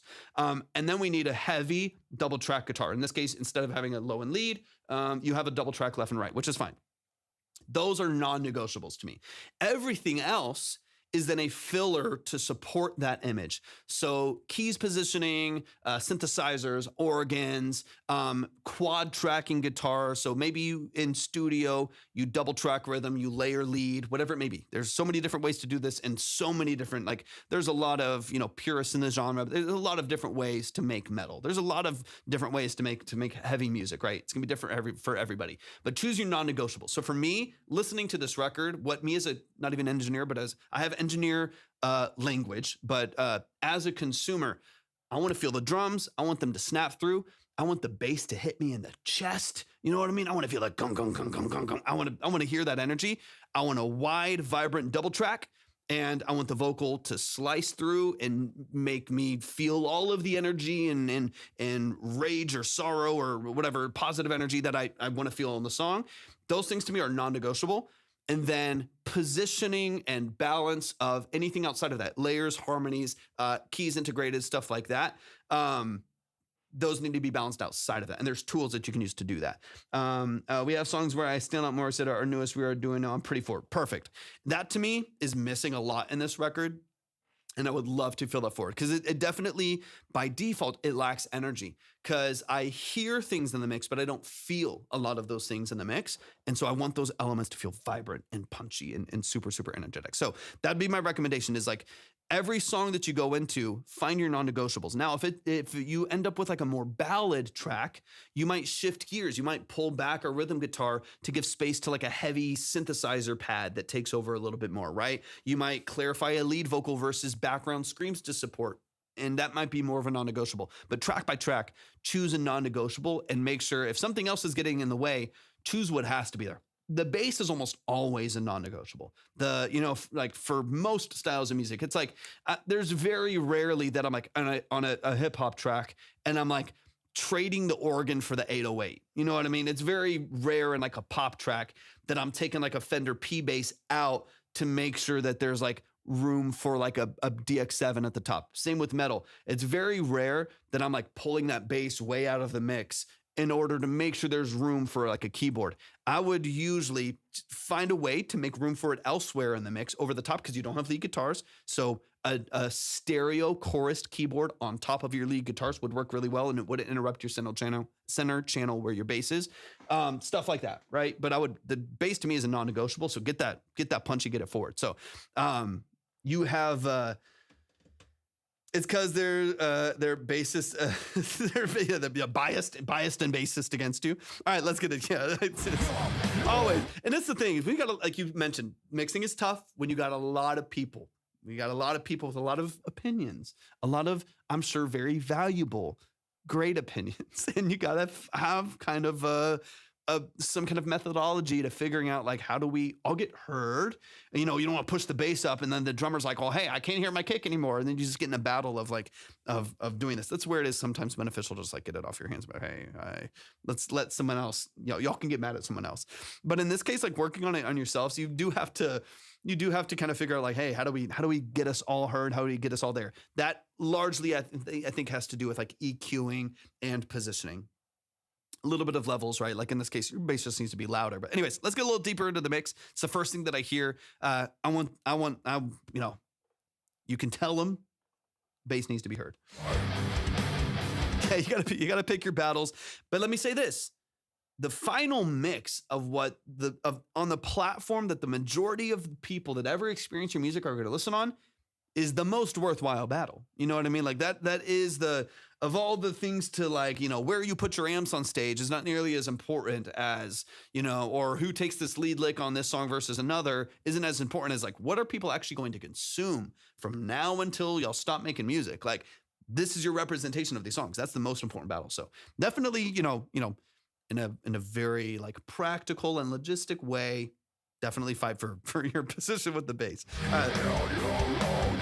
Man, the talent's there. Energy's there, talent's there. I love it.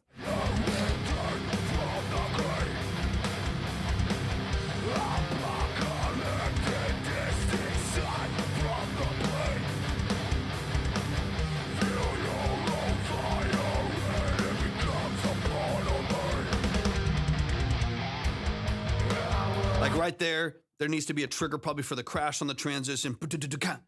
And then there's like a breath where you don't feel the transition. We need an open crash to be able to transition hard. There are little things like that really, really need to just make sure that each transition feels really solid and really clean. And again, they don't hate on me. I think it's just hard. Yeah, it is, man. This is a very any genre that is dramatic dynamics and a wall of sound is difficult.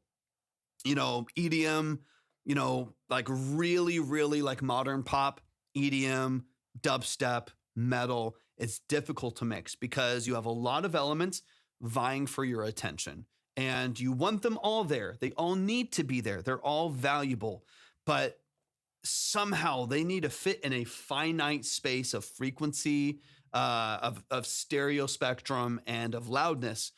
And how do we do that, right? And of depth. So it is a challenge. This is not it's not the easiest of all the different genres I've worked on. It's definitely not the easiest to work on. It can be a challenge, but it's possible. You're not working with 14 tracks of synths and quad tracked guitars plus leads and a vocal with 16 harmonies. There is space. There is space for all of this, and you just have to be very strategic. You have to be very strategic.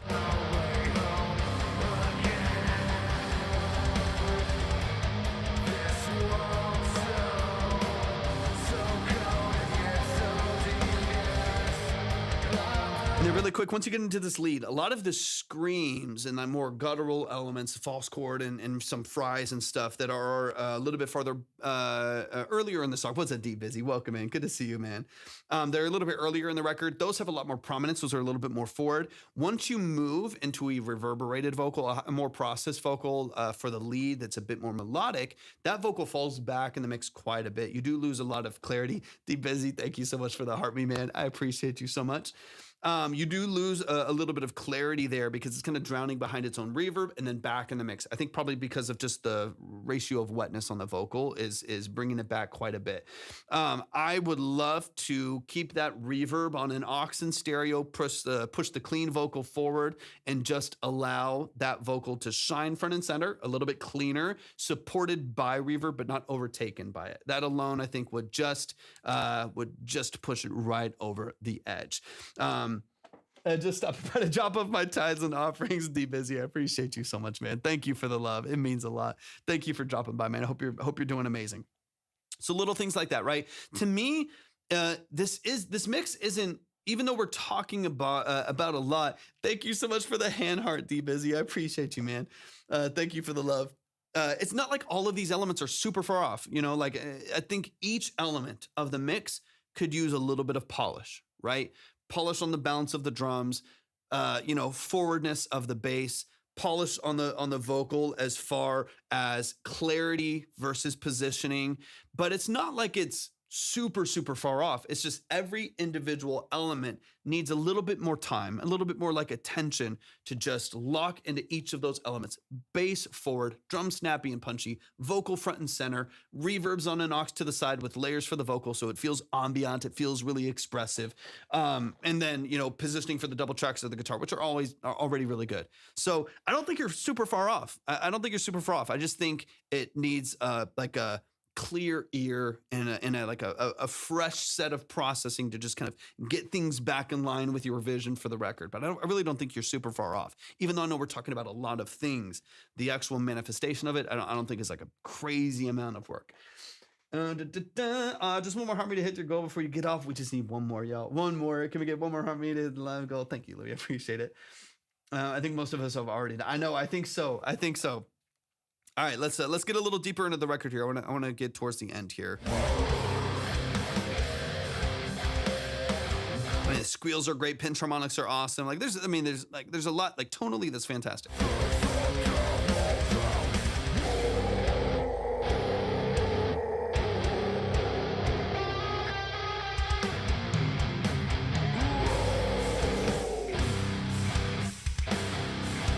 I don't think I have any coins over here.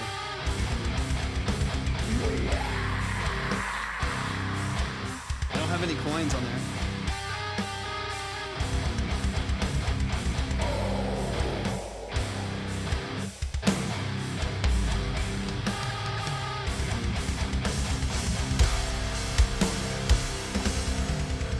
So like some of again, like having a little bit more polish behind even the drum. Like if I back it up here a little bit.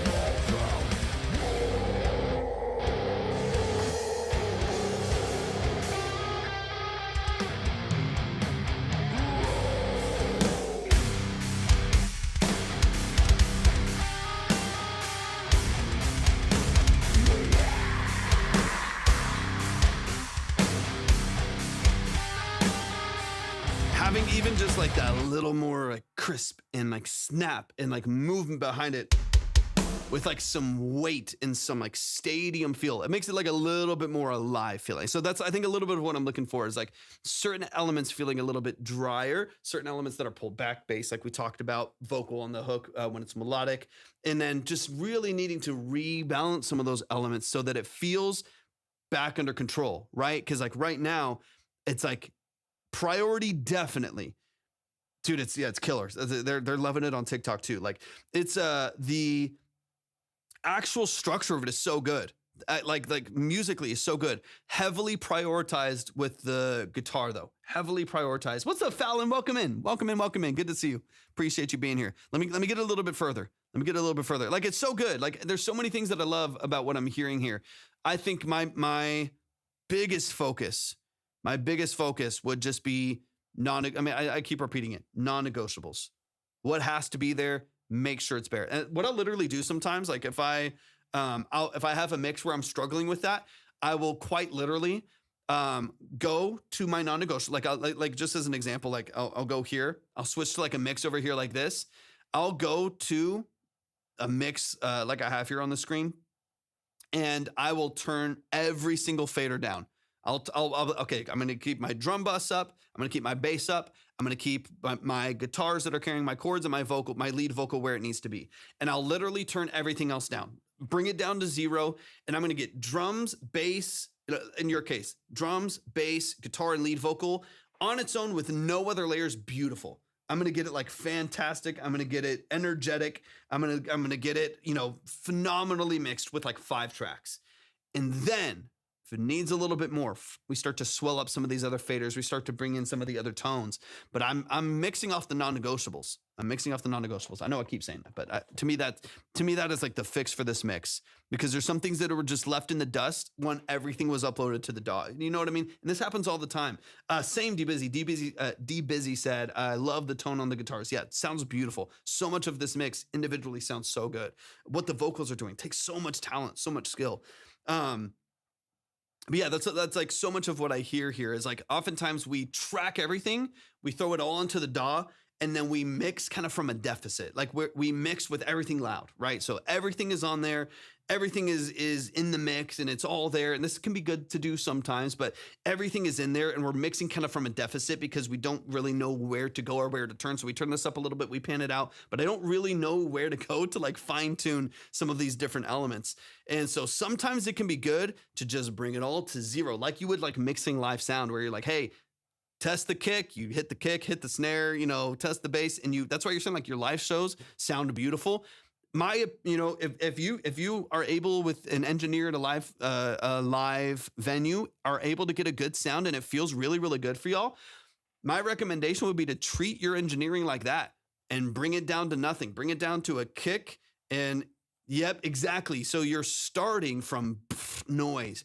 You're starting from like, hey, who's going to handle, let's try to handle this mix, and it's loud and it's noisy. You're fatigued. You're not hearing the high end anymore. Like you said, you get burned out. So, if your live sounds are sounding good, or your live shows are sounding good, treat your mix like a live show. Bring it all down to nothing but drums. Get the drums sounding gorgeous. I don't always recommend this, right? But just in this context, get the drums sounding gorgeous, add in the bass. Boom. Those got to be good. They got to be in line together. Those blast beats with the pick attack need to be together. Get all of those lined up. Get them sounding amazing together. So, drums and bass are hitting. Then add in the vocal. Those are clean and clear. So, rhythm section is chugging like crazy. Lead vocal is slicing through the mix and it's punchy. And you're not dealing with all the noise. You're not mixing around all the noise. Again, I don't always recommend this. I don't typically mix from solo. It kind of depends on if I'm building the production and mixing it, which y'all are, so it can be difficult.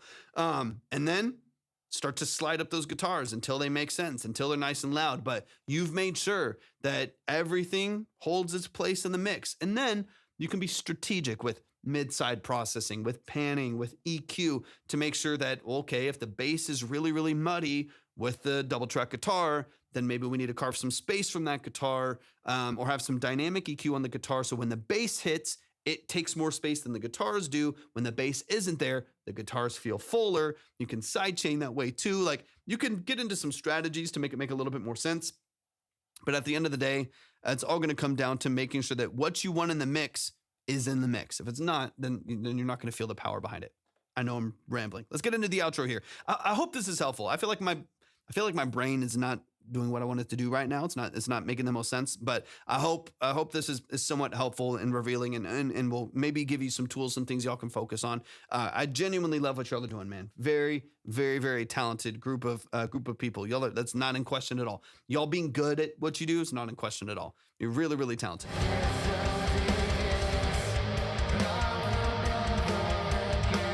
I want that top end, so the reverb swells over it. Top end of that vocal, I would love to expand a little bit higher. So, 8K to 10K, a little bit of a lift at the top end of that vocal. So it just opens up over because right now the high end of the guitar takes over, which again, is not bad. It sounds bright. It sounds punchy. The tone on the guitar is fabulous. But that vocal's just lost behind its own darker reverb. So we need to get that reverb onto an aux away from the vocal. So it fills in its ambiance. You get reverberation, but you don't interrupt the lead vocal. Lead vocal is clean and clear down the middle, and then you support it with reverb and with stacks. But I'll get the high end of the vocal a little bit brighter slightly, just to open up the top end, because he sings a little bit more mellow, a little bit darker. It's a lower register of his vocal. The da-da-da-da-da, it's a little bit more mellow. So we need to open up, 9, 10K, just a couple dB to let that vocal breathe at the top end of the mix. And then I think it'll be fine, just practically speaking, because right now it's just swallowed underneath its own processing. Opening up that top end by just even a couple dB can make a huge. That's like what I have on my vocal. Like right now, my vocal, I literally let's see, this is my preamp here. I have a little bit of, or let me switch. I have a little bit of a lift here. I have an analog EQ on my vocal too, but I have a little bit of a put, not much at all. A little bit of a push here.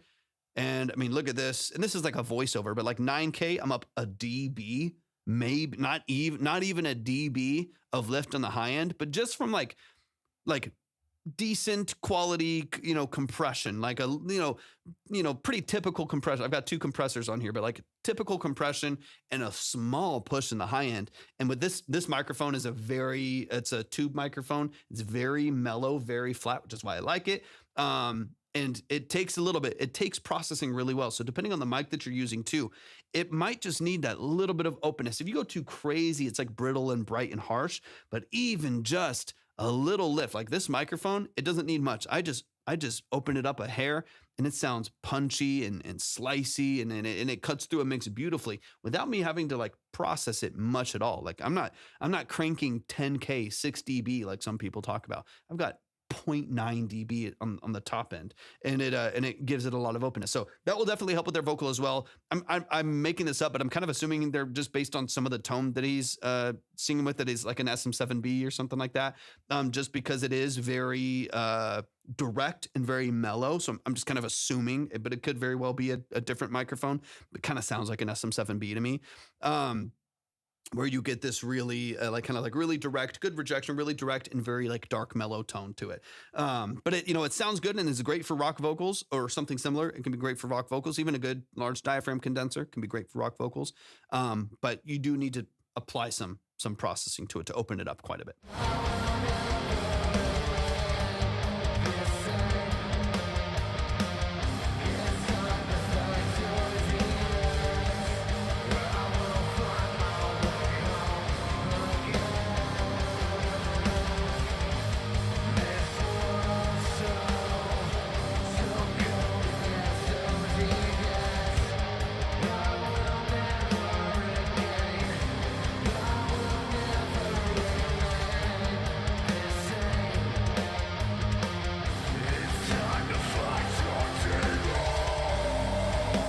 Nasty. So good. Nasty. Yo, show some love, man. Show some love. Show some love. That is Awakening Ghost. Once again, if you like what you hear, that song is out on all platforms. You can go like it, stream it, go follow the artists on there, go boost their algorithm, give them some love and support. Shout out one more time for Awakening Ghost for sending in that record. Beautiful job, man. Beautiful, beautiful job. I can't wait to hear as y'all even grow and expand as a band and just your skill sets, especially on the mixing side. I feel like you're going to be in an absolutely, absolutely phenomenal spot. I'm not worried about y'all one bit because this really is just like polish, right? It's every little element can use a little bit of polish, and then this will shine. It'll sound it'll sound crazy.